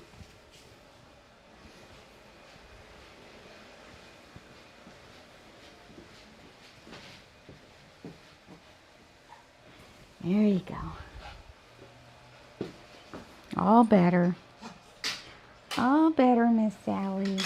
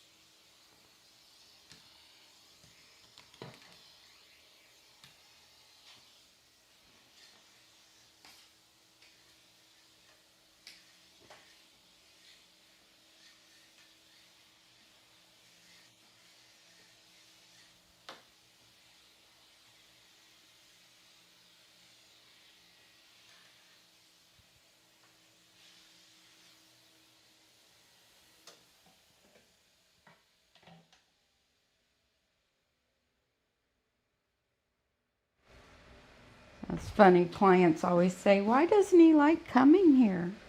It's like, let me see. I have nail clippers. I have brushes. I have combs. I have vacuums. I have high velocity dryers. I have bathtubs. It's like, what's not to like?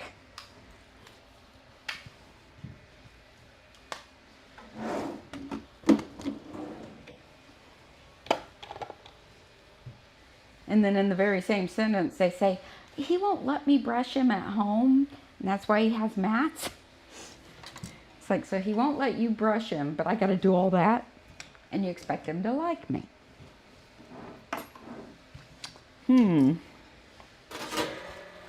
Something's wrong with that picture. All right.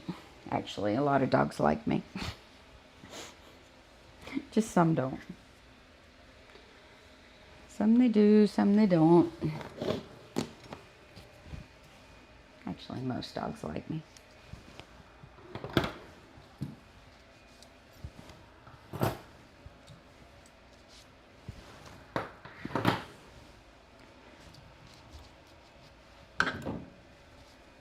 People, not so much.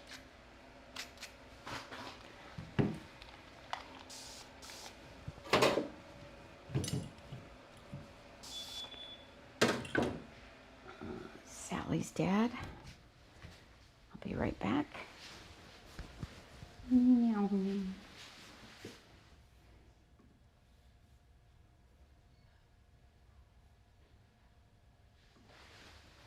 If you are trying to decide on the best haircut for your poodle, you are in the right place. Whether you prefer the everyday styles, fancy pattern trims, retro styles,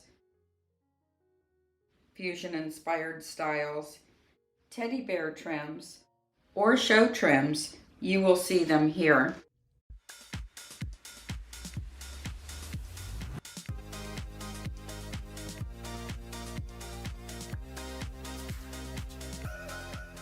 The short lamb trim is one of my most popular hairstyles. It is easy to maintain and they're short but not too short.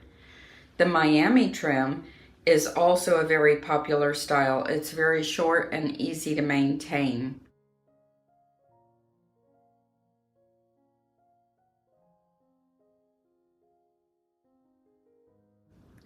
The Desi trim is a very fancy trim. It was designed by Liz Paul, who was a 3-time International Groomer of the Year.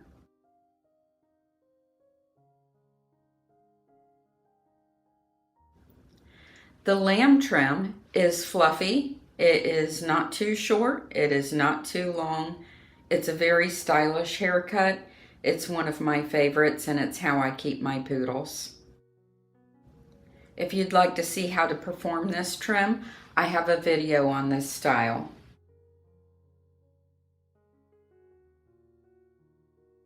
The Dutch trim is also a very fancy trim. It's an old school trim. Back in the 60s and 70s, nearly every poodle wore the Dutch trim.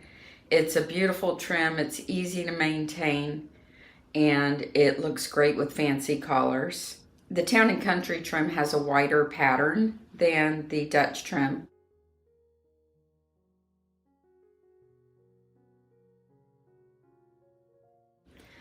The crisscross Dutch is a little bit sharper in the lines. The lines are thinner and it is also very cute.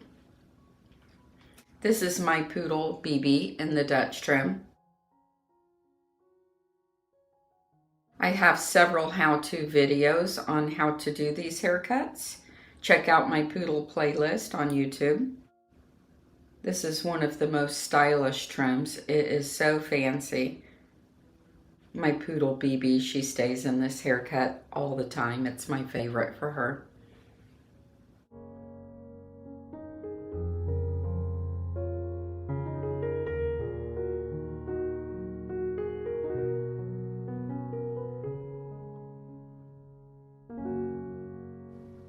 The Sweetheart Dutch is also very pretty. It can be worn with a neckband or with a full neck. The Saddle Dutch is a retro style from back in the 70s. This is my poodle BB in the Saddle Dutch. It's very, very cute, very stylish, lots of flair. You will definitely get comments everywhere you go if your poodle's wearing this haircut.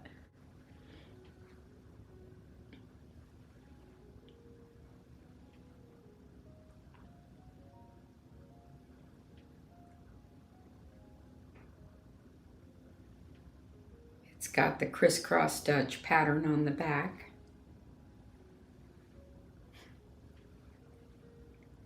BB loves to show off.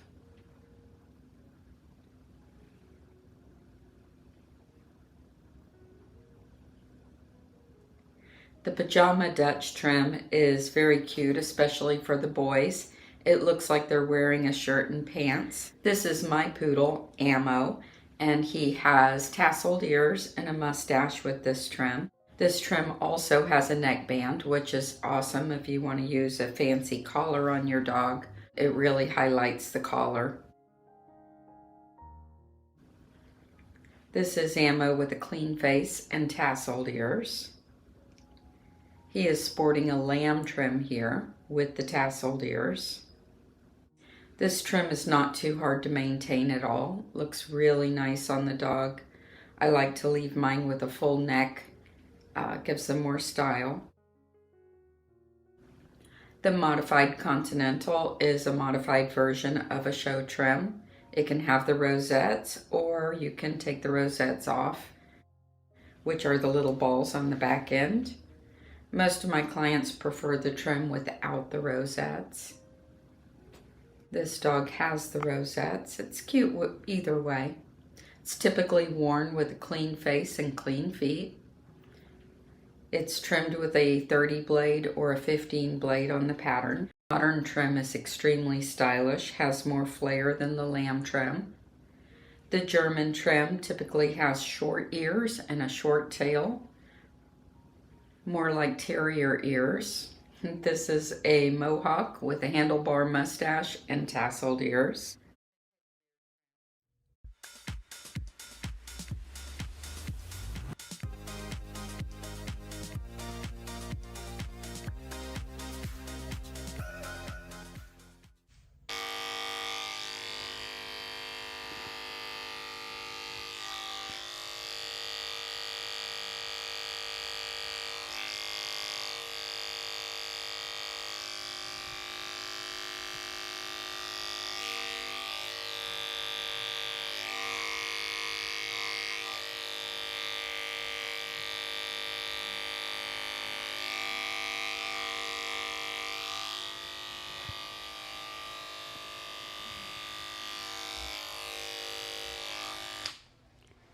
This is Rookie. He gets a fusion inspired style with a very short body and flared legs.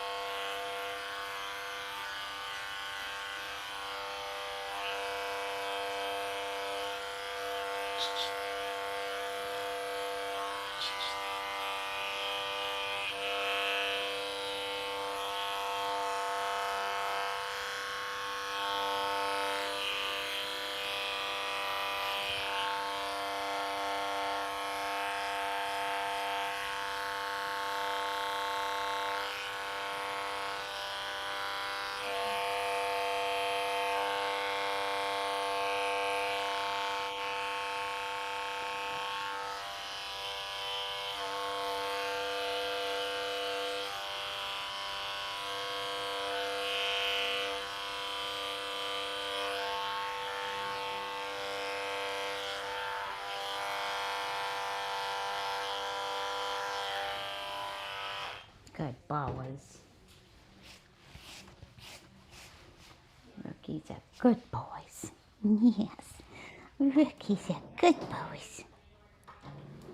He's a good boys.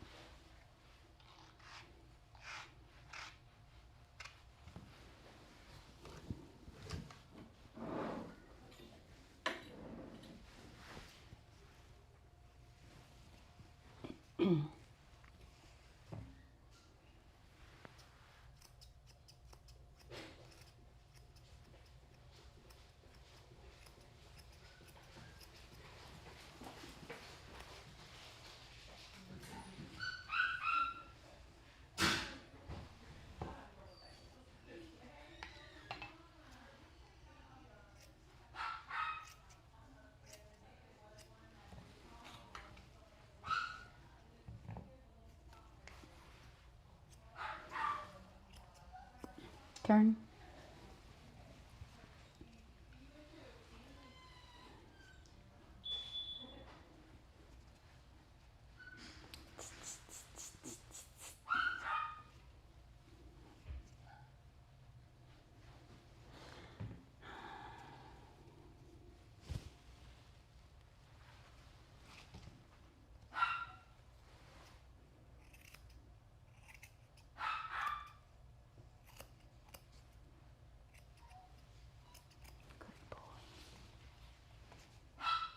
No, you need to stay the other way.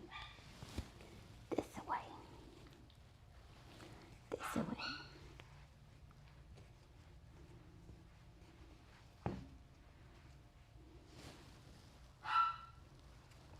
Stay. No, don't twist around. I needed you the other way. This way.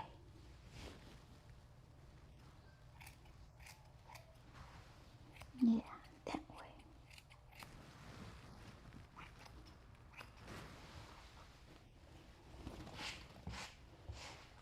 Okay, that way.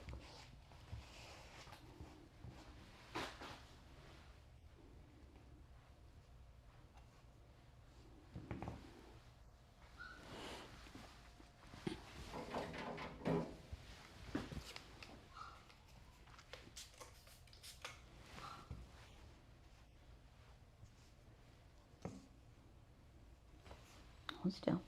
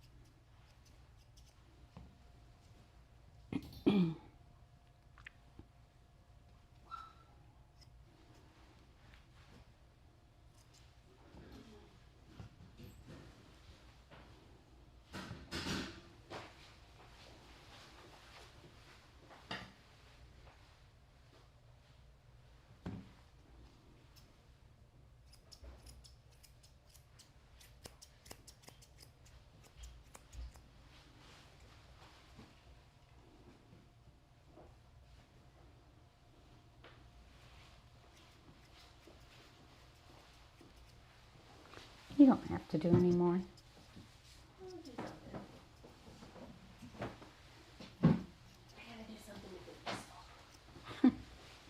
Well, thank you.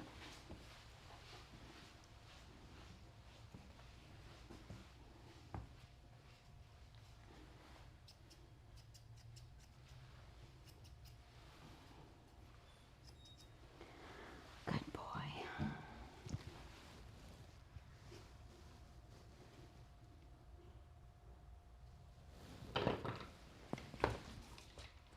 Okay, so Rookie's head is always tricky because we build more hair into the ears so that he can have bigger ears. Otherwise, his ears would be really wispy.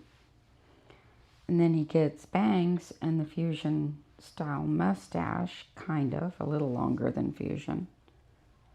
But if we comb this hair here forward, it's real long.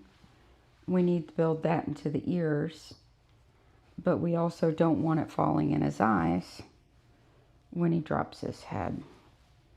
And if we comb it forward and trim it, it looks chopped, like all over the place.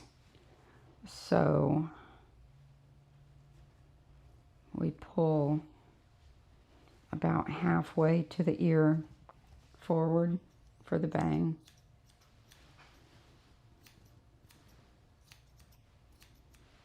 And then we just keep playing with it to see what's going to pull forward. So I'll do some before I do the mustache, some after I do the mustache. Let's see what we need to do with it. So a lot of the fusion trims, we take the chin really, really short. We keep a little bit of length on his chin. And then the hair is growing long from right about here back. So it's a little further back than the corner of the eye.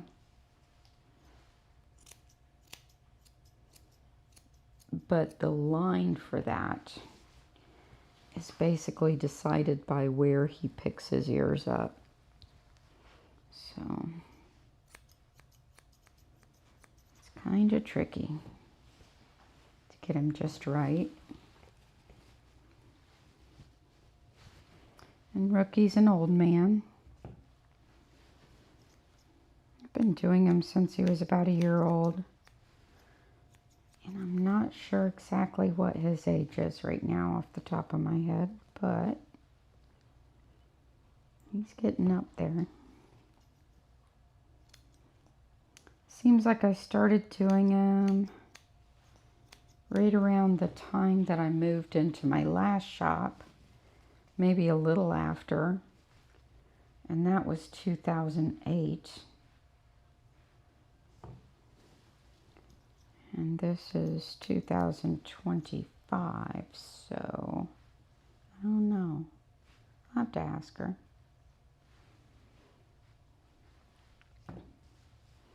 That seems about right, though.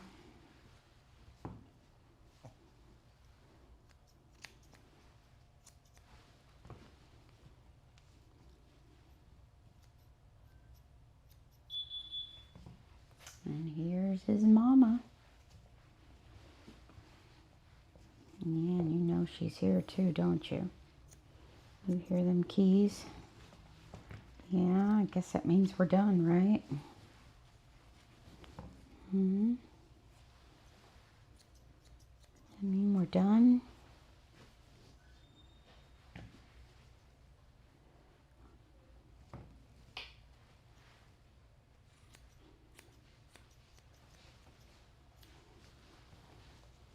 He'll be done by the time she's done checking out.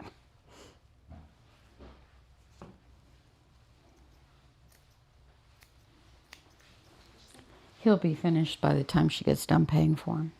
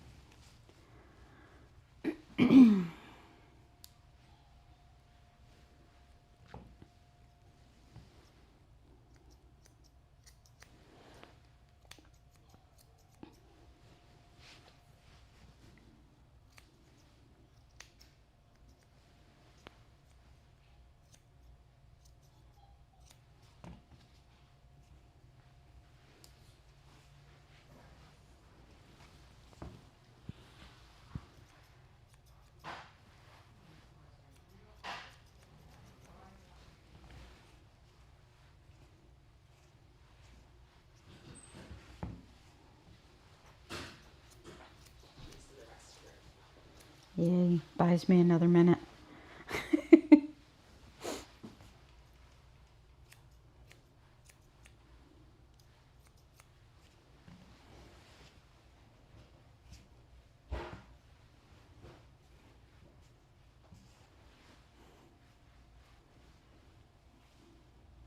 Alright, you need something to wear. What are we going to put on you? Oh, yay.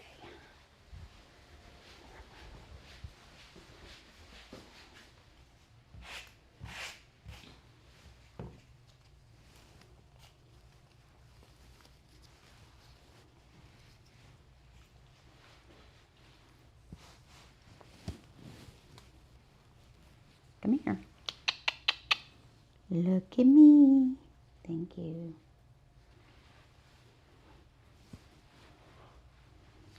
Isn't he cute? So cute.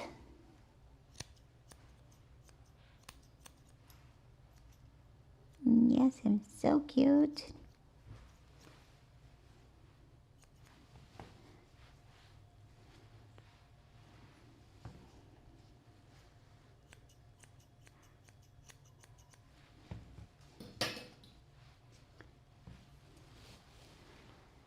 One of the nice things about these streams is customers can get a really good look at these styles. Instead of just seeing pictures, they can see like 3D. All right, your mama's back. Say goodbye. There he is.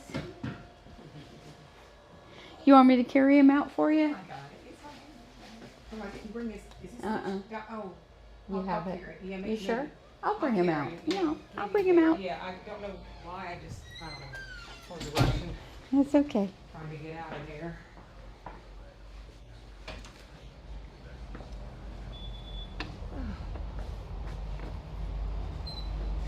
Never feel like you're in a hurry to get back. He can stay as long as he needs to. Oh, I appreciate it. It was traffic. My God, I'm just kind of right over there, but it was like no one had come busted in. Yeah, this traffic's horrible, isn't it? I appreciate you changing times. No problem. I'm glad to help her out. No problem at all. Yeah. Glad I was able to do it. Worked out There fine we for us. go. Hey, Booger. Hey, Booger. You good boy? Thank you so much. Thank you so much. Happy Thanksgiving.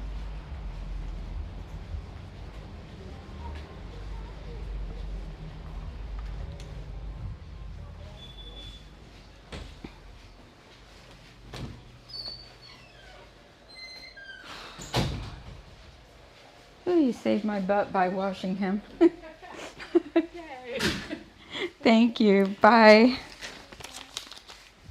All right. Clean up. Did you split his? Oh, shoot. Here. Thank you.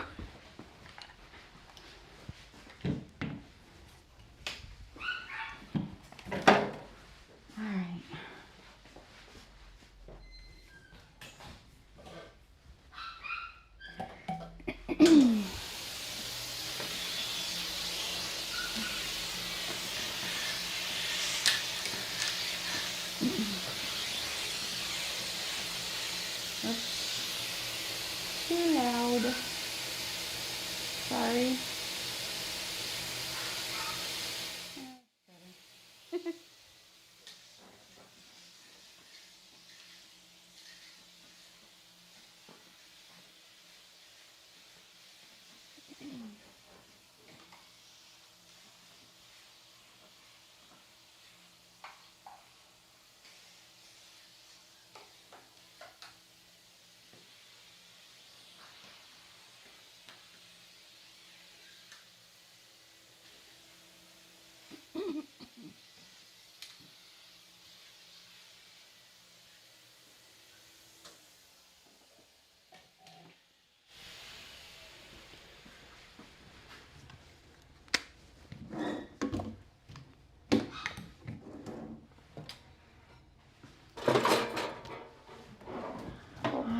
Peyton is the last dog of the day.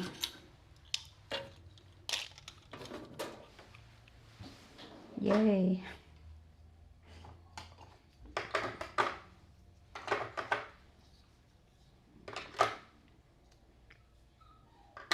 And I did about 2.5 hours worth of cleaning this morning, so my job this evening for cleaning is going to be easier. I dusted, I vacuumed the shop from one end to the other, cleaned glass, all kinds of stuff. Did a ton of laundry.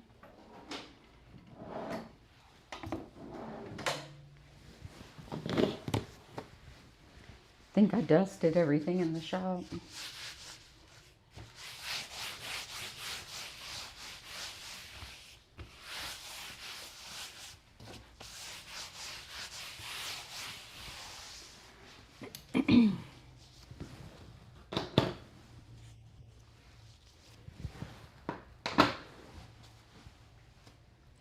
There's never a shortage of things to do around here.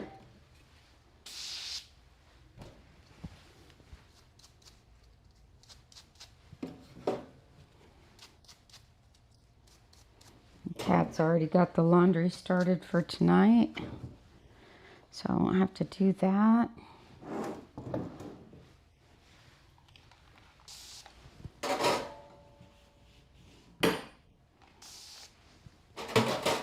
Alrighty. Mr. Peyton. We're gonna use this and this.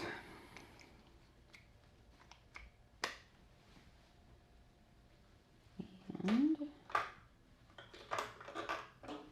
not that.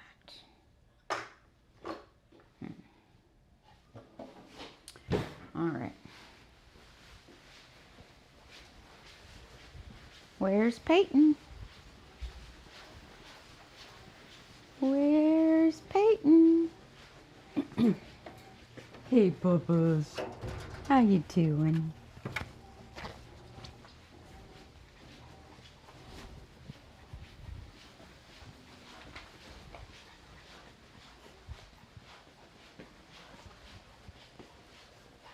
I took the cutest picture of him this summer. It was like, oh my gosh, so cute. It's one of my favorite pictures I've taken this year.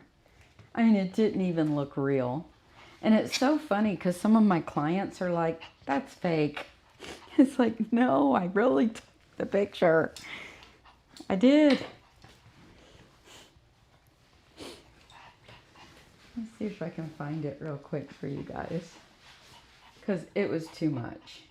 Let's see if I've got it up.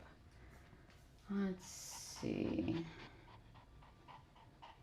I think I put this one on Facebook.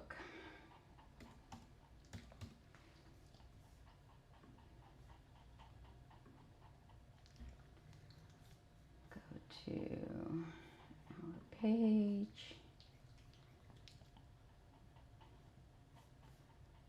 Come on.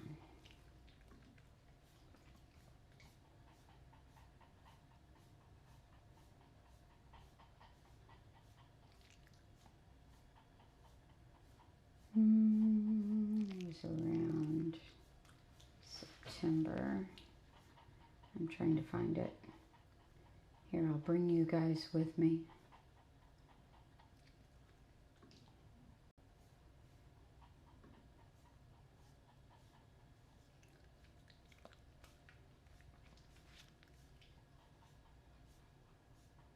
It's on here somewhere. Hold on. I really want to show you guys this picture. Actually, I could do it easier this way, couldn't I? Maybe not.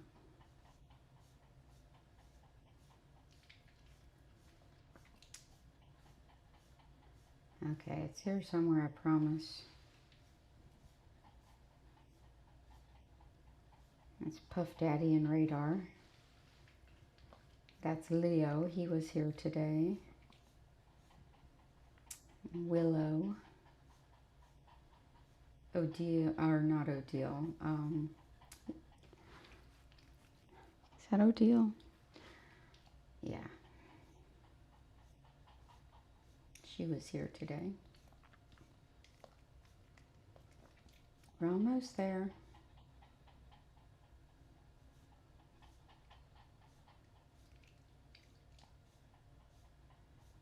Better be here. There it is. Look how cute that picture is. And it shows his blue eye. He has a blue eye. Isn't that cute?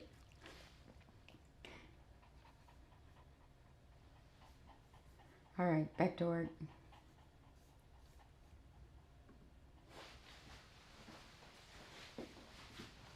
That was just the cutest picture ever. I just loved it. Yes, I did. Yes, I just loved it.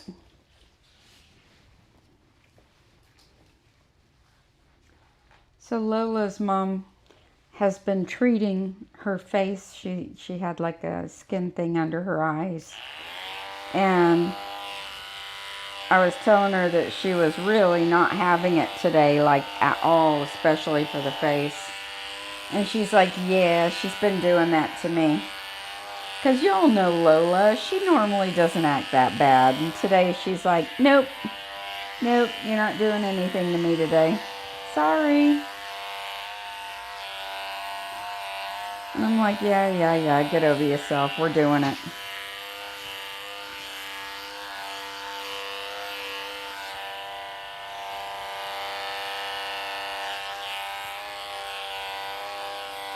And she's like, all I'm doing is wiping it and putting the Q-tip with the medicine. And she acts like she's dying to get the Q-tip put on her face.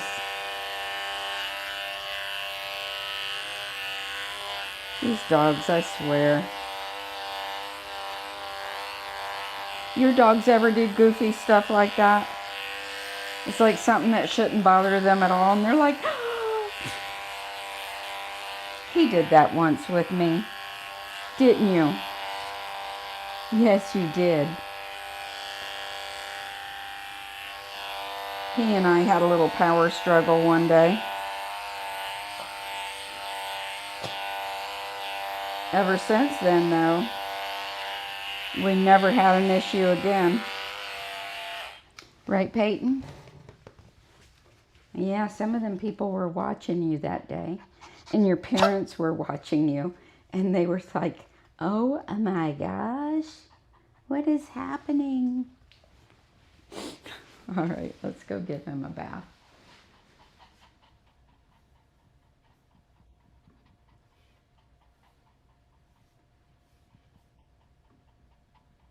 To the tub.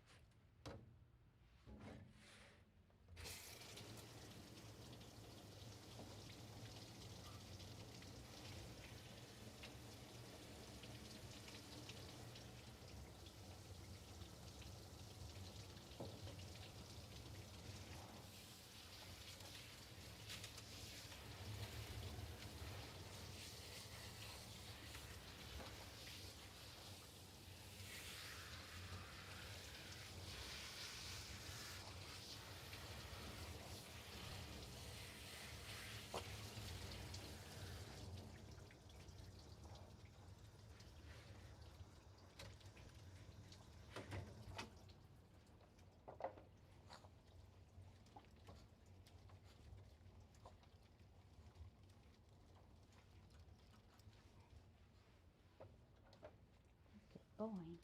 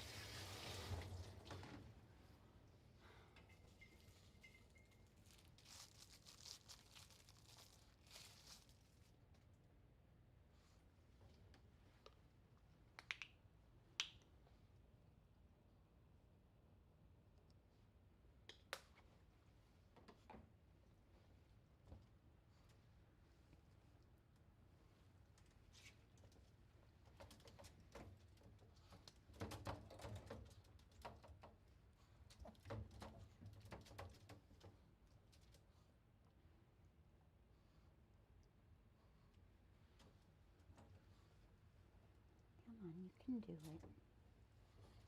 You can do it. It's all right. He's like, nope. You're the first one that won't let me brush your teeth. Come on. Look, I'm not trying to hurt you. Look, see? I'm not trying to hurt you, see? Look, look, look. See? Tastes good, doesn't it? Peyton. Peyton. I was just bragging on you. Come on, you can do it. Look. It's not gonna hurt you, see? Oh, it's not gonna hurt the baby. It's not gonna hurt the baby. Let's see. No? No? Here, bite this end. If you bite this end, it'll brush your teeth. Come here. See? Look. Peyton. You're bratty. You bratty, Peyton. You bratty, Peyton. Yes, you are. Look. Just smell it. Look. You smell it?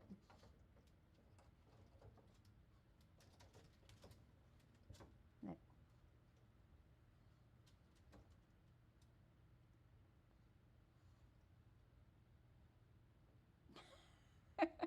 I don't think we'll be brushing your teeth.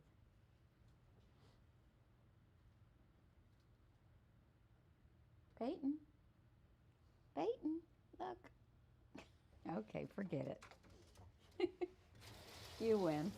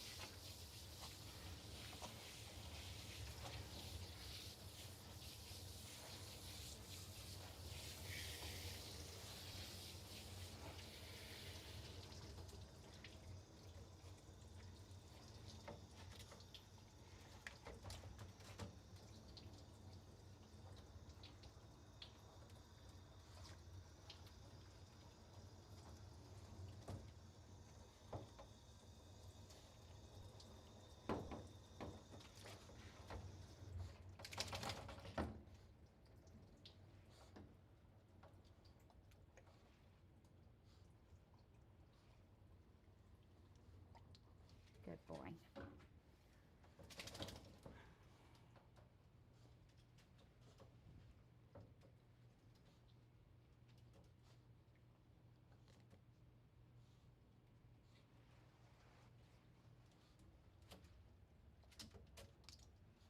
It's okay.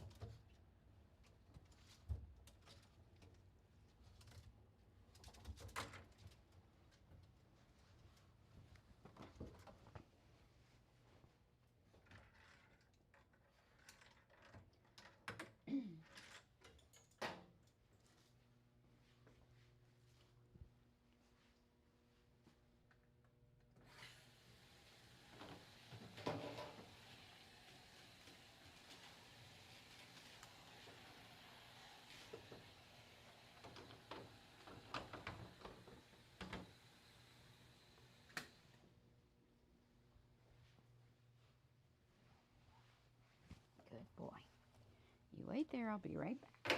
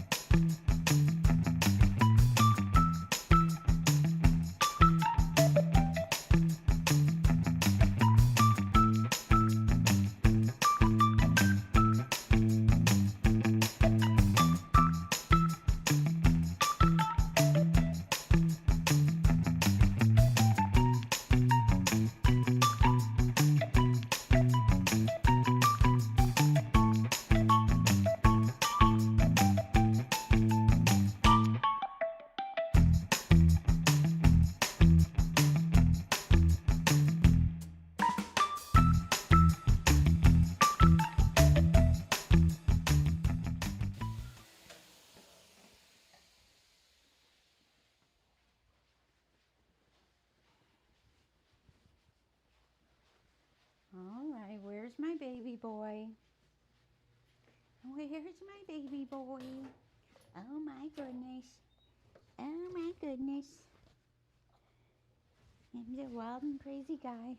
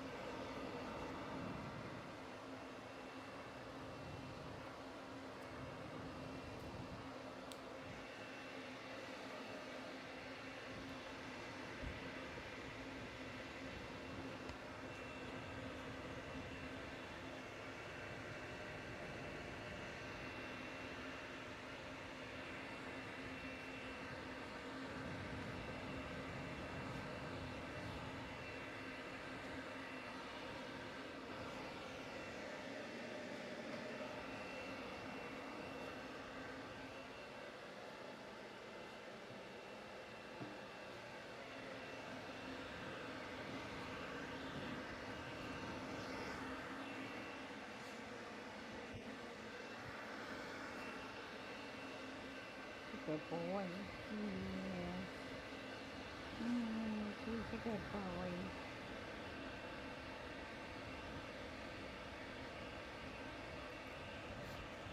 He's a good boy.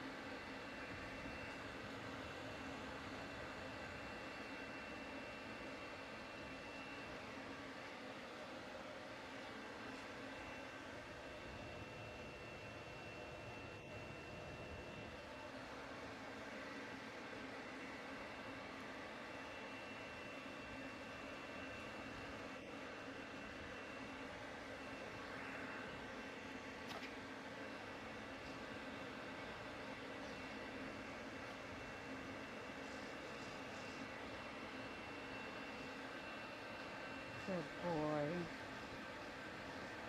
That's a very good boy.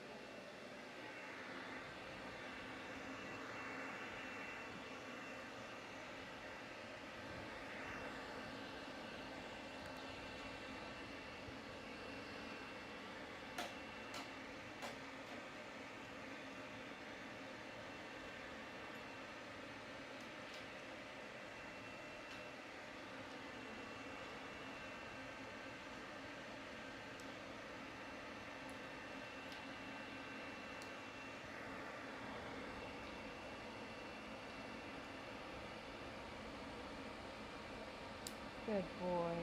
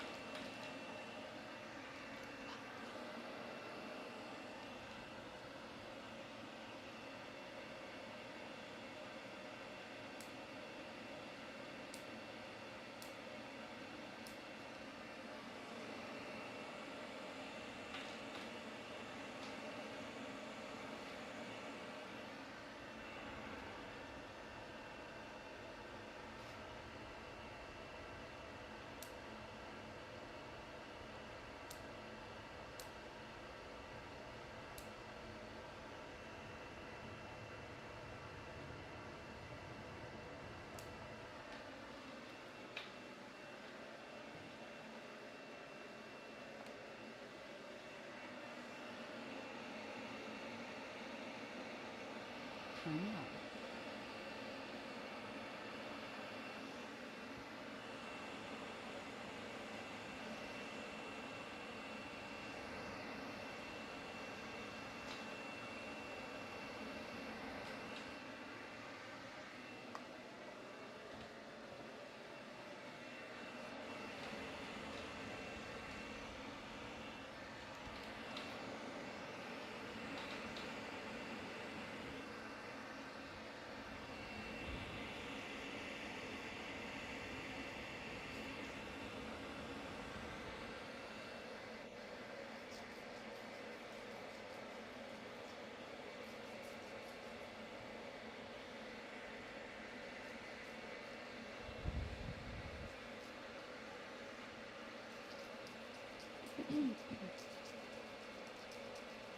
Good boy.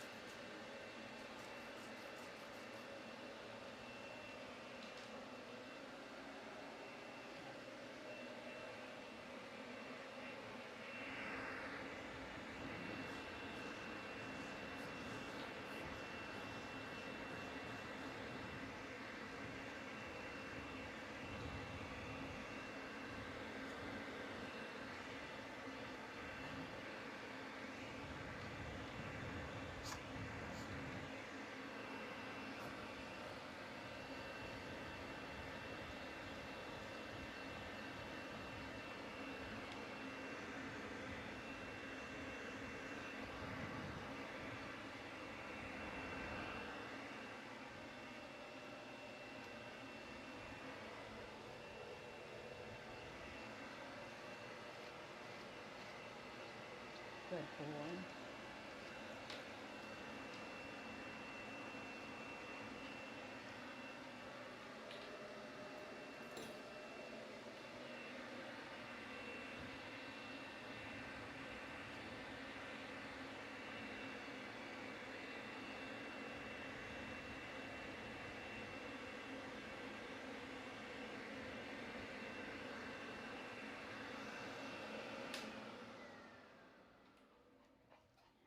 Good dog.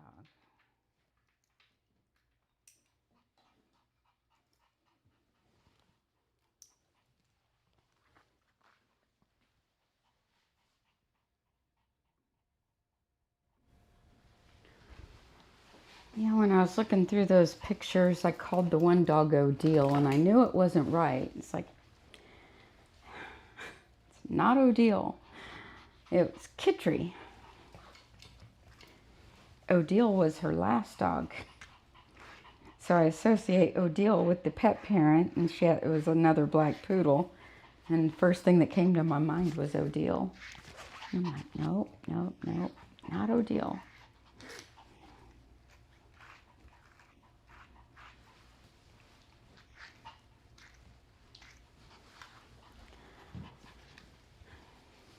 And it breaks my heart looking at those pictures because I love doing the photography. Like, I love, love, love it. It's like Christmas time to me to do the pictures. But I lose so many clients. I was just thinking while I was blow drying him of 3 I lost this summer because they got one picture like in May. They got a picture in July, and when they came back the next time, they didn't get a picture.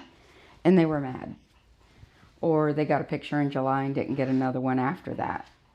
And they're like, no picture this month? And I'm like, no.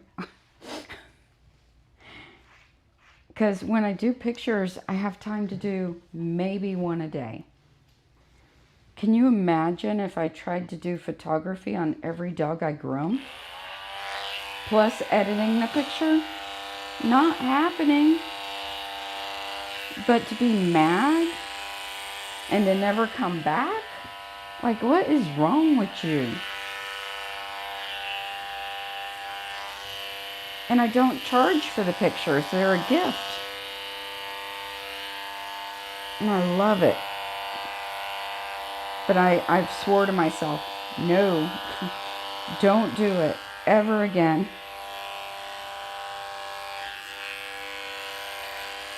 And it's happened to me before, and I sucked it up and bought more equipment, and I'm like, let's try it again. Maybe it won't be so bad this time. It was. Not all of them. I mean, a lot of clients understand, and they're patient, and they're like, oh, I got a gift.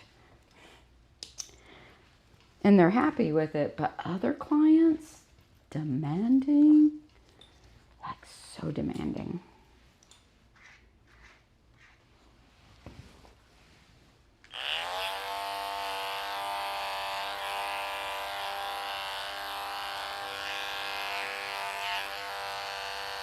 But I see their point. If you come to a business and you get something, you would expect that's part of the service all the time, you know? But if you've ever had pet portraits done by a photographer that are basically the same quality as mine, you find out how expensive they are.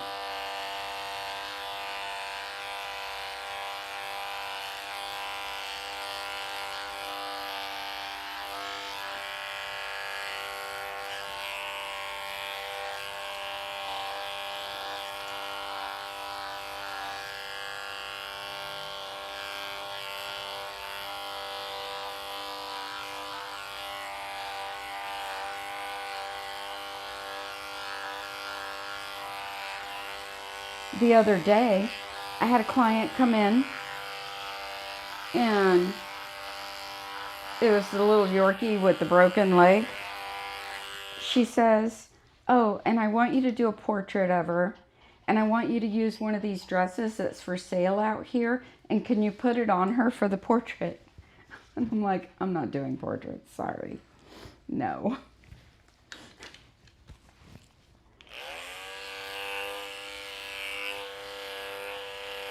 In addition to the haircut, for the price of the haircut,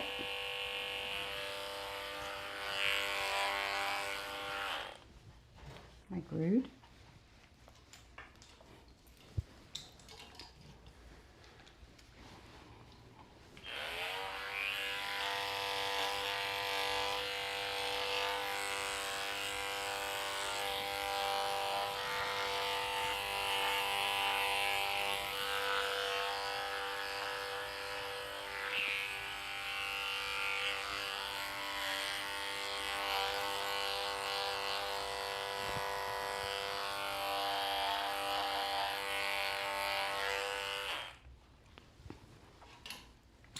Good boy. See, you're being very good now. Yes, you are. You're being very good boy.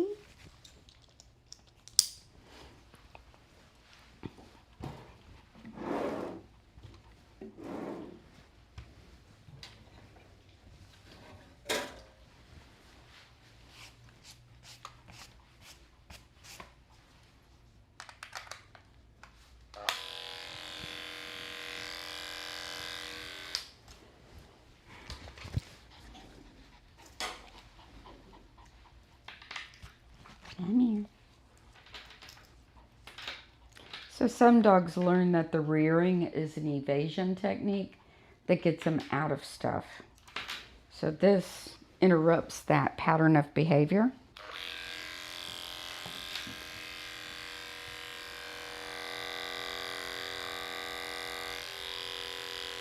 Good boy.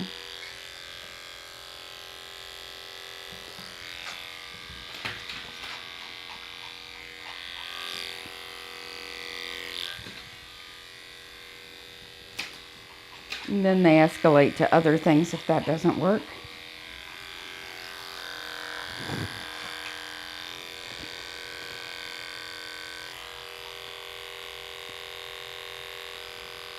Good boy.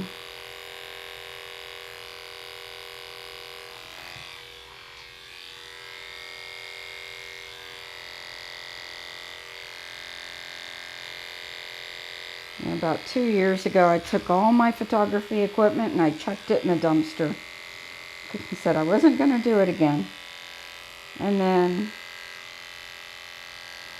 in May, I'm like, you know what? Since I'm not live streaming, I could do photography. Maybe it'll be okay this time. So I bought all new backdrops, all new frames for the hang the backdrops, all new props. And then in the end of July, early August, it all went back in the garbage. Like, chucked it all again. Like, nope.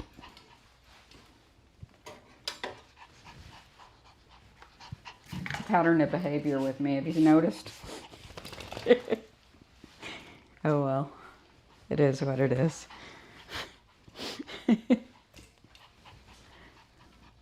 Oh well.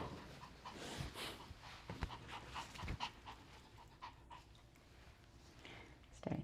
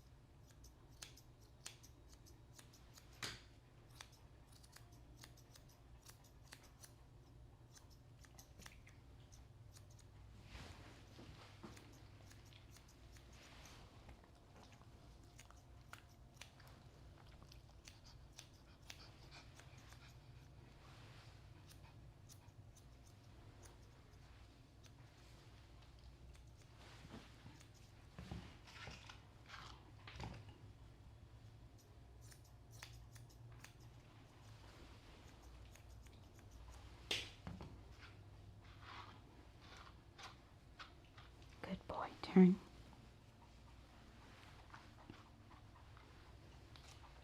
See, you know how to be a good boy. You just don't like those clippers, do you? You don't like anything that makes noise, do you? Such a sensitive boy. Yeah. You're a sensitive boy. Yes, you are. Miss Suzanne loves you. I do. I love your silly self. I love your silly little self.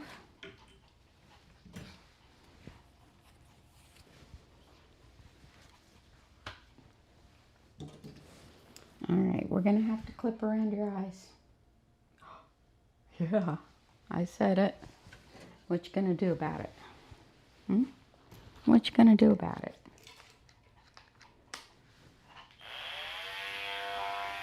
There we go. Ready?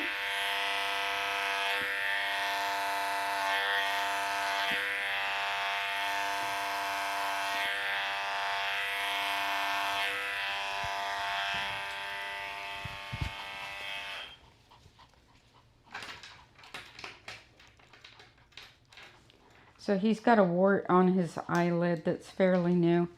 That's going to make trimming under that eye tricky.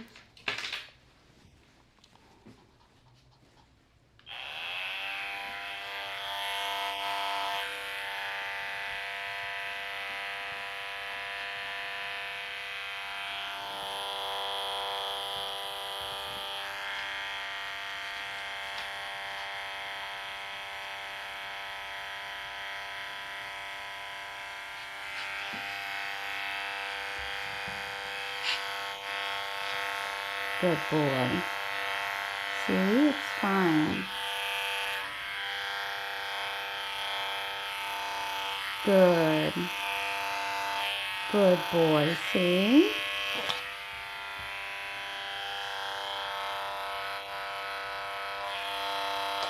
Good boy, you're all right.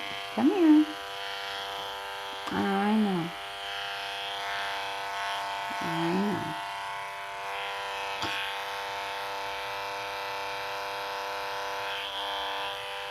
Good enough. Now we're going to do your belly.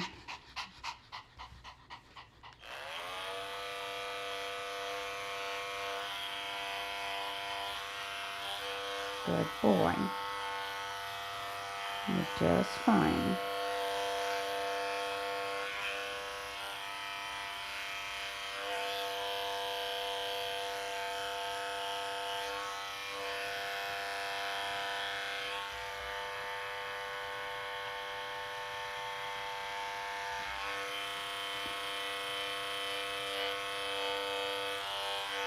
Good. Yes, you're just fine. Nobody's hurting the puppy. Nobody's hurting the puppy. No. Off. I need to turn you around.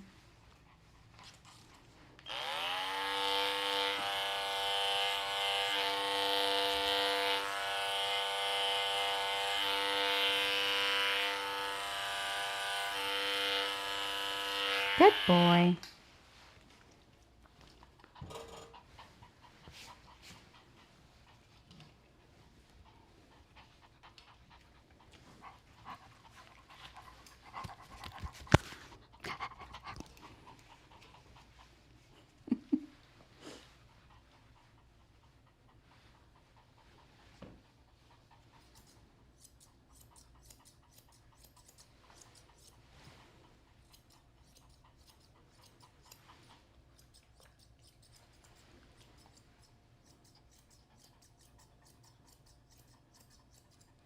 So sometimes people ask, well, wouldn't it be better to just use blunt tip scissors around the eyes like that?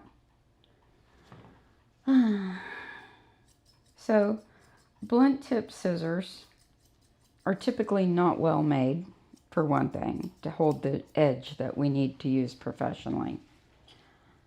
They're sharp all the way to the end, they're just not going to stab you, right? But they're sharp all the way through, so they'll still cut. And they need to cut all the way to the end in order to do the trimming. And then to get it as close as you need to get it for what a lot of pet parents expect, it's not going to do that. It'll just snip the hair out of the corner of the eyes and that's it. And a lot of pet parents want it to last for 6 weeks. If you have a dog at home and you're doing your dog at home and you want to just trim the corners of the eyes once a week, that's a great plan. But, I mean, the toothbrush didn't make any noise and he wasn't having that either. So, you know, it's just, I find overall for most dogs, the clippers are the safer option under the eyes, depending on what we're trying to achieve. Now, of course, there's certain dogs that I leave a little bit of a fan in front of the eyes, or I want most of the hair on the bridge of the nose for whatever reason. You know, just depending on the style that I'm doing and the individual and so on, that scissors are fine, then that's actually better than the clippers. But overall, I find the clippers to be the safest option around the eyes. So when they will let me do it, that is my preferred method, as opposed to scissors, blunt tip or not.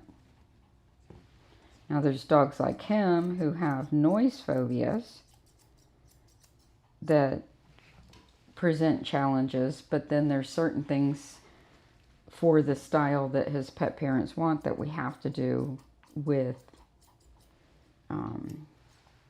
clippers.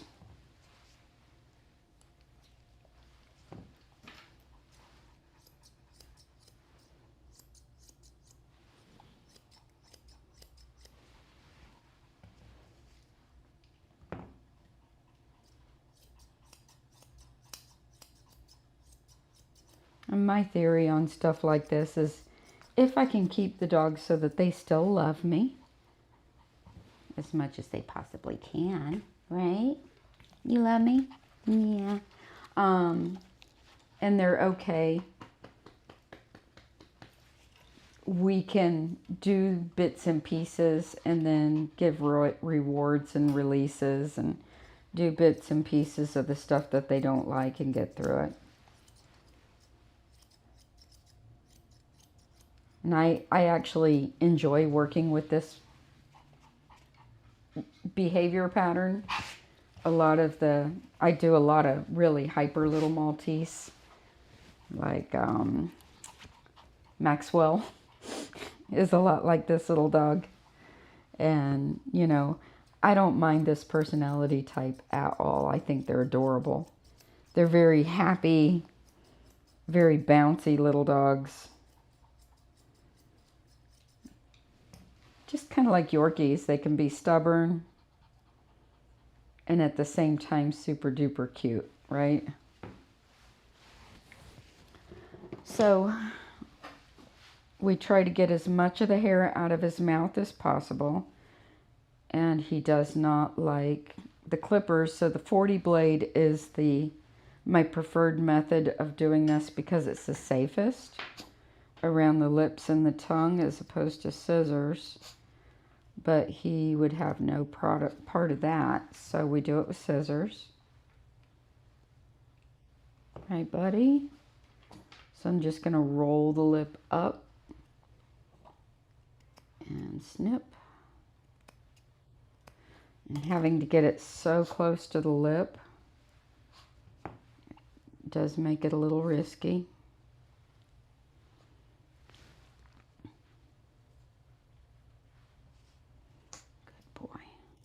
I know.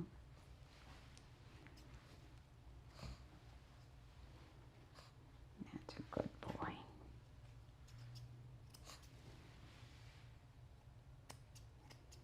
And you notice I piece in the clippers, so I do some clipper work and then I go and do some scissor work and then I go back and do some clipper work and then I do some scissor work.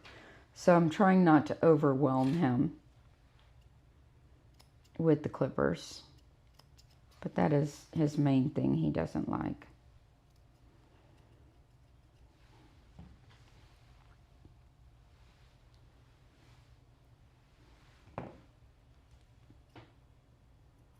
And rather than blunt tip scissors when I'm doing this, I like my little Fusion Curvies, because when I go in around the eye, the scissors curving away from the eye.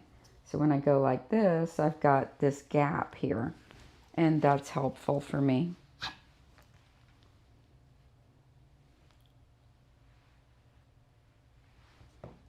Good boy.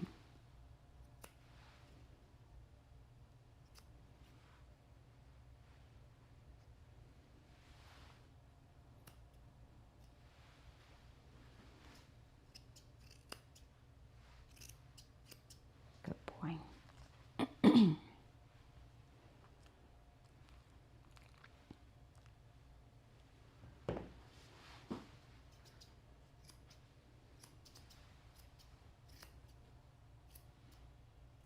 Good boy.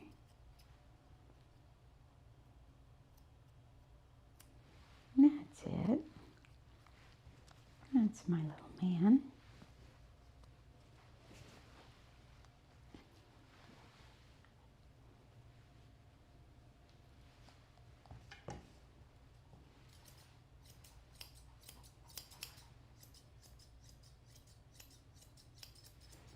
And the other day we were talking about dogs have to know that you genuinely like them. And that's something I try to make sure, especially dogs who are nervous about stuff like this. I try to make sure that they know that I genuinely like them. Either by reward systems like Lola earlier with her ball, or, you know, just a really good happy-go-lucky minute at the end of the groom. Good boy.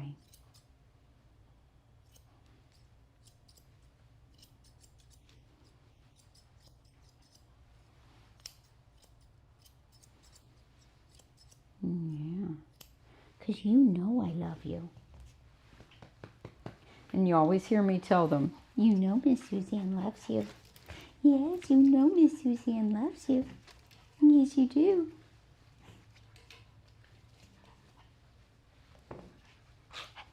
Don't you?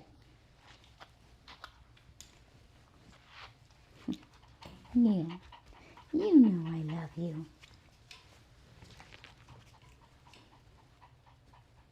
And it's true, because I do.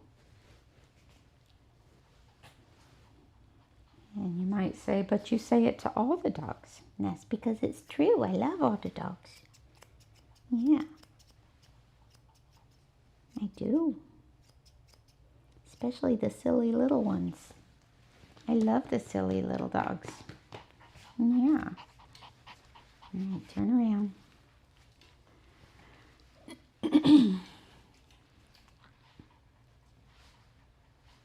They're my favorites.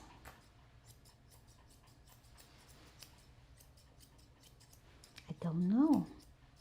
I just don't know. No. Are you my favorites? You are. You're one of my favorites. Yes, you're one of my favorites. Yes, you are.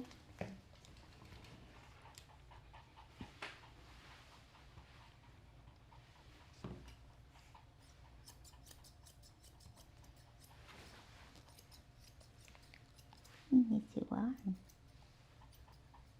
It's a good boy. Are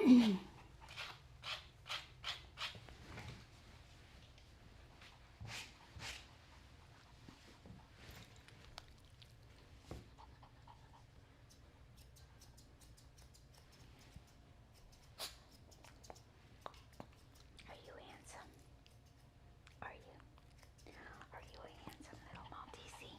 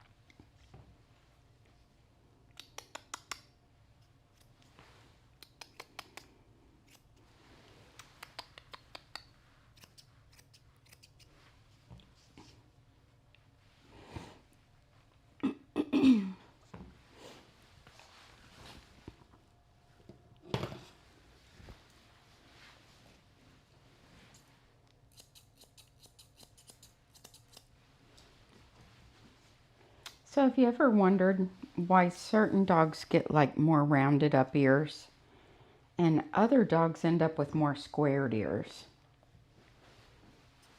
One of the big factors is the texture of the ear hair.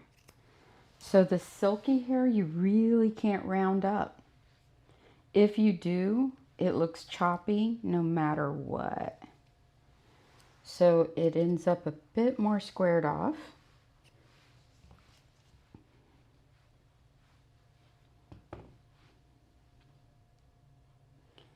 And the curlier types of hair, you can blend up and round out.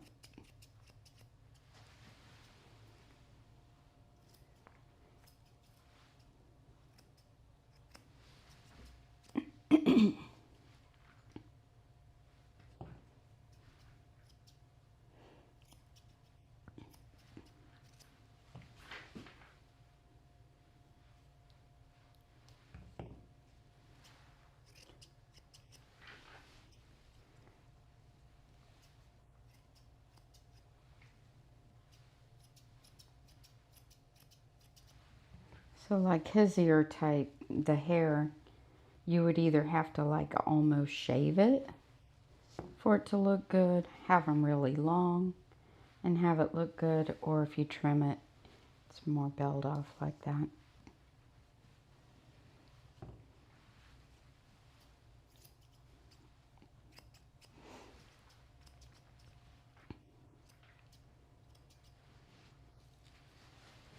And that's something I've been working on with my website, is hairstyle inspiration and tips, or not tips, but ideas. And so I've been kind of doing some general ones and stuff broken down by the different breeds. But I want to add to those and build on them. So it's like breed by breed with more specifics like ear styles and face styles and all that. One I'm going to attempt to work on this weekend is a doodle pricing page with the doodle haircuts basically, but it's really hard to price your doodles because there's so many varying sizes, weights, and types of coat that there can be such a huge variance in how much we charge for them. So, you know, I've talked a lot about the doodle I refunded a few weeks ago. but he was way underpriced on top of it because he was an 18-pound doodle. But I kid you not, this dog is on my table about this tall. So while he's 18 pounds, there's a lot of body with a really thick coat and a lot of hand scissoring.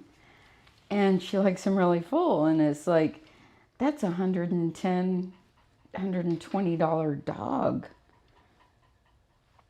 And she's paying $85, which I charge for this because he's an 18-pound dog. And I'm like,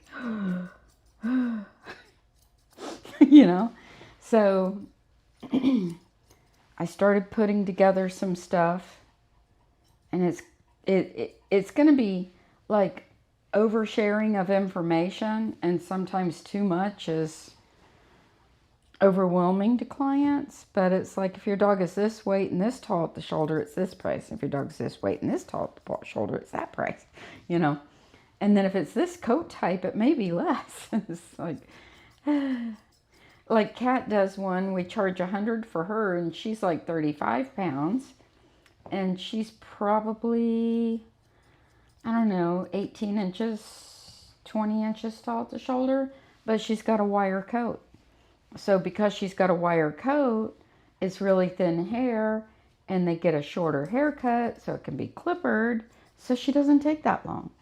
But if it was the same size doodle with a thick curly coat that was clippered, it would be $120, $125, because of the drying time, the scissoring time, this and that and the other thing. Even if it were clippered, it would still require a lot of scissoring, you know. So some shops like to charge by the hour, and I kind of have my prices set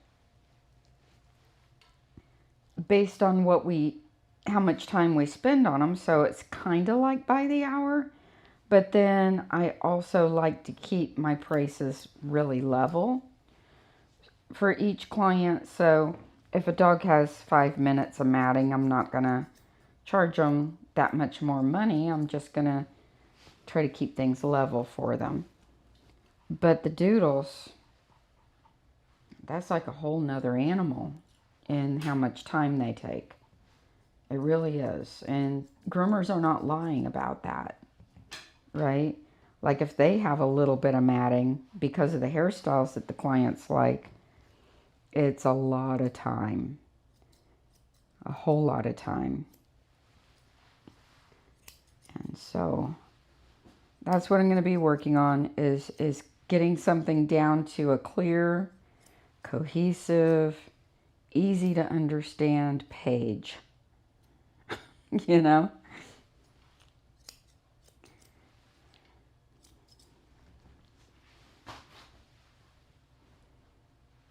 So I started putting it together. I'm kind of excited about it now because I've been thinking about it, and it's like, okay, how am I gonna put this together? You're doing very good. Yes, you are. Doing very, very good. I'm very proud of you.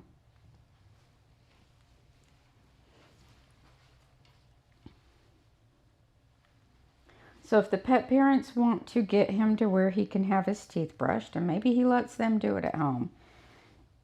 It's the first time I've attempted it with him here, and it's now part of the service. But if you want to introduce the toothbrush to him, what I would do is I would get a toothbrush and maybe start brushing his mustache with it, just to get him used to it coming at his face. Have a second one, you could put a little peanut butter on it, let him lick it off.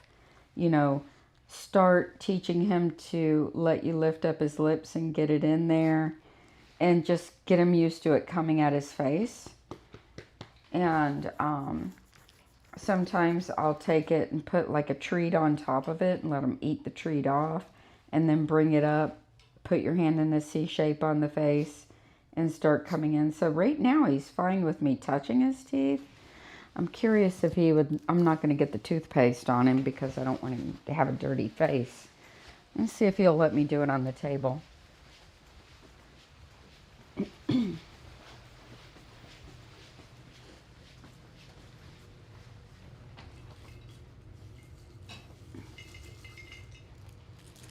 could have been just like, what the heck are you trying to do to me now, lady? Huh?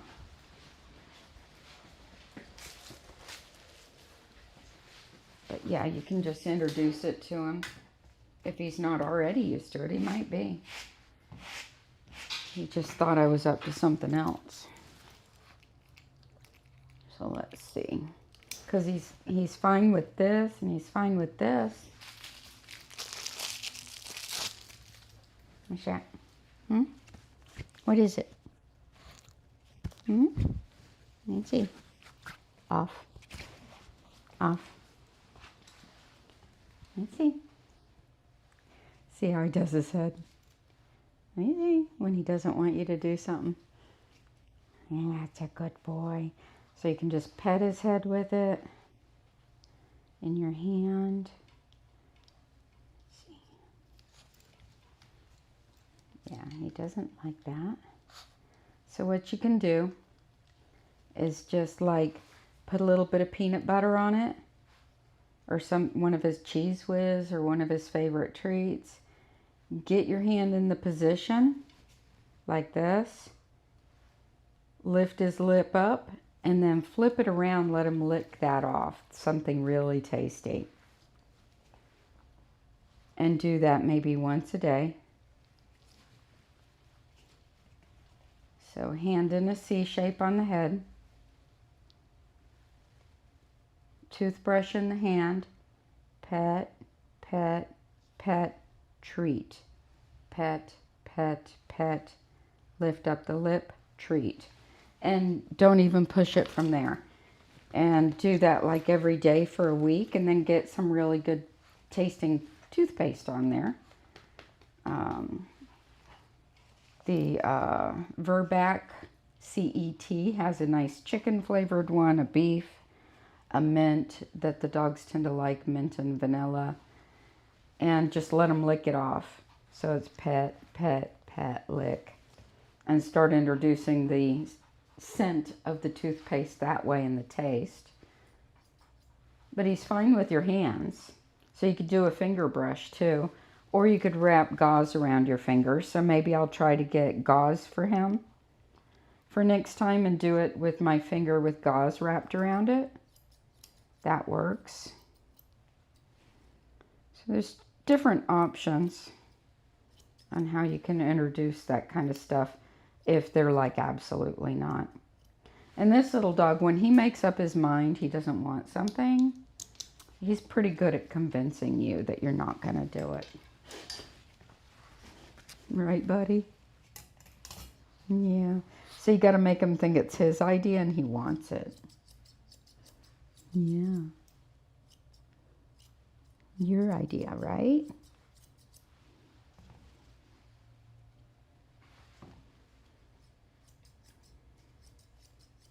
I'm so glad I started adding the teeth brushing into my services.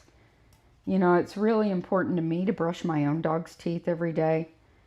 And it's been, you know, something that just makes me feel good to do for the dogs, for my clients. Instead of charging them for it, I just made it part of every service, if they'll let me. He's the first one that wouldn't let me. Have you guys been surprised at how good all the dogs are for that? Like almost every single one, they're like so cool with it. All right, Peyton. Let's text your people.